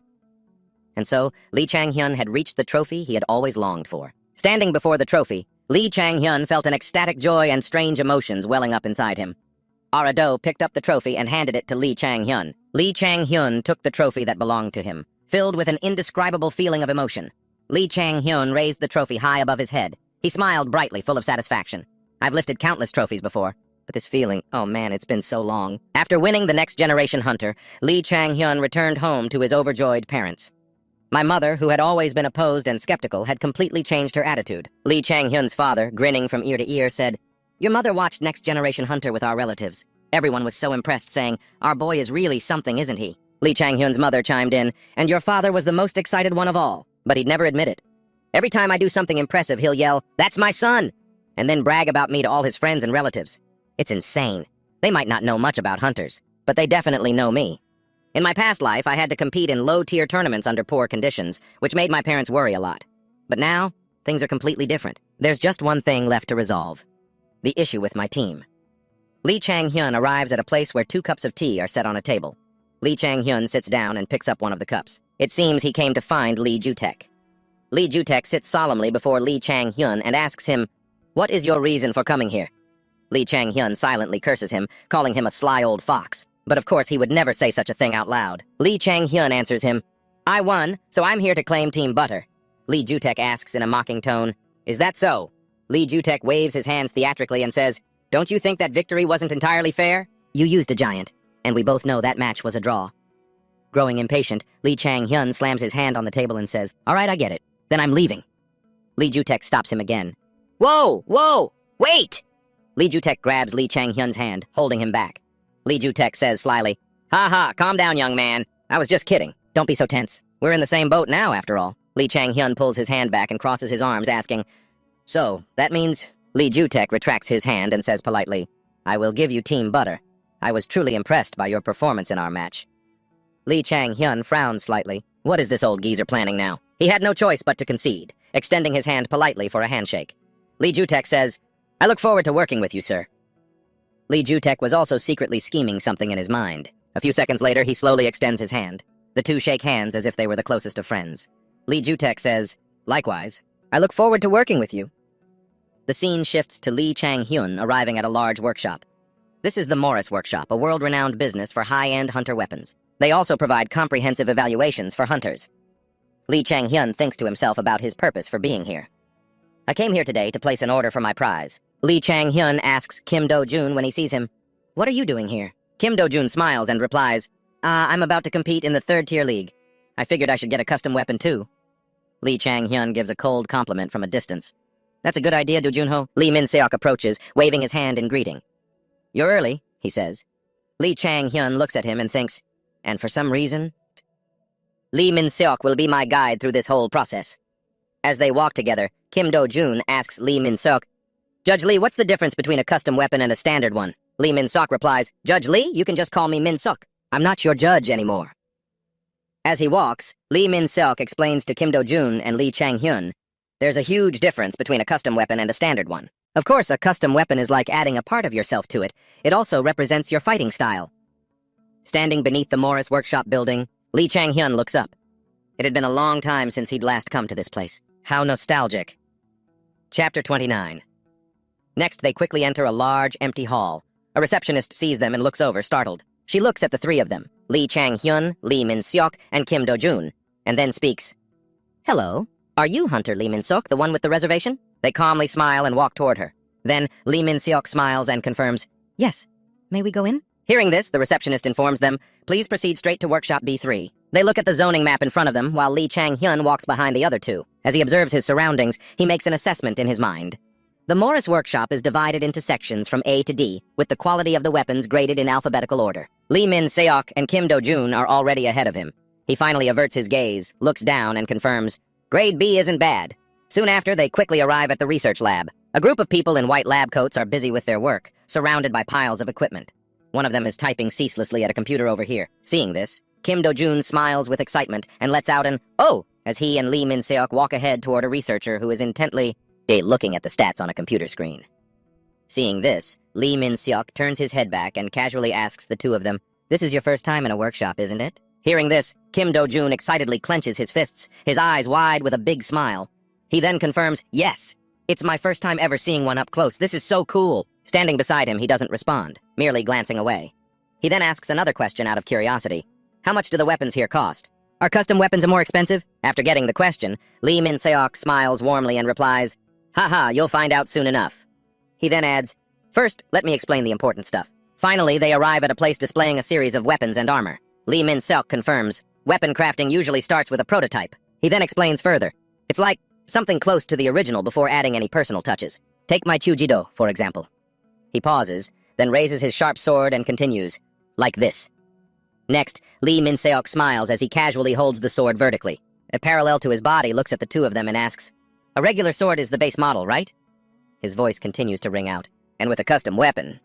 He pauses again, then slowly continues, "You add extra options based on your abilities and fighting style." Hearing this, Kim Do-jun's eyes widened. He clenched his fists, his expression a mix of excitement and adoration. Lee Chang-hyun, standing beside him, also stared in amazement. Right after that, he reached out and touched a nearby glass shelf, beginning to say, "As for me," but then cut himself off. Instead, he grabbed a pen and paper and began to sketch the outline of a weapon. While constantly describing it, he said, "I'll add 6 supplementary blades to the original sword. Here's a quick first draft." From behind, Kim Do-jun watched Lee Min-seok's back as he sketched. Seok's eyes were wide with astonishment. Meanwhile, Chang-hyun crossed his arms and watched him calmly, letting out a "hmm." Up ahead, the young man continued to write diligently, adding more details. He finished with a total of 7 blades. On the paper, he added a clear note. Total of 7 blades. They must be designed so that when thrust in and pulled out, the wound is torn open due to the curved blade tips. Finally, he spoke to confirm, "The tips of the blades must be curved so that when you thrust it in and pull it out, the wound tears open." After finishing the sketch, Lee Min-seok quickly picked up the paper. He handed it to a female staff member in front of him and instructed, "Please make it according to this design." She smiled and nodded. Next, the paper was fed into a machine, which began to operate. Soon after, the sword with 6 sharp spikes was quickly completed on its stand. Seeing this, Kim Do-jun excitedly leaned forward with his hands on his knees, his eyes wide with amazement at the new sword. He exclaimed, "Wow, you can make something like this from just a sketch?" Right after, Lee Min-seok smiled, his eyes crinkling as he quickly lifted the sword and confirmed, "Of course. That drawing was just a rough idea of what I wanted. They interpret it and bring it to life." He put a hand on his hip and looked at the other two, who were staring right back at him. Finally, Lee Min-seok pointed a finger toward the ceiling with a harmless smile. He explained further, "The important thing is knowing what kind of weapon you want, or what suits you best, and how you want to use it." Then he asked a question. "Have you ever thought about that?" Hearing that, Kim Do-jun seriously brought a hand up to stroke his chin. He let out a and sank into thought. On the other side, Chang-hyun stared intently at Kim Do-jun and frowned, thinking to himself, "I'll just use the weapon from my past life." He crossed his arms, his expression sullen. Then, he looked back at the pensive Kim Do-jun and thought to himself, "I'm pretty curious about that Kim Do-jun guy. What kind of idea will he come up with?" Suddenly, Do-jun's eyes flew open with excitement. He reached out for a glowing sword in front of him. Seeing this, Lee Chang-hyun's eyes also widened as he watched his action. He screamed in his mind, "That's a weapon specialized for thrusting!" Next, Kim Do-jun went to write something on paper. And as if realizing something, Lee Chang-hyun screamed in his mind again, "Wait a minute." Beside them, Lee Min-seok leaned against a weapon crate and turned to look. Then, Chang-hyun got a clearer look at the words on the paper and screamed in his thoughts, "Acceleration magic!" Do-jun was still writing non-stop, while Chang-hyun's eyes went wide with astonishment. He's requesting a mana acceleration enchantment? Up ahead, Kim Do-jun kept writing down his requests. Faced with this request on paper, Lee Min-seok's eyes crinkled into a smile as he commented, "Haha, adding a little flair while showing off is pretty important too. Ha!" Then he added, "There are quite a few players like that in the higher-level tournaments, you know." Next, Lee Min-seok looked over at Chang-hyun, who was standing with his arms crossed, and asked with a frown, "Have you envisioned a specific weapon yet, Chang-hyun?" Chang-hyun silently looked back at him. Finally, he looked at the pile of weapons in front of them, then mumbled, His eyes were clear and full of composure. He thought to himself, no one in Korea really uses guns anymore, so there are no firearm prototypes here either. Then he looked at the system window in front of him and thought, in any case, with the magic weapon transformation technology here, I can create anything I need. The system window's contents read, A. Magic Weapon Transformation Technology, S+. Name, Superhuman. Reveals the true nature of the target. Finally, CA Locked Lotus Flower. Peak level, not yet unlocked. Right after, he also reached for the weapon rack, thinking, so a base model isn't really necessary. Returning to the present, Lee Chang-hyun picked up a block of iron. With a determined expression, he smiled and asked, I can use this however I want, right? Seeing this, Lee Min-seok crossed his arms, smiled, and nodded at him in confirmation. Of course, that is the winner's privilege. Beside them, Kim Do-jun stared at him, utterly astonished, his eyes wide and his jaw dropped. The block of iron in his hand began to glow with a blue light. In the end, he used A Magic Weapon Transformation Technology. A message appeared. You can transform the weapon into any shape you desire. Right after that, his eyes widened into an excited smile. The iron block in his hand quickly transformed into a long, glowing gun. Then the light gradually faded. Lee Chang-hyun quickly raised the gun in front of him, letting out a as he assessed it. Seeing this, the female staff member and Kim Do-jun both stared at him, their eyes wide with awe. Meanwhile, Lee Min-seok stood beside them, smiling calmly as if he had expected it all along. It was only then that Kim Do-jun reacted, exclaiming in awe, That's so cool to be able to create a weapon like that so easily! The female staffer beside them also cried out, Whoa! Seeing their reactions, he glanced over at them while holding the gun. Then he blushed slightly in embarrassment and thought to himself, I've seen plenty of people react this way in my past life. But it's still a bit awkward. His brow furrowed. Across the world, skyscrapers rose high and cars filled the streets. Lee Chang-hyun observed, Anywhere there's a hunter tournament, you'll find a branch of Moras's workshop, and because of that, competition between the branches is inevitable. Weapons were wielded, clashing and killing each other. The fighting relentlessly stained everything red, and that competition led to two things. Finally, a vow was born. Who could forge a better weapon? A masked man raised a sword of his own making, his entire body radiating an overwhelming blue aura. The vow continued. And who would be the one to wield those weapons? Back in the present, a woman in a white blouse sat down in a chair thinking to herself. Actually, in this case, this was Park Hoona from the Korean branch of the Moras workshop. She gritted her teeth, her eyes narrowing as she confirmed in her thoughts, That's right, their performance wasn't good at all. She then recalled their complete failure in the international tournament, remembering the endless stream of comments on social media. Tisk, tisk, are the hunters terrible or are the weapons just trash? Low-quality weapons for a low-quality tournament. Just look at the international leagues. The Korean League is a lost cause. From the weapons to the hunters, there's nothing to brag about, LOL. So both sides failed miserably, huh? Just great, Park Hoona thought to herself. Instead of getting promoted, we're being criticized for making weapons only suitable for the mediocre level of the players. Coming back to the present, she looked over at him, sitting calmly with his arm draped over the chair, a long gun resting beside him. Lee Chang-hyun was smiling serenely, and she thought, looking at him. But with this boy, Park Huna realized there might be a glimmer of hope. She recalled the moment his arm, holding an iron bar, glowed brilliantly. He didn't just win the competition, as he also showed this potential for a new type of weapon. Her eyes narrowed, looking at him with determination as she screamed in her thoughts, "I can't let him get away!" In the quiet room, Park Huna spoke first. "Thank you for your time, Chang-hyun." She smiled professionally at him, resting her hand on her chair as she introduced herself. "I'm Park Huna, head of the Seoul branch of the Moras workshop."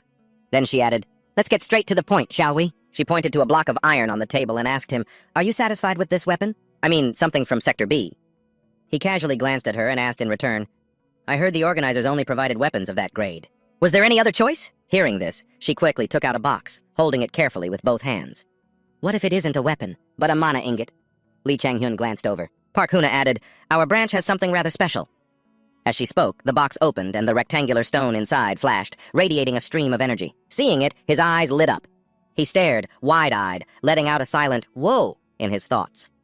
Noticing his interest, Park Huna made her proposal. "I have a proposal for you, Chang-hyun." Hearing this, he placed his hands on his knees, sitting up seriously, and looked at her. "What is it?" he asked. She smiled, an innocent smile. She held the mana core out to him and replied, "I will provide you with something like a weapon rental, allowing you to use this ingot to create a weapon of your own." She then added, "In return, you just have to use this ingot to craft a weapon and then use it." She continued, "And if you become famous after using it, that would be perfect." Finally, she emphasized, "From time to time, you will cooperate with us by using the mana ingot and create weapons with that skill of yours." He listened quietly. Seeing this, she quickly asked, "It's simple and doesn't ask for much, right?" He immediately spoke up.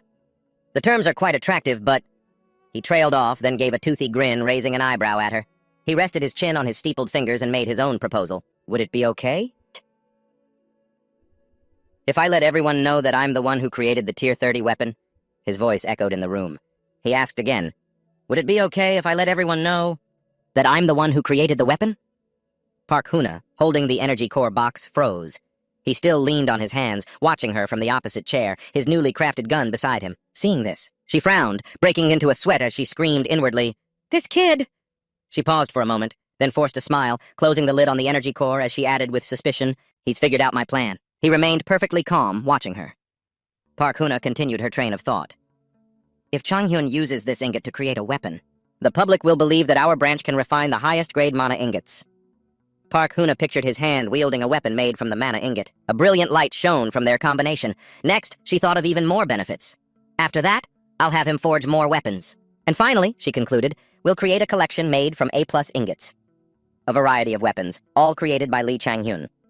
Just then, Park Huna snapped out of her thoughts. She reached a hand out toward him and said seriously, "My apologies, I forgot to mention. Unfortunately, you'll have to sign a non-disclosure agreement." Seeing this, he crossed his arms behind his back. He grinned, his eyes crinkling shut.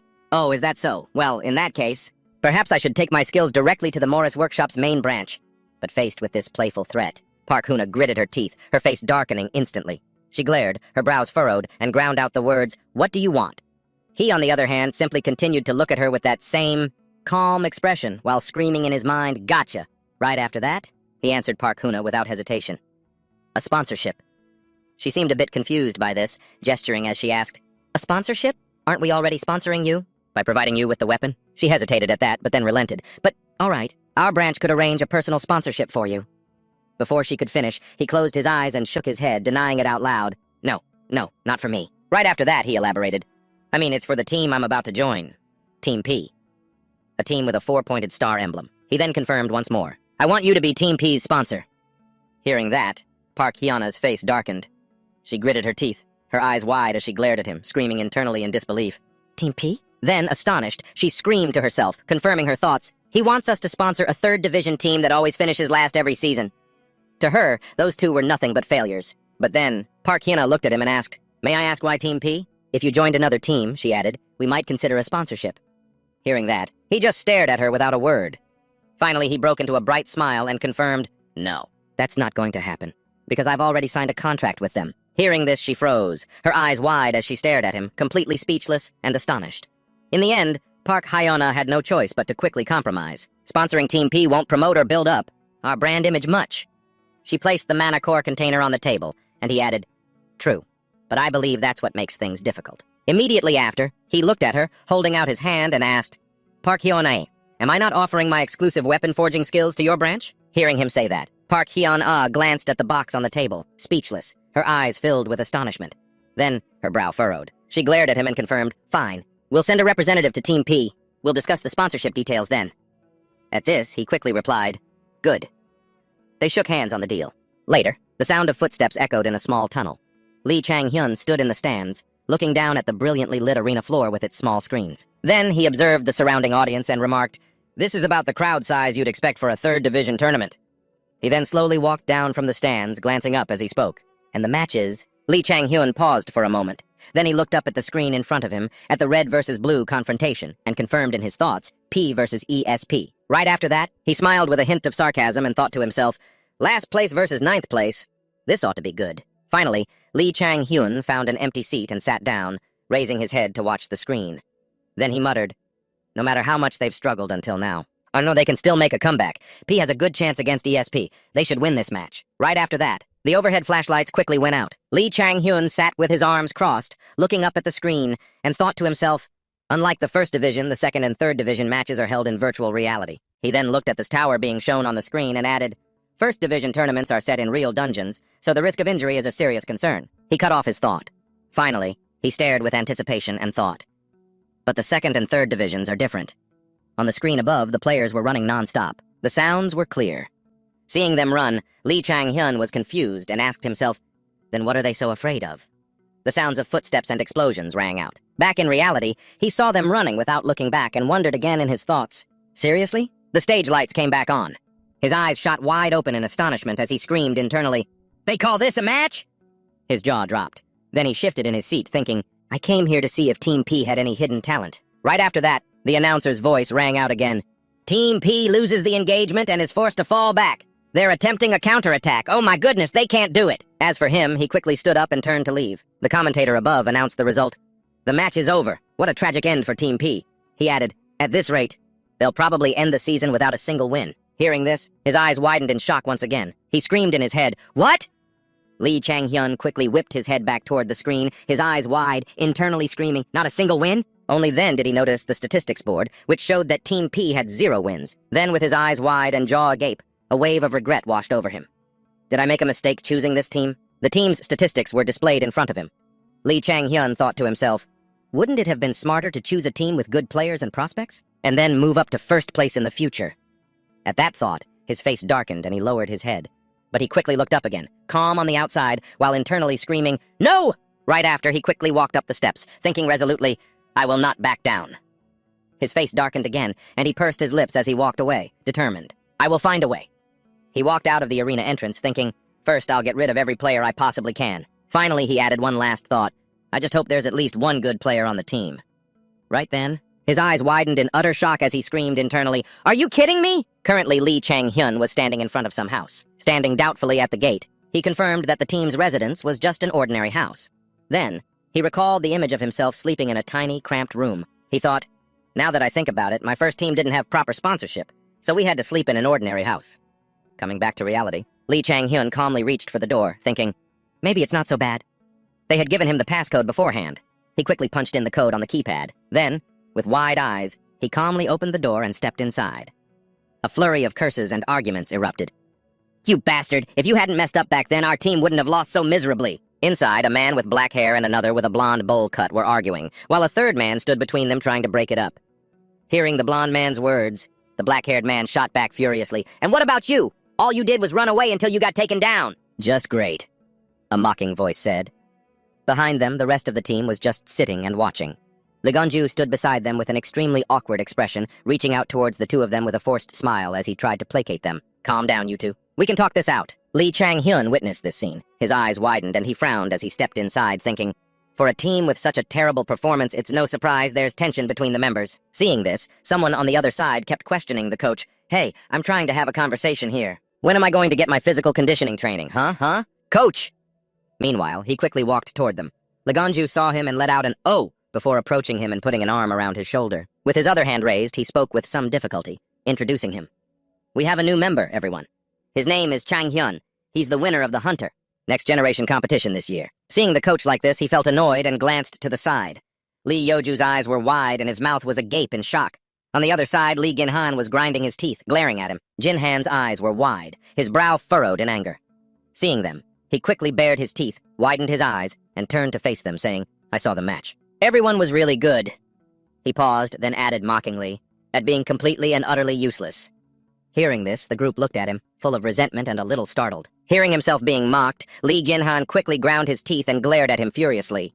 He clenched his fists, his face scrunched up as he gritted his teeth and advanced on him, spitting out each word. "Who the hell is this punk? Who do you think you are, talking to a pro player like that, huh? You'd better take that back." The others looked a bit panicked by this, but he remained calm, pointing a finger at himself and looking at him mockingly. "Did I strike a nerve?" Right after, he scoffed, looking extremely provocative. He tilted his head back towards him and asked, "Well then, why don't we have a match?" He then added, "If I lose, I'll leave the team. But if I win, you're the one who's leaving." The other guy got right in his face, grinding his teeth and glaring. In response, he just looked up at Lee Gin-han with an incredibly provocative expression and taunted him. Scared? Soon after, they were in the combat room wearing protective gear as the rest of the group watched. Lee Chang-hyun stretched his arms and thought to himself, a newbie shows up, provokes them, and says they couldn't do anything. On the other side, the 3 team members, including Lee Gin-han, were glaring at him with unfriendly eyes. Lee Chang-hyun thought further. "Looks like the 3 of you took the bait." Finally, he closed his eyes to focus, adding in his thoughts, "If you had just let it go after being insulted like that, it would prove you have no competitive spirit." Lee Chang-hyun gritted his teeth and sighed. Then, he smiled, put a hand on his hip, looked at them and spoke first. "Oh, anyway, since I said I wanted to beat you, I'm sure you don't plan on turning off the pain sensors, do you?" He then added, "I hope you guys set it to maximum." Hearing this, one of the others just scoffed, "Ha!" Then Lee Gin-han also ground his teeth, glared at him angrily, and hissed, "You'd better give it your all if you don't want to lose to me." Seeing this, he just looked back at him calmly. With a hand on his hip, he remarked, "Now that I get a good look, aren't you the guy who charged in all by himself and got taken down earlier?" Right after, the system announced his stats. 7. Skill, Destructive Charge B+. Charges forward and creates a powerful shockwave upon impact. Physical abilities. Strength, 9. Reaction speed, 7.3. Agility, 6. Stamina, 5. Regeneration, 6. Lee Gin-han stood with his arms crossed, looking at him with hostility. Lee Chang-hyun's gaze grew calm, as he thought to himself, his stats are lower than the contestants on the show. He confirmed further, it seems like he's been slacking on his training model. In the end, he looked over at the guy, silently sizing him up. His skills were surprisingly good, but he didn't even know how to use them properly. Lee Gin-han approached him, scowling, his eyes narrowed in annoyance. Lee Chang-hyun confirmed his thoughts about them. He really couldn't understand how. How did the people here even get onto a professional team? Finally, he propped his head on his hand, turned away, and sighed. Then, the system began its simulation, with Lee Chang-hyun. He also stepped in with his gun equipped, and within the system's simulated space, he glanced around, observing. Then, his eyes darted to the side when he heard a loud noise. It came from behind a building. The loud noise drew Lee Chang-hyun's attention. He turned towards it, calmly noting that it was just as he'd predicted. The system's voice rang out, announcing, "Annihilation attack." The guy quickly gritted his teeth and charged at him. Seeing this, Lee Chang-hyun thought to himself, I knew Gin-han would attack right away. He lunged in to slash at him, but Lee Chang-hyun quickly realized it and turned his head, dodging Lee Gin-han's blow. The guy scoffed, then swung his sword hard into the wall of a large building behind him. Seeing that, he turned his head and looked up, confused. Right after that, the ground beneath his feet was struck and quickly caved in. In this situation, Lee Chang-hyun's eyes widened in surprise at the ground below. He then reacted quickly, leaping high into the air, his head still turned down to watch Lee Gin-han. Meanwhile, the guy chased after him with his sword. The surroundings had already cracked and crumbled. Seeing this, Lee Chang-hyun noted in his thoughts, the range of the shockwave is wider than I thought. This is a useful skill, too. Below, Lee Gin-han looked up at him, gritting his teeth with a smile. He scowled and yelled out, "Ha! How's that?" Seeing that, he thought to himself, he probably thinks that move would make me scared. Right after that, the guy stomped on the ground, then jumped up with his sword, launching himself towards Lee Chang-hyun. In the air, he held his gun and glanced at the guy. Red energy emanated from Lee Gin-han's body. He assessed in his mind, confident he'll win, huh? Win. Gin-han will attack me without any hesitation. At this, he smirked as if his goal was achieved, thinking, everything is going according to plan. Then he quickly reached out and fired something. His body quickly circled back towards Lee Gin-han, who was still charging at him. Seeing this, the guy was caught off guard, gritting his teeth in stunned disbelief as he looked at him. Huh? He let out. Up above, Lee Chang-hyun maintained a calm smile as he aimed the barrel of his gun at him. His two teammates, one blonde and one with a 2-block haircut, quickly ran over. Their faces were filled with panic and disbelief. Right after, he stood on a hover disc, holding his gun, and looked at them, calmly asking, "So, who wants to go first?" He had Lee Jin-han tied up. The other two stared blankly. Then he let out a smirk, took aim at them, and announced, "This is gonna hurt, you know." Seeing this, the blonde guy's eyes widened, and he cursed, "Shit!" Right after that, the fight was over. The one with the black two-block haircut was shot down, crying out on the ground. The blonde guy next to him was on his knees, panting. The atmosphere turned grim. Soon after, he stood before them. With one hand on his hip and the other extended, he reminded them, "We had a deal, didn't we? The losing side has to leave the team." Hearing this, the other two looked up at him. Then he added, "No, wait, that was just you guys talking." Then his eyes narrowed as he looked at them and threatened, "Get out." At this, the two guys stared at him with their mouths agape, speechless, their eyes wide. Then a curse rang out. "Damn it!" followed by another guy's remark, "Let's see what you can do without me." In the end, they all turned and left. Lee Chang-hyun just let out a "Shh" at the sight. Lee Jin-han's face darkened with shame as he gritted his teeth.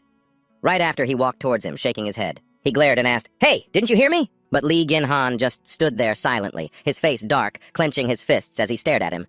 Then he placed a hand on his shoulder and asked, "Why haven't you left yet?" Lee Jin-han had bitten his lip so hard it was bleeding with frustration. Finally, he bit down until blood trickled down, his whole body trembling, his eyes wide with shame as he mumbled, "I'm sorry." Seeing this, he looked at him calmly and chuckled to himself. "Ha!" Outwardly, he pretended to ask, "What was that?" At his mockery, Lee Jin-han grew even angrier, his face darkening as he lowered his head. His body trembled even more as he added, "I said, I'm sorry. It's my fault. Everything is my fault. So please let me stay on the team just this once. Can't I?" Seeing his expression, he frowned and thought to himself, "Desperate, huh?" Outwardly, he looked at him, crossed his arms, and questioned, "If you can't even defeat a rookie who just became a hunter, what reason is there for you to stay on this team?" Lee Jin-han's hands clenched so tight they trembled as he answered, I have good abilities. Even though you easily countered them." He trailed off, then lowered his head, frowning as he affirmed, "I'm confident in my skills." Then he asked Lee Chang-hyun in return, "Is that enough?" Hearing this, Lee Chang-hyun confirmed it in his mind. Of course. He remembered the moment Lee Jin-han charged at him in the simulation. He was fast, without a single moment of hesitation. He calmly noted in his thoughts, "His skills are definitely good." Then he shrugged, shook his head, and confirmed aloud, "But what's the use if you can't even use it properly?" Seeing this, Lee Jin-han stared back at him, bewildered. Lee Chang-hyun saw this and added, "It looks like you won't listen to me."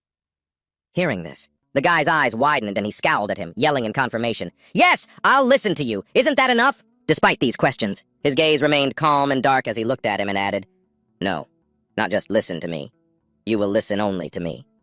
Then he asked, "Do you think you can do that?" Faced with these words, Lee Jin-han excitedly clenched his fists and nodded repeatedly, looking at him and confirming with determination, "Yes, I'll only listen to you."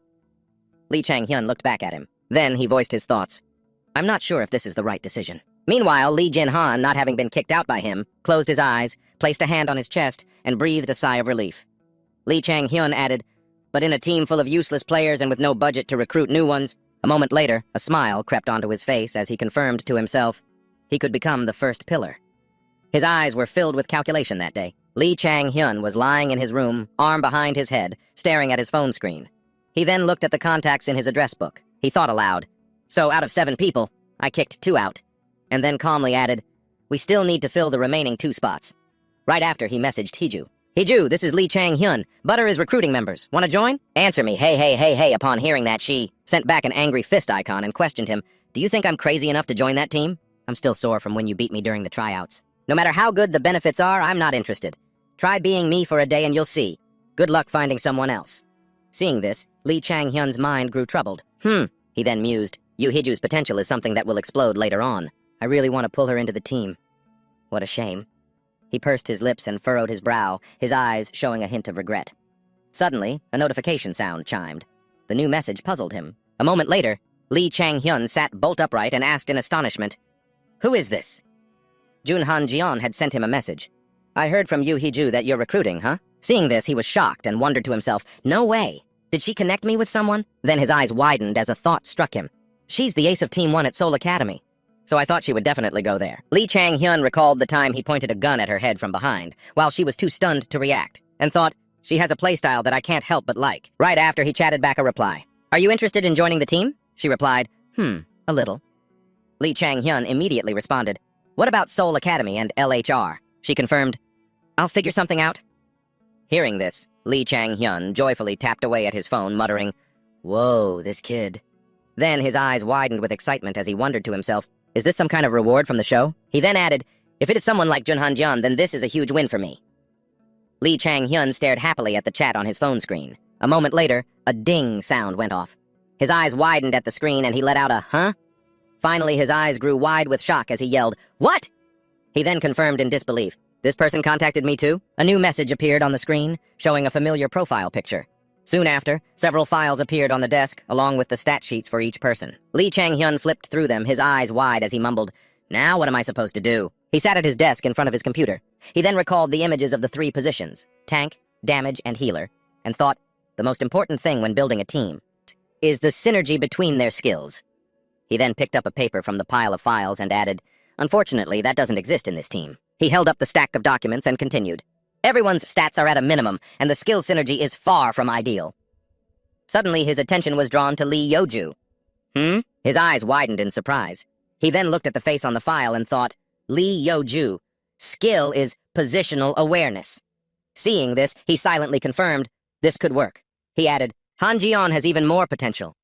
He thought of Jun Han-jian holding a sword and added, and with the 2 people who contacted me yesterday. And finally, Lee Chang-hyun remembered Lee Jin-han. He rested his chin on his hand, eyes wide as he sank into thought. Finally, he dropped Lee Yeoju's file onto the desk and confirmed in his mind, we'll be able to make a spectacular run for 3rd place. The next morning, cups of hot coffee were placed on a table near a window. A voice asked, so, what do you think of the new team?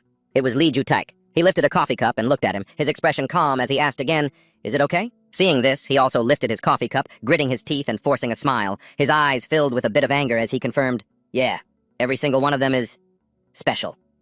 He then added, it's all thanks to you, Mr. Lee. Hearing this, he put down his coffee cup and laughed loudly. Ha ha ha! My apologies! I didn't have time to sort out the team.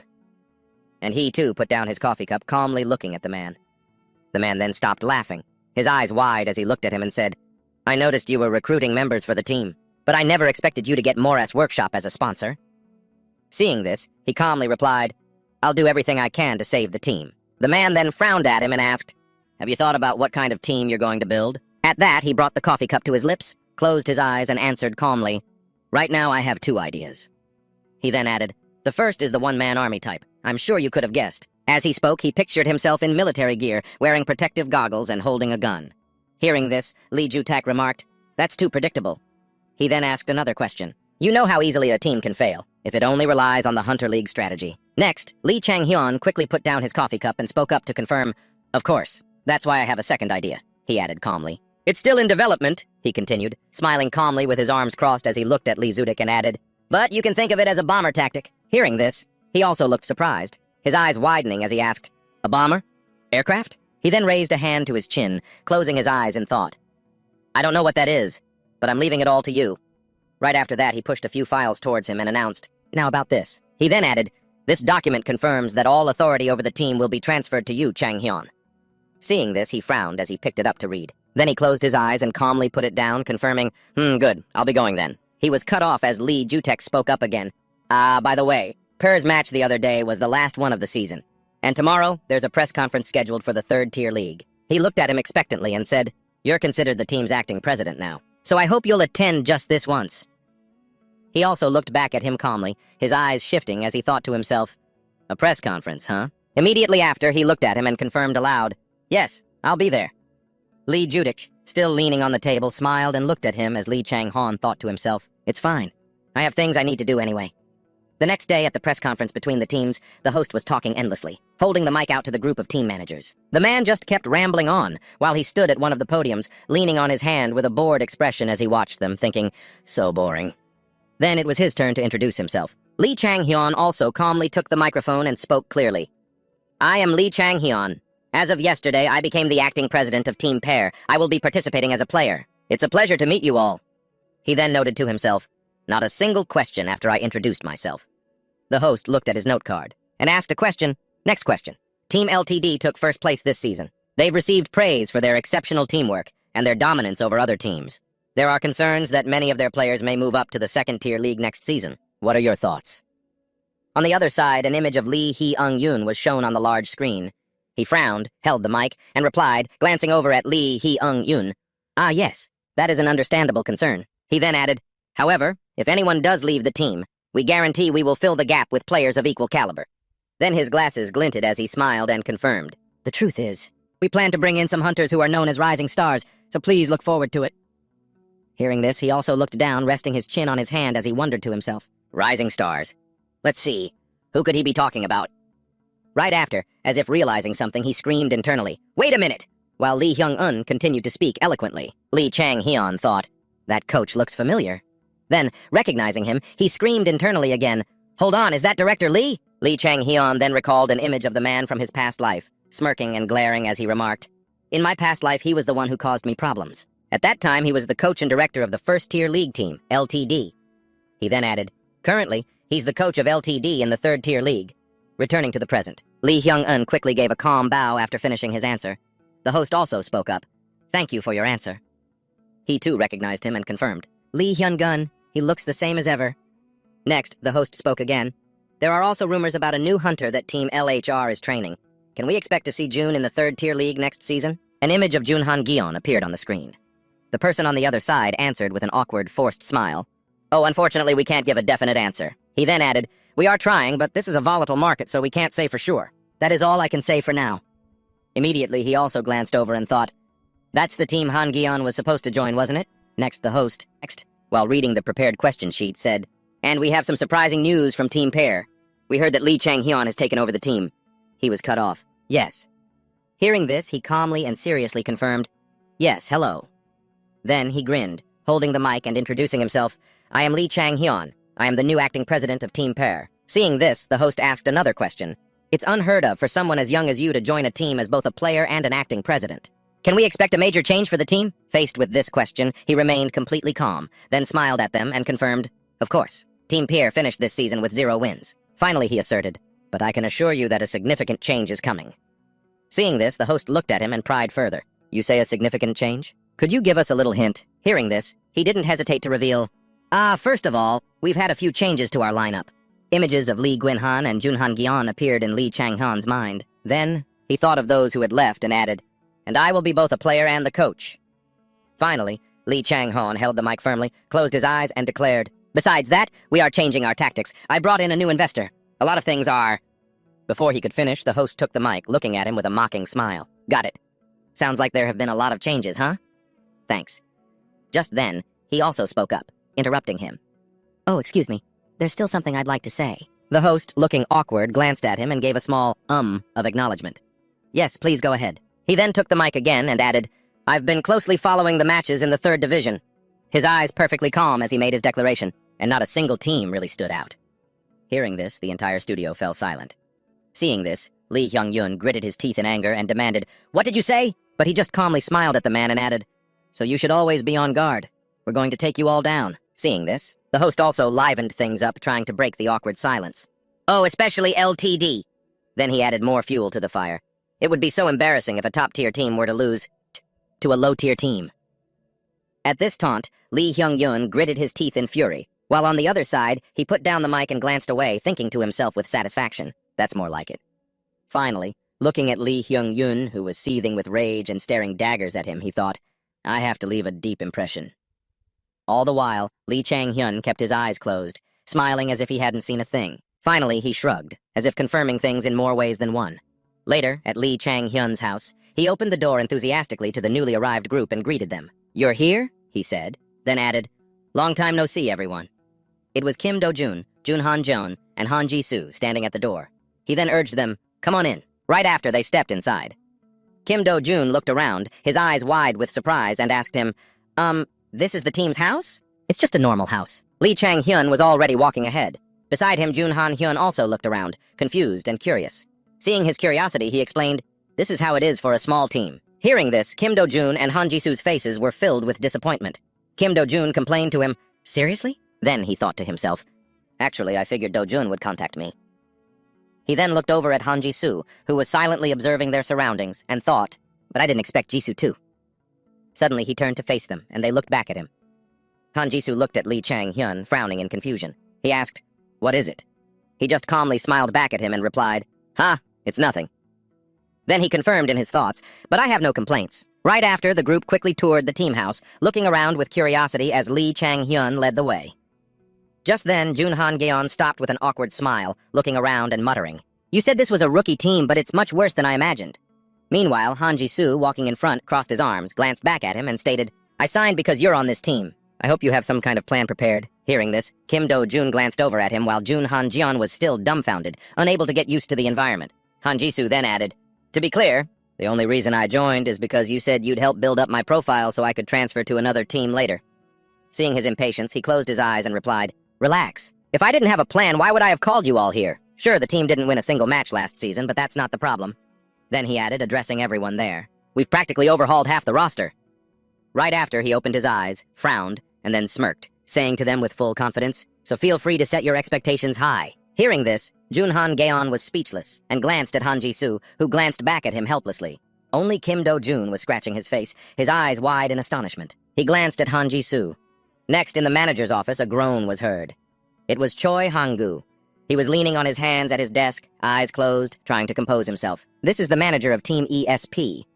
He then opened his eyes and calmly thought, "It's not that our players lack skill," then added, "but it's as if they've forgotten how to win." Finally, he asked himself, "How am I supposed to handle this?" Suddenly, his phone chimed with a notification from the coach. "Mr. Choi, we've received a scrimmage request from Pair. Should we accept?" Seeing this, he frowned and picked up his phone with a scoff. "Oh?" The full message read, "Mr. Choi, we've received a scrimmage request from Pair. Should we accept? It's the off-season and our players need rest, so I suspect there will be complaints if we refuse." Hearing this, he repeated to himself, "A scrimmage with Pair?" Then, as if realizing something, he thought to himself, "Right, the only way to get back into a winning rhythm is to start winning." Once again, he thought of his own team members who had once stood at the pinnacle of glory and how they would crush Lee Chang-hyun's team. Soon after, he stood up, called the coach, and confirmed, "Yes, Coach Kim, it's me. About that scrimmage with Pair."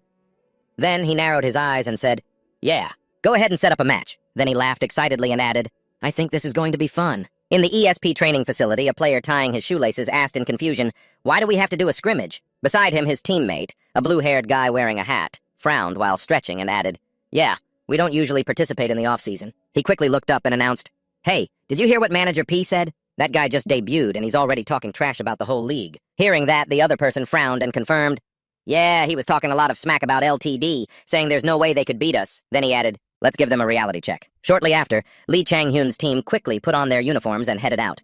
From behind, Lee Gong-yu looked at his back and asked, "Are you sure about this?" Then he added worriedly, "You guys have only just met, and the new members need time to blend in." But Lee Chang-hyun just kept walking forward as he replied, "Still, we don't have enough players for a 7-versus-7 internal match anyway." Hearing that, Lee Gong-yu agreed, "That's true, but..." Then he turned his head and looked at him with confidence. He declared, "Look, coach, there's no hope for this team if we keep going like this." Hearing this, Lee Gong-yu looked at him a bit startled. "Huh?" he uttered a moment later. He remembered the image of his team lying dead all over the ground and thought, "We're just going to lose again." Then he remembered Lee Gi-hoon sitting helplessly in his chair at the end. He thought, "Our team will finish last again." Finally, he concluded, "The consecutive failures lead to a sense of helplessness, making them play more passively."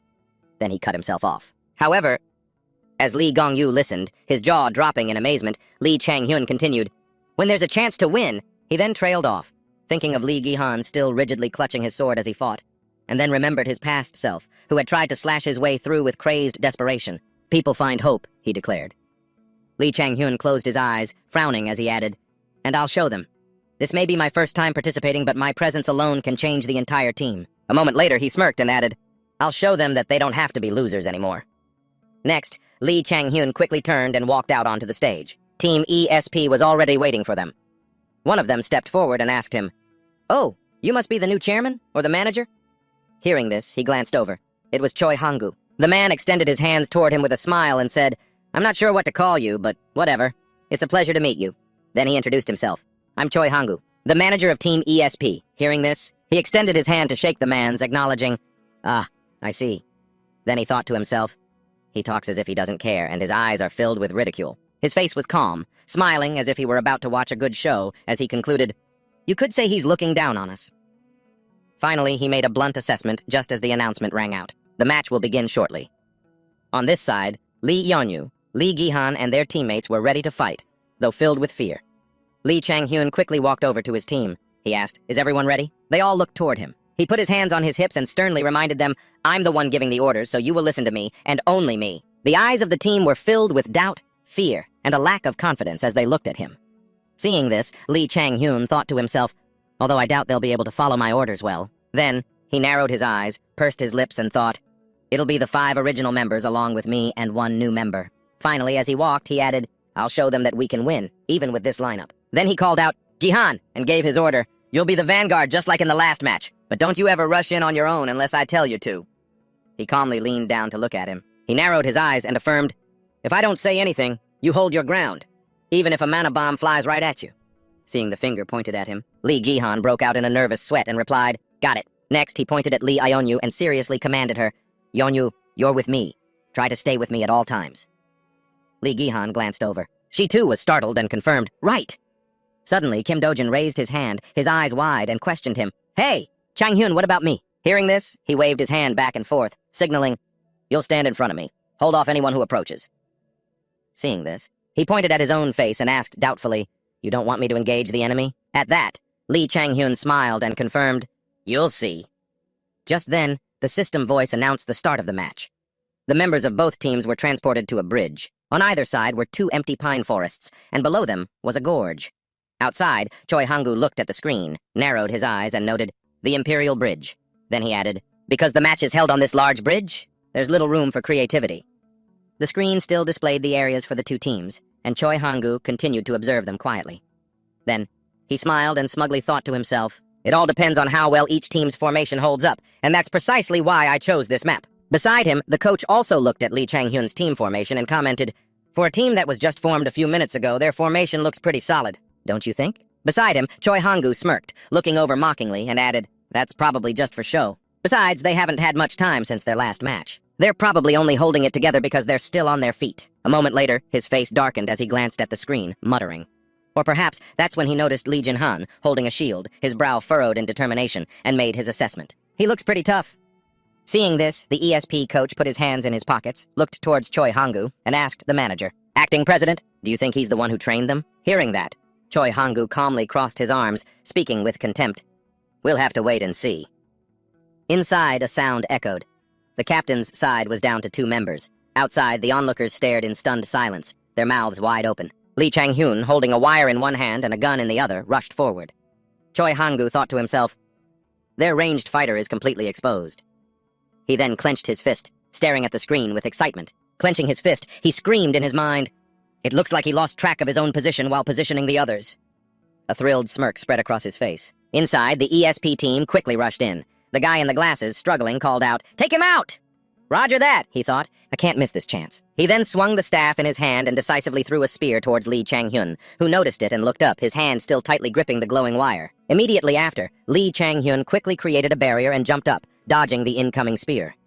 The guy in the glasses was confused, wondering to himself, wait, what? On the other side, the 2 coaches and the manager from ESP were frozen in place, their faces dark and their eyes wide as they stared. In unison, they screamed in their minds, you've got to be kidding me. Inside, desperate screams rang out. Ah! It was Kim Dojin. He had just sent that spear-wielding guy in glasses flying. Choi Hangu then made an assessment in his mind. That was a calculated move to lure us in. Outside, his mouth hung open, his eyes wide in speechless shock. Inwardly, he screamed in disbelief, are you kidding me? Inside, Kim Do-jun, Lee Chang-hyun, and the rest of Team P were still fighting furiously.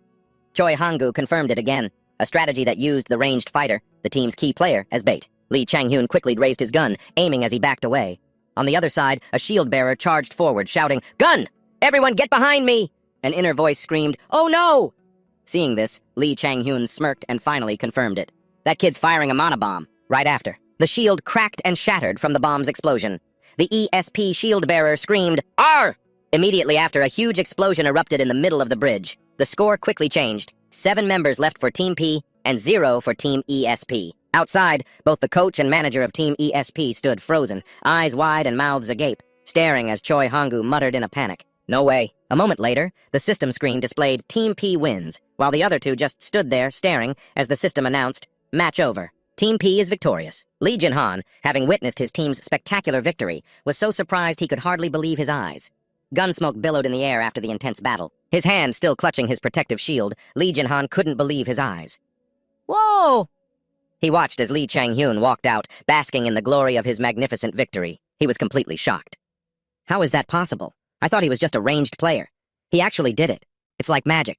This is magic. In the distance, two former members of Team P were celebrating this unbelievable victory. They said to each other, "You know, I'm so shocked. I can't even remember the last time we won, huh? I really thought we were done for. I was so scared I could barely stand." Meanwhile, Lee Chang-hyun, after that last play, was now standing with his arms crossed, happily sensing the joy and fighting spirit beginning to return to each of the former team members.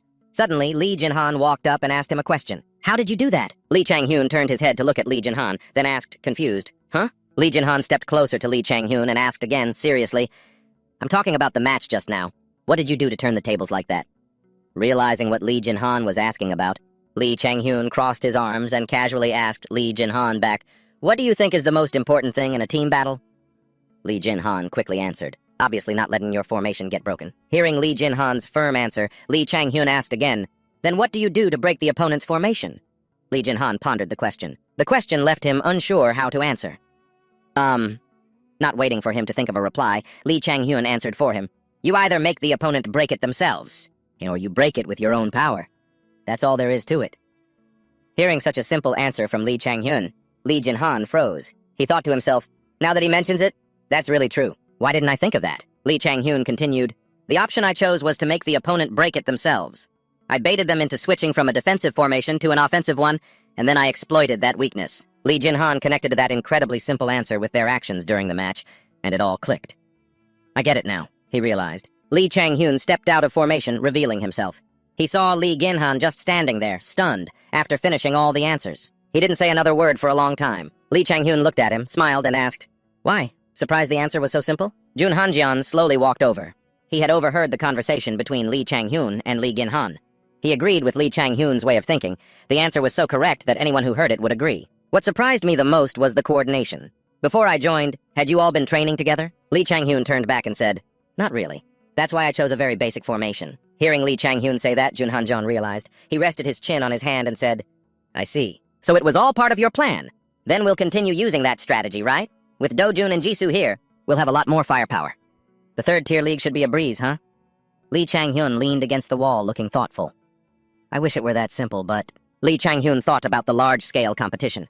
The other teams were all hunters full of experience, while their team was just a bunch of rookies. Even if it's the third-tier league, it's not going to be that easy. Lee Chang-hyun seriously analyzed the current situation for the team. "Unfortunately, no. The ESP team might have a lot of wins under their belt, but at the end of the day, they're still just one team. We rank 9th. Against lower-ranked teams, we can win that way. But against higher-ranked teams, we can't. And if we use the same strategy over and over, its effectiveness will naturally decrease." Hearing Lee Chang-hyun clearly state the disadvantages the team was facing, Han Jisoo couldn't control his emotions and yelled, "Then what are you going to do? I came here because I trusted you. You'd better think of something." Lee Chang-hyun thought to himself, right. Unlike the others, Han Jisoo only joined because I promised him I'd raise the team's standing so he could leave later, so he could get better offers and have a more promising career. As if he had prepared another plan all along, Lee Chang-hyun quickly explained, "That's why we need to prepare another strategy." The hot-tempered Han Jisoo cut him off. "Another strategy? No one on this team has any good skills. What other strategy could we possibly use?" Lee Chang-hyun gave a triumphant smile. "Skills aren't the only tools we can use." As soon as Lee Chang-hyun finished speaking, everyone around him was confused. They just stood there, staring at each other blankly. Lee Chang-hyun then took out a mana bomber. Han Jisoo, not understanding what he meant, asked, "A mana bomber?"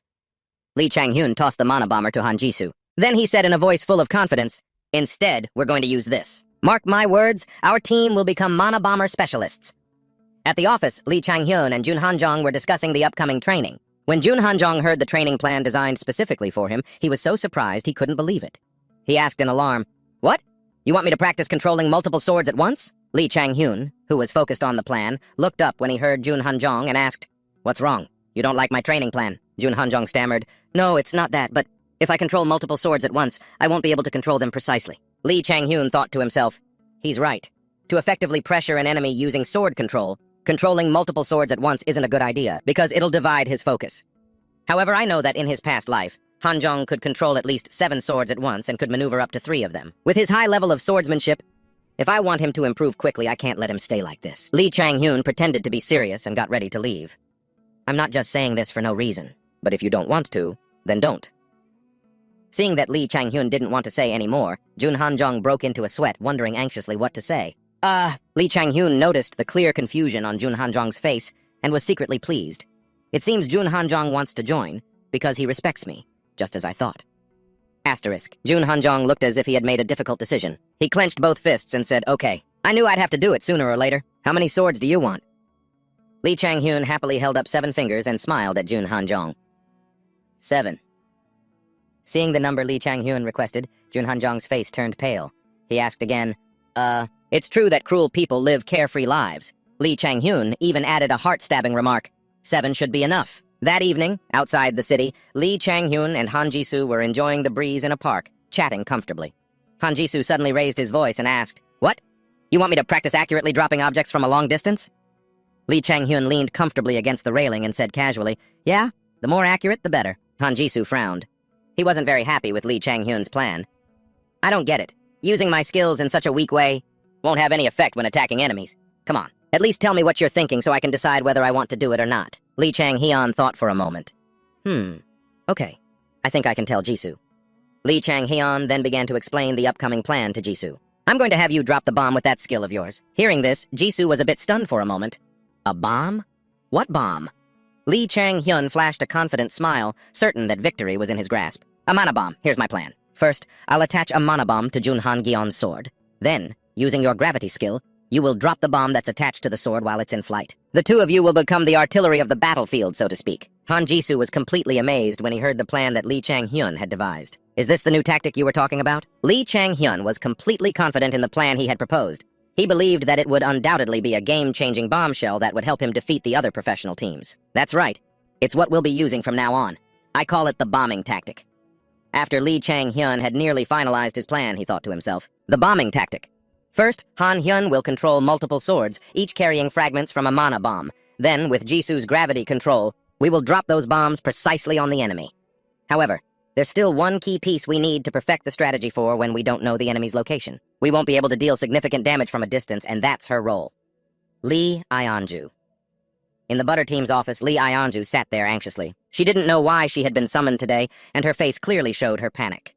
Her skill is positional awareness, precisely identifying an opponent's location at close range. Lee Chang-hyun got straight to the point. He asked, "I need you to use your ability to provide detailed information on the enemy's position. Can you do it?" Lee Ionju was nervous, her hands trembling slightly. She quickly clasped them together to calm her nerves.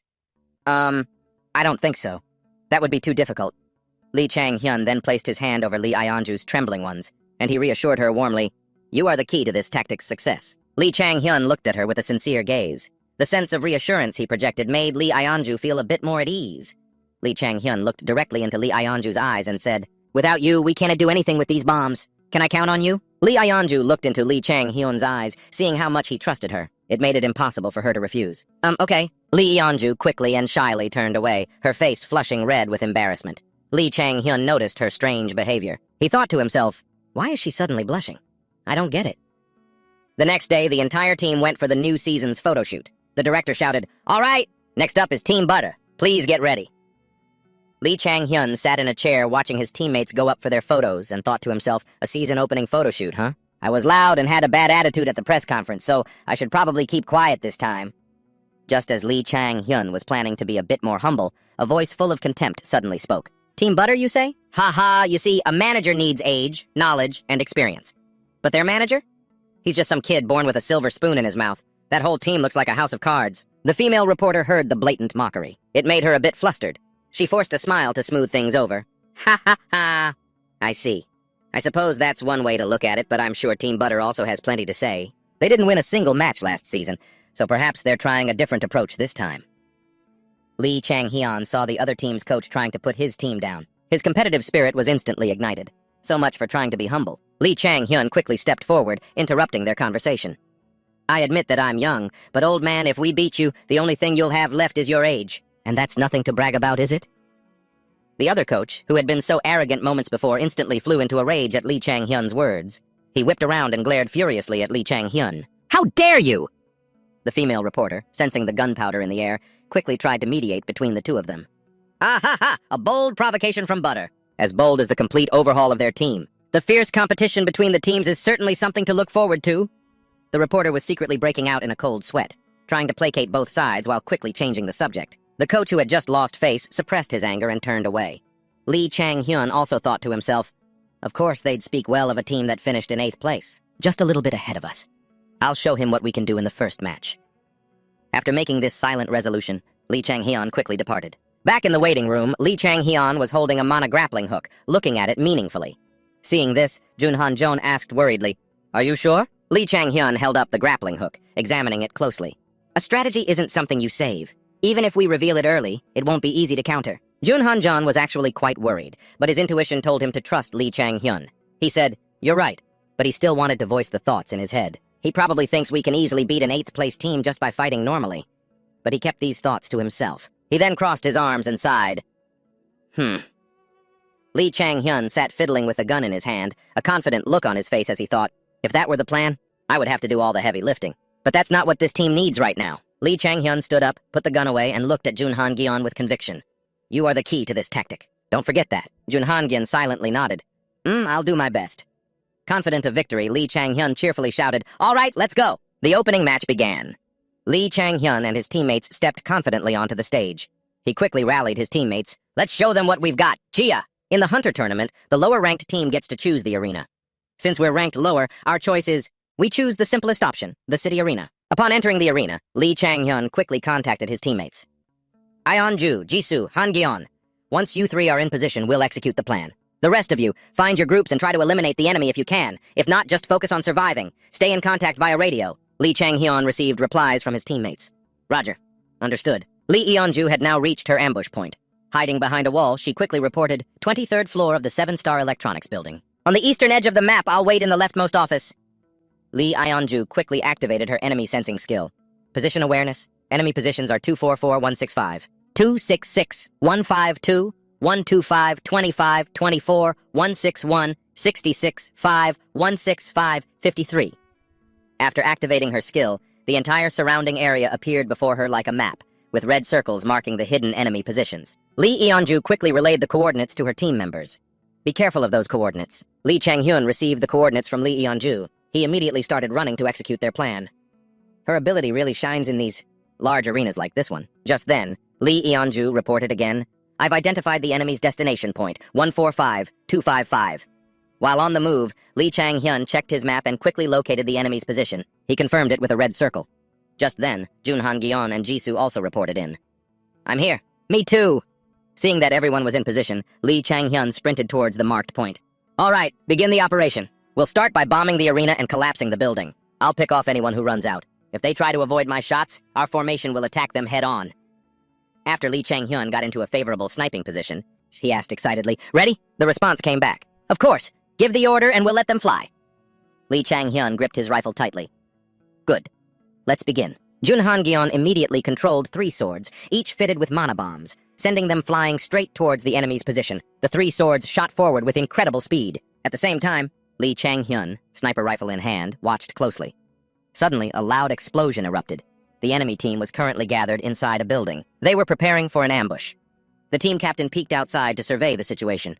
He thought to himself, "He told us to be careful with our opponents in this match. Looks like their coach underestimated Lee Chang-hyun. He said that kid might just be some mediocre silver spoon brat, but not to let that make us careless. He also looked down on these rookies. I don't know if we even need this much strategy for a rookie like him. Still, we have to try. The moment our opponents show themselves, I'll use at my skill before they know what's happening." This guy's skill was Devastating Steps, which released a powerful shockwave as he moved. It makes the ground shake. He peered outside, waiting anxiously. "Come on, show yourselves. I'll get all of you." Suddenly, several mana bombs flew in, making the roof of the building shake violently. The enemy team, still not understanding what was happening, looked at each other in confusion. The ceiling was shaking. Seeing this, the captain quickly ordered, "Deploy shields above." This explosion caused the entire ceiling to crack, and chunks of concrete began to fall. Dust filled the air, and the explosions didn't stop. The entire enemy team had activated shields above their heads, but they were still struggling to stay on their feet against this wave of mana explosions. The captain thought to himself, "Last time he destroyed a building. I figured he'd try a similar trick. He probably used eager rounds to do it. He must have burned through most of his mana for that." This thought made this captain step outside confidently to observe the situation, only to see 3 swords rushing towards them at high speed. A team member screamed, "Incoming attack! It looks like Han-gyeon's sword control. They're attacking us from a distance." "The nerve of these brats!" the captain shouted angrily. "Fight back! Pin down those swords!" But as the swords got closer, the captain finally got a good look. Attached to the swords were countless mana bombs.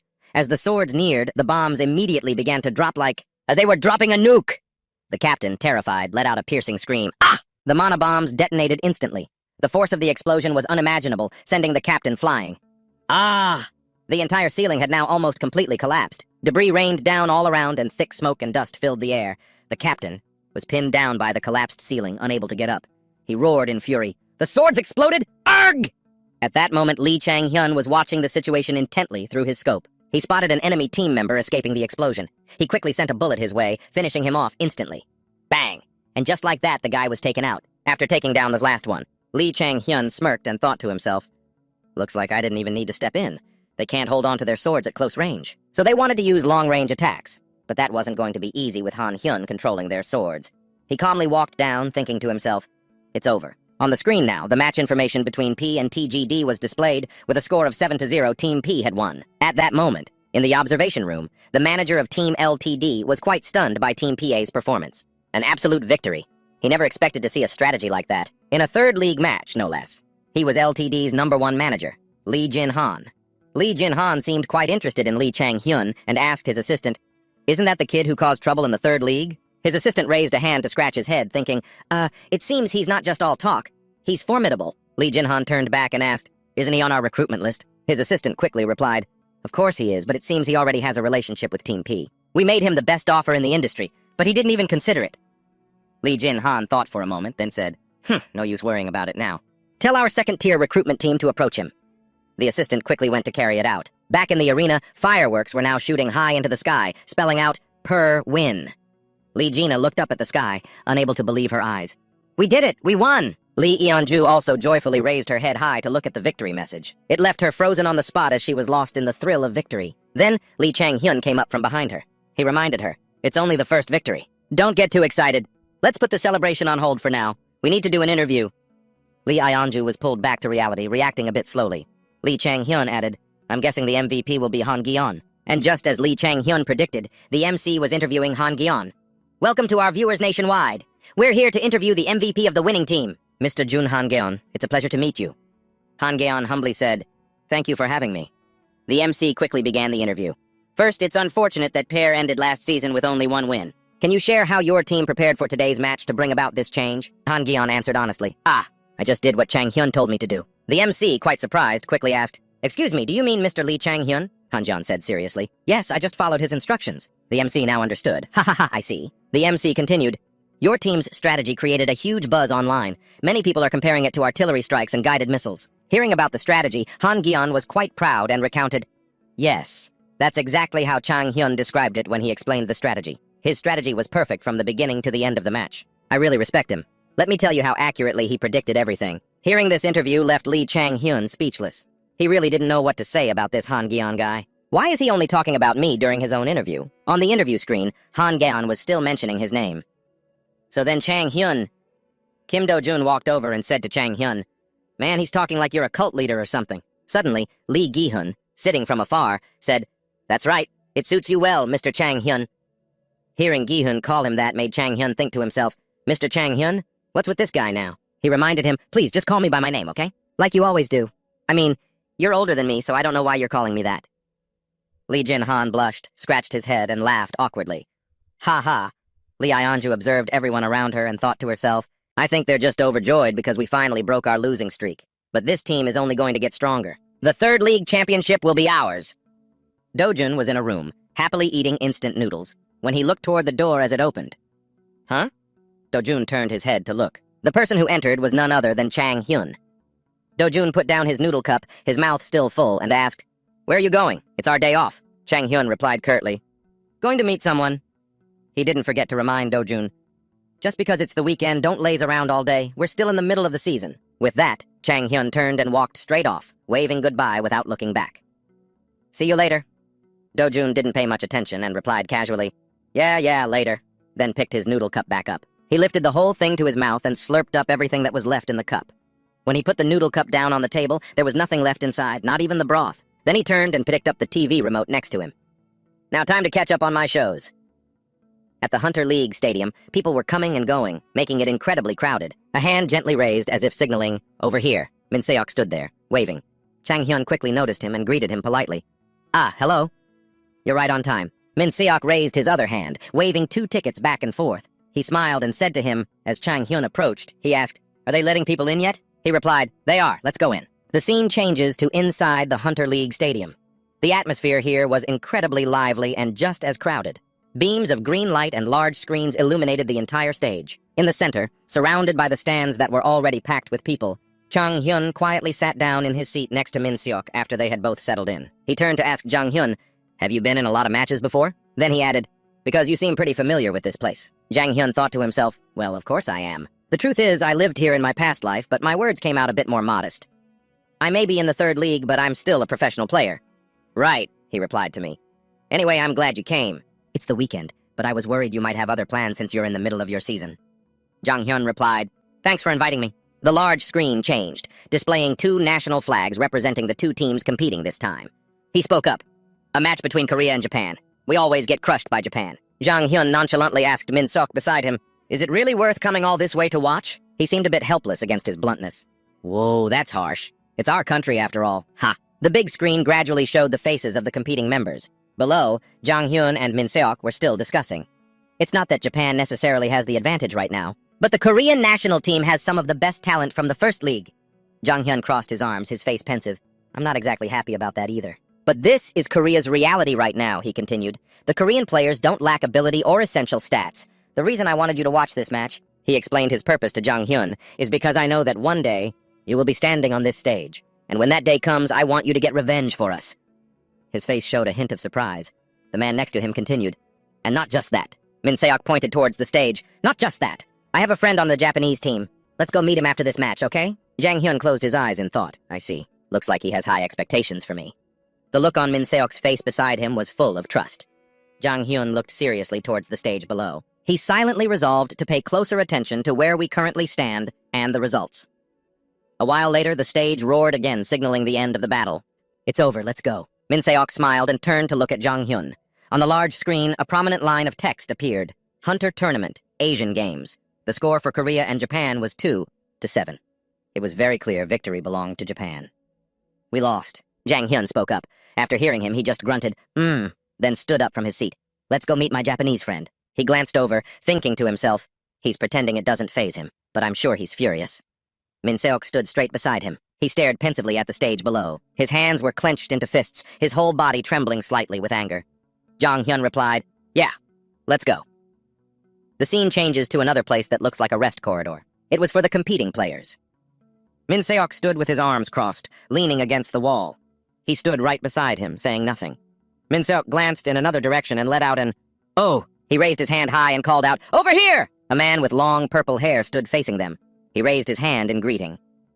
The Hunter Tournament's Japanese national hunter, Takumi Minamino. Min Seok and Takumi rushed to embrace each other like friends who hadn't met in a long time.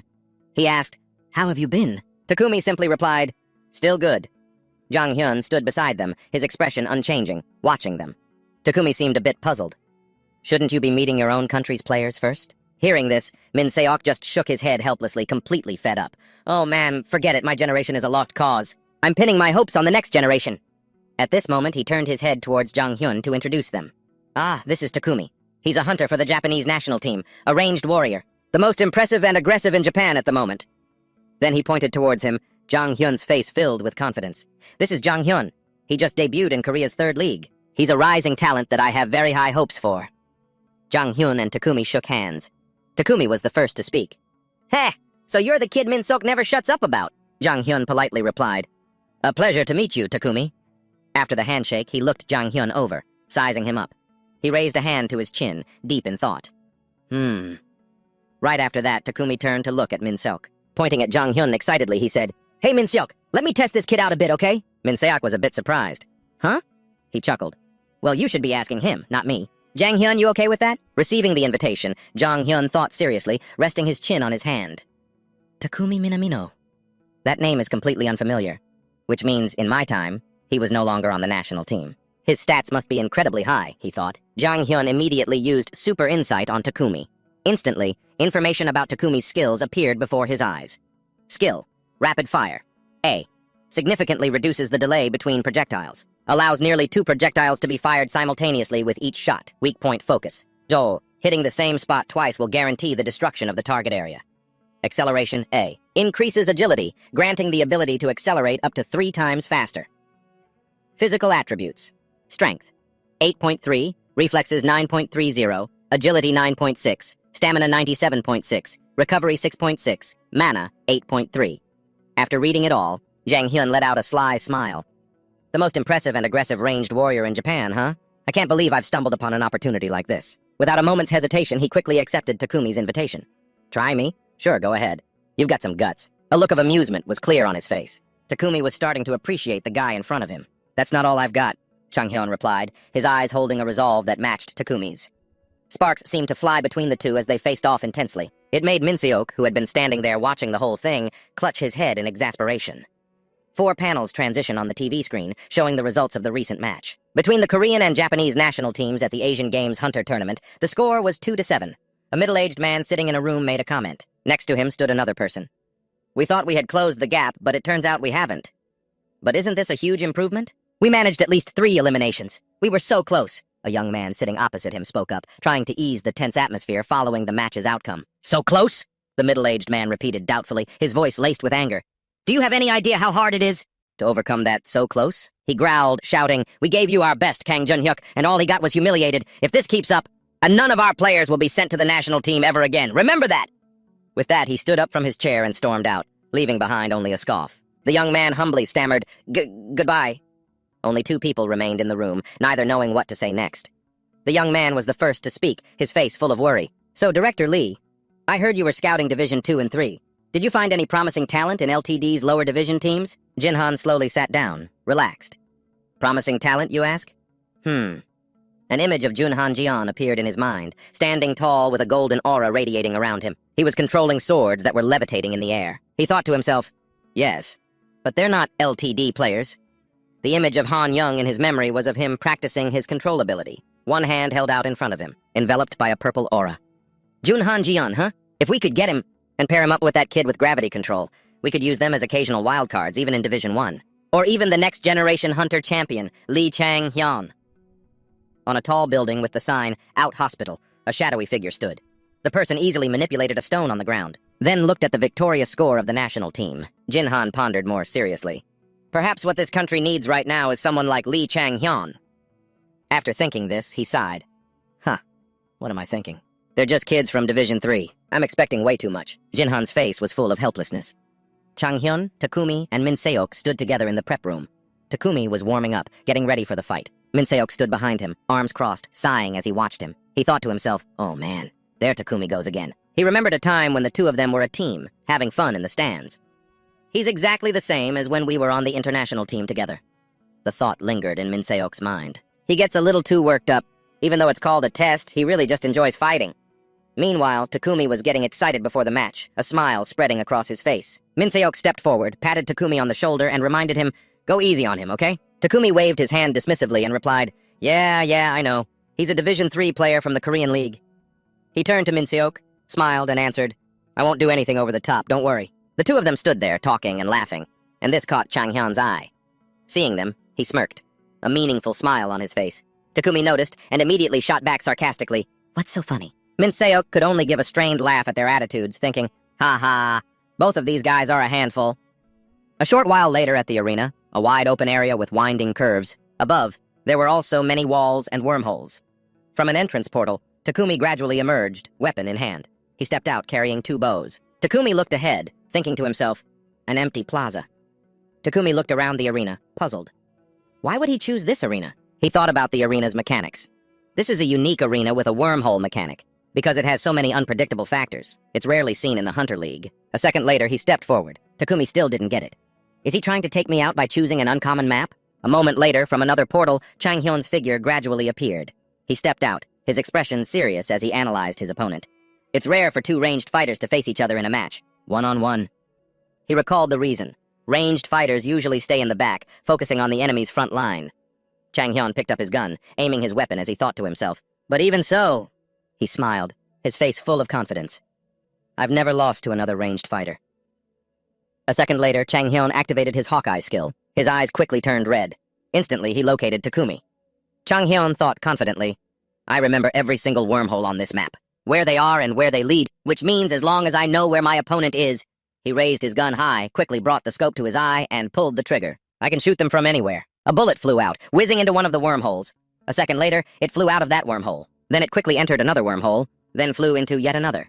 In an instant, the bullet had rapidly passed through the wormhole right behind where Takumi was standing. At that moment, he sensed something and turned around. Takumi was completely stunned when he saw the bullet. He immediately used his acceleration skill to dodge it. Takumi fell back, dropping to one knee. He grit his teeth in frustration and anger. Damn it! The bullet shot straight into the wall, punching a hole in it. Takumi glanced at it, thinking to himself, he shot at me through the wormhole. That last bullet left a small wound on his left arm. Takumin thought, if I had been even a split second slower? Trang Hyun looked through the wormhole, his expression grim. Seeing the bullet miss Takumin, Trang Hyun felt a pang of regret. It seems the wormhole's vibration slightly altered the bullet's trajectory. Takumin immediately took cover behind a wall. He looked at the wormhole, pondering. I have no idea how he pinpointed my location, but he definitely knew my exact position when he fired that bullet. He scoffed and thought to himself with confidence, trying to shoot me through a wormhole, are you? For a kid from League 3, that's pretty impressive. Instantly, he raised his weapon ready to fire. Interesting, Takumi thought, amused. Then Takumi activated his skill.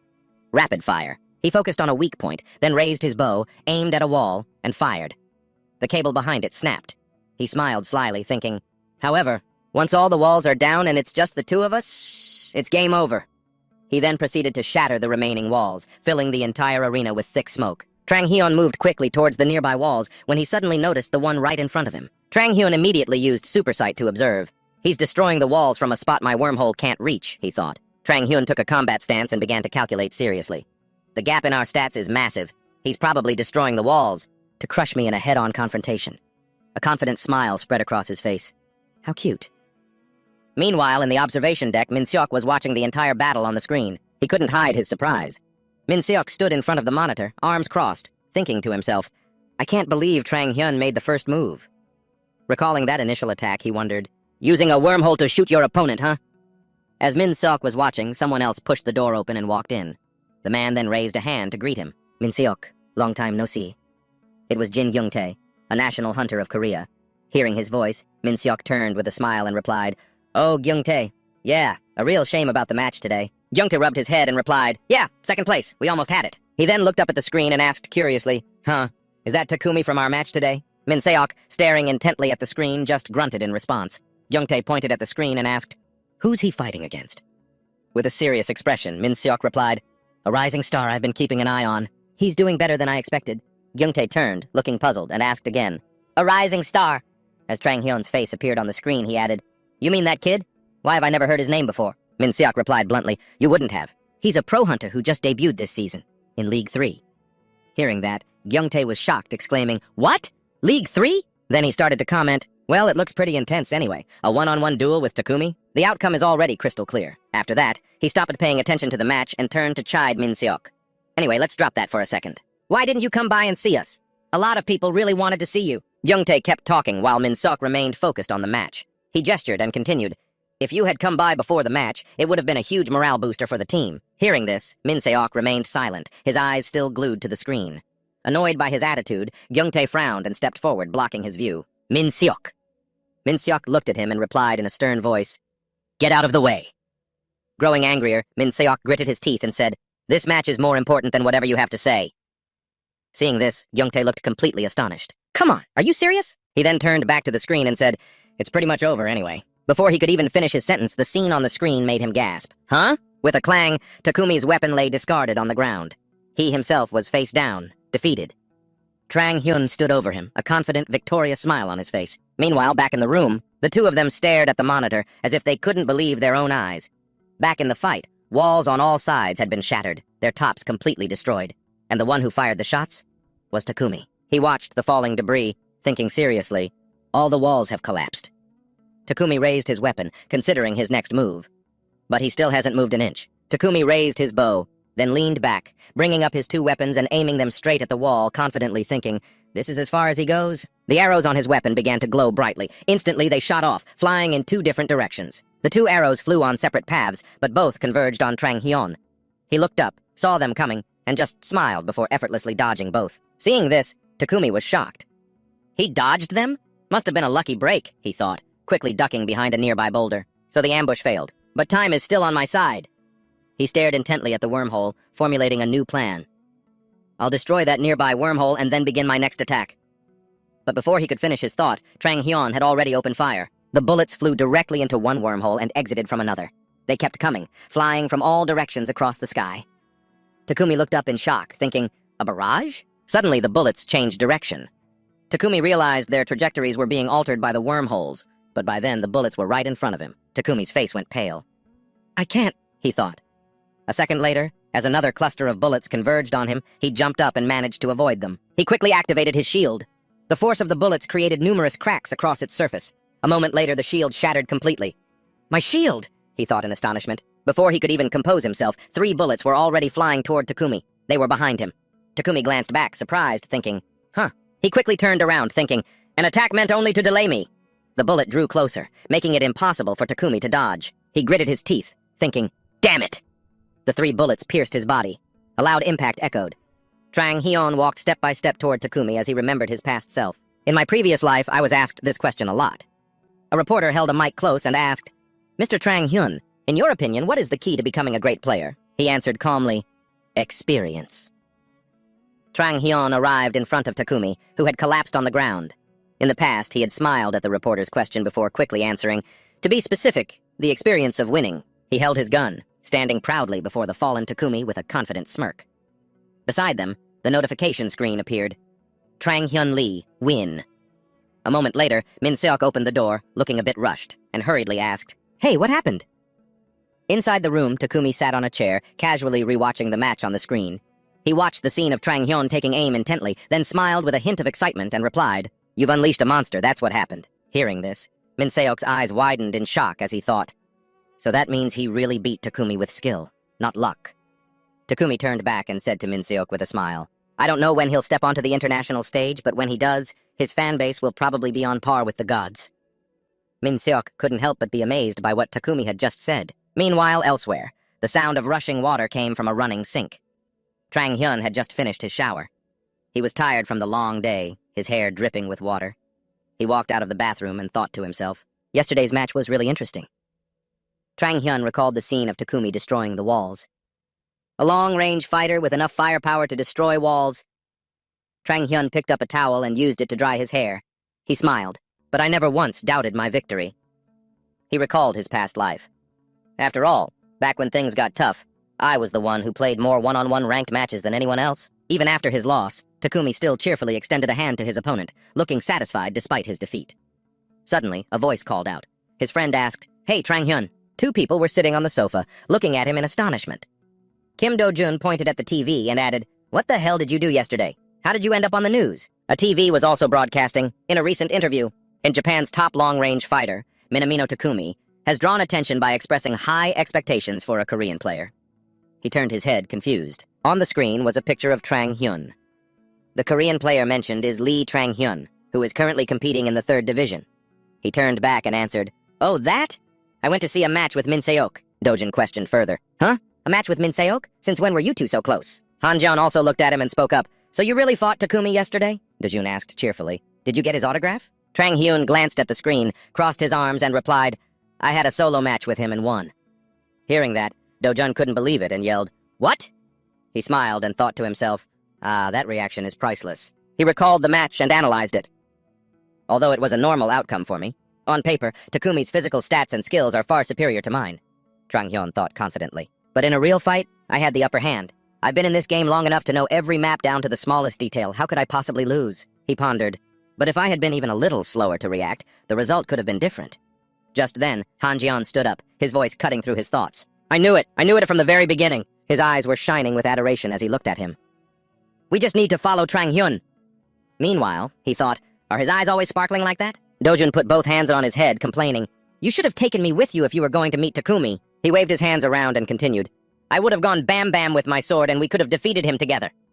Seeing this, Trang Hyun lightly chopped Dojun on the head and said, cut it out, you idiot. Dojun clutched his head and yelled, ow! Trang Hyun casually flopped down onto the sofa, thinking, that might have been possible in Dojun's prime, but right now, he doesn't stand a chance. He looked down at the system notification panel. On it was his super perception skill, and it seemed to have finally leveled up. He immediately tried it out. His super perception had been enhanced. Maybe it's because I pushed it to its limit during the match with Takumi. The system continued to display the description for the super perception skill, discern the target's essence, identify innate abilities. Allows you to view a hunter's maximum potential stats. Trajectory analysis. Allows you to track the trajectory of enemy bullets. He was delighted and thought smugly, just what I needed. A bright smile spread across Trong Hyun's face as he thought, this is the best ability for training my teammates. Time to get to work. The next day, in the room, Puk Gonju asked again, you said ranked matches? Inside the room, Trong Hyun answered straightforwardly, yes, that's the plan I've made for the team. Then he continued, Coach, what do you think of the team's current situation? Hearing this, he was a bit surprised. Gonju replied with some hesitation, we were eliminated from the season with 1 win, so we have good momentum. I think it'll be fine if we just continue as we have been. Even without many strategies, we did manage one thing. A solid victory, Gonju continued, and it seems there's more energy in the team compared to last season. Before he could finish his sentence, Trong Hyun crossed his arms, shook his head, and cut him off. You're not entirely wrong. His eyes were firm as he replied, but that's not enough.